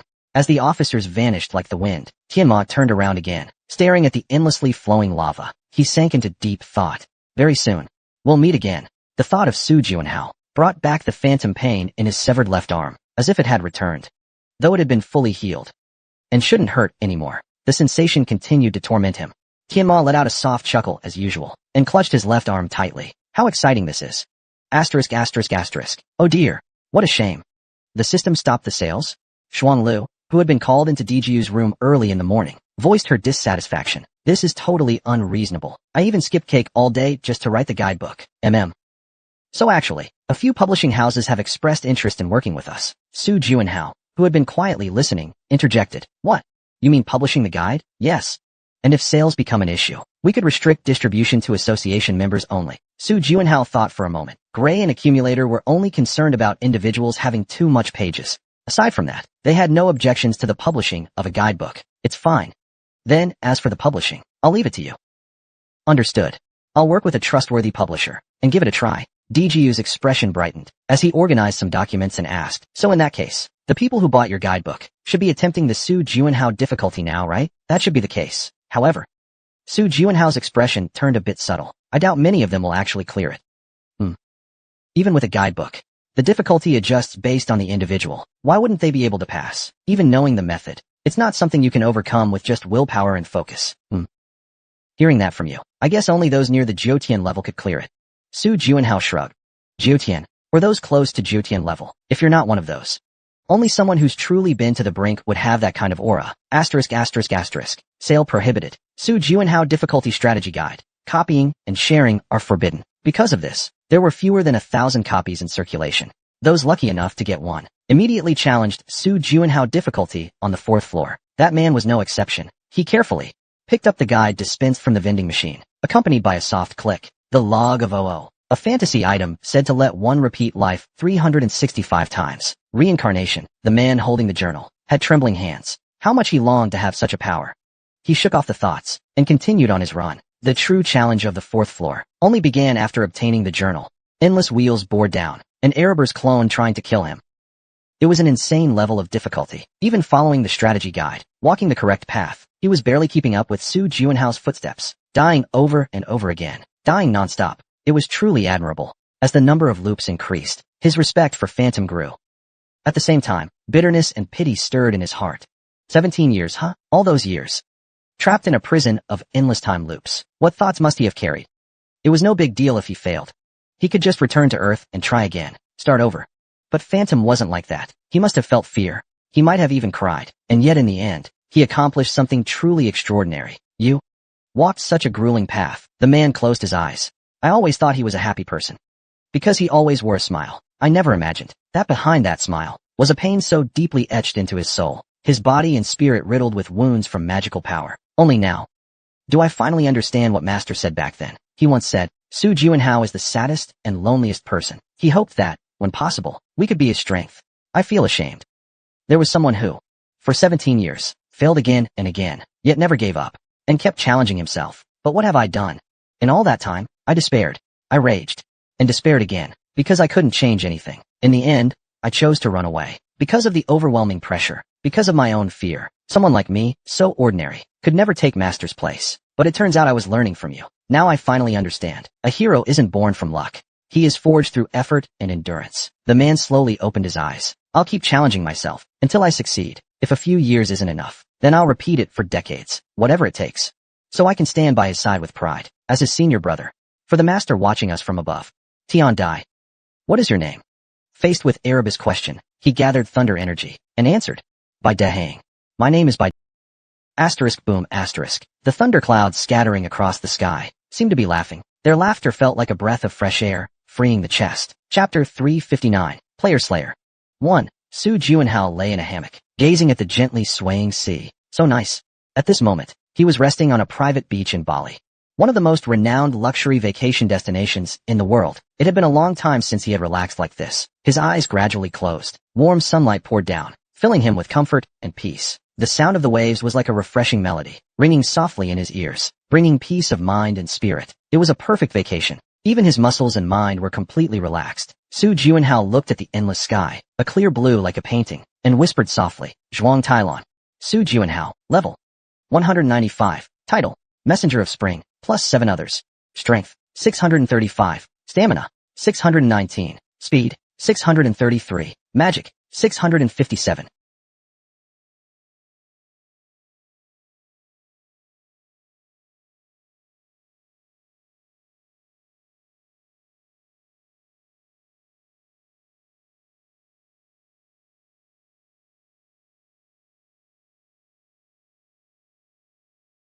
All his stats are now over 600.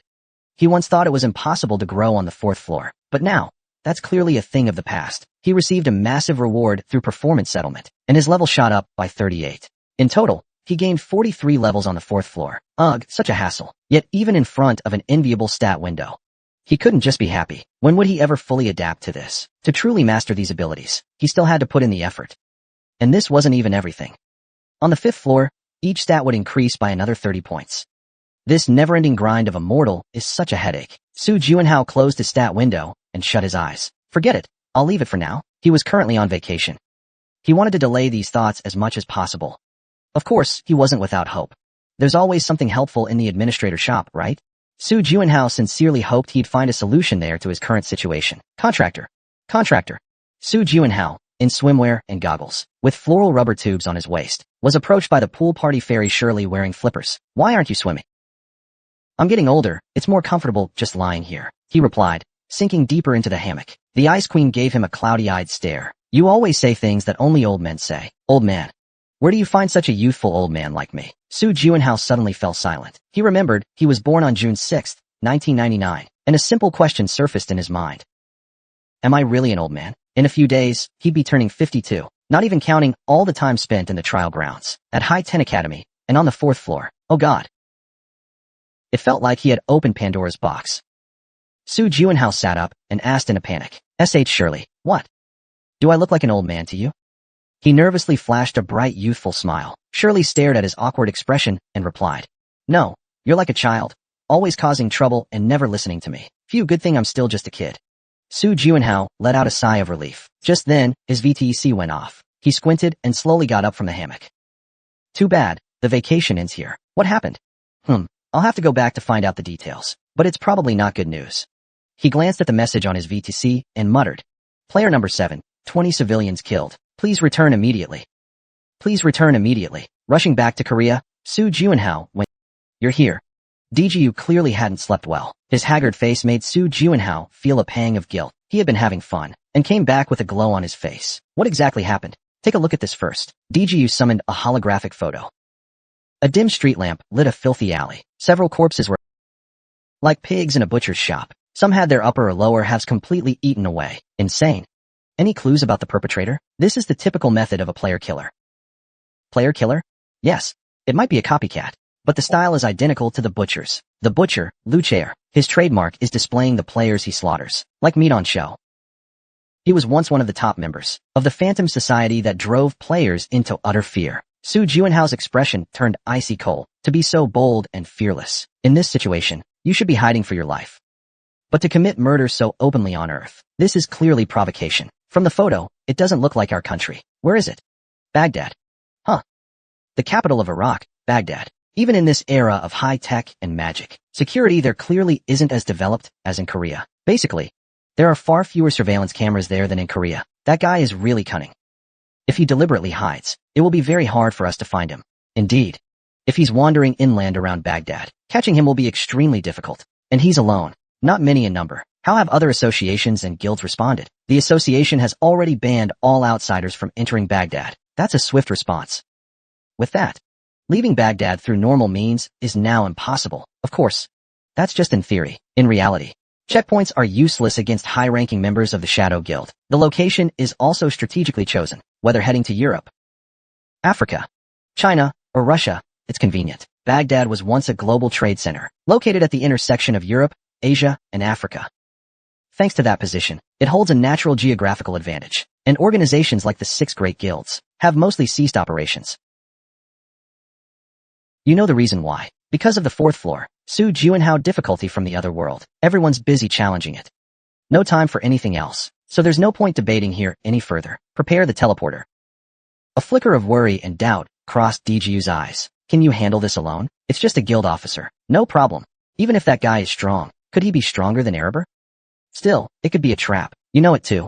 Lately, Tianma and his officers have been off the radar. That's a fair point. Layer 1. Layer 2. Layer 3. 4th layer. No sign of Tianma or his officers in any of these areas. If there's more than one location, it's likely a trap set specifically to catch you. Are we just going to sit by and do nothing? Right now, that guy is definitely hunting for new prey. Not just the citizens of Baghdad, but people all over the world are trembling in fear. And that's exactly what they want to see. Useless associations, useless guilds, useless players. The Miners Association has been working hard to instill distrust in the public. After closing his eyes in thought for a moment, DGU made a decision. All right. However, I'll send some players from the association to go with you. That's fine. But I'll be acting alone. Please. When have I ever let you down? Su Juinhao smiled slightly and walked out of the room. A man was waiting outside. He was the association's teleporter to whom Su Juinhao owed many favors. At your service once again. It's my honor. We've known each other for a long time. I was going to greet you more warmly. But the situation's a bit complicated. I understand.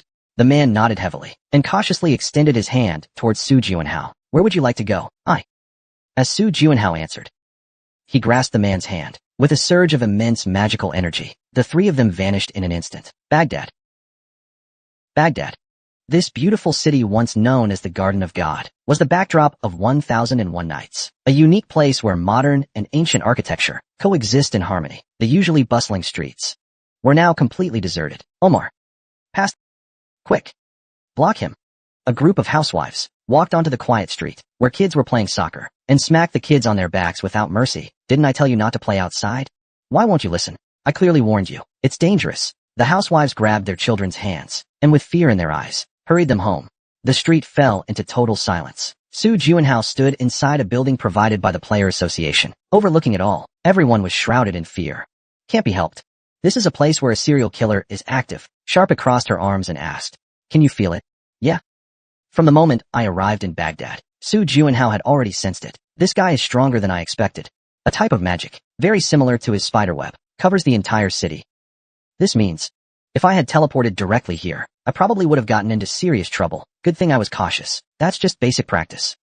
I've been hunting monsters for quite a while now. Su Juinhao didn't teleport directly to Baghdad.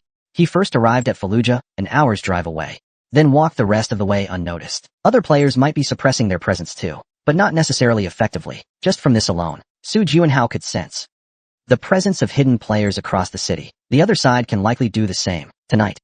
Or even now, the hunt might begin. Wouldn't be surprising. What's worse is, this guy is a severe psychopath who doesn't distinguish between players and civilians. Su Juinhao tensed up, continuing to overlook the city. Time passed quietly like that. Night fell. Night has come. Hunter's Night activated. All stats increased by 10%. All senses become more acute. At this heightened state of awareness, Su Juinhao closed his eyes and began tracing the mana in reverse. It was a technique he had learned from Skaya, reverse mana tracking. Though not highly advanced, it was enough to pinpoint the general location. To the north, Su Juinhao was currently on the east side of the city. The target wasn't far. He used his Nightwalker stealth skill and jumped out the window. Despite the pitch-black night, very few buildings in the city had their lights on. It was as if he were running through a dead city. Su Juinhao sprinted silently through the streets. Boom, boom, boom. At that moment, brilliant fireworks lit up the night sky. Red. A signal for the contractor. It's the signal used by association members when encountering an enemy. The red fireworks they agreed on. However, Su Juinhao's expression turned heavy as he saw it. Because the explosion wasn't in the north, could he have teleportation abilities? Just as he turned urgently toward the south. Boom, boom, boom. Bang. Bang. Boom, boom, boom. It felt like a full-blown fireworks festival. The sounds of fireworks erupted one after another. Su Juinhao came to a halt and looked up at the night sky. His eyes trembled slightly. What's going on? East, west, north, south.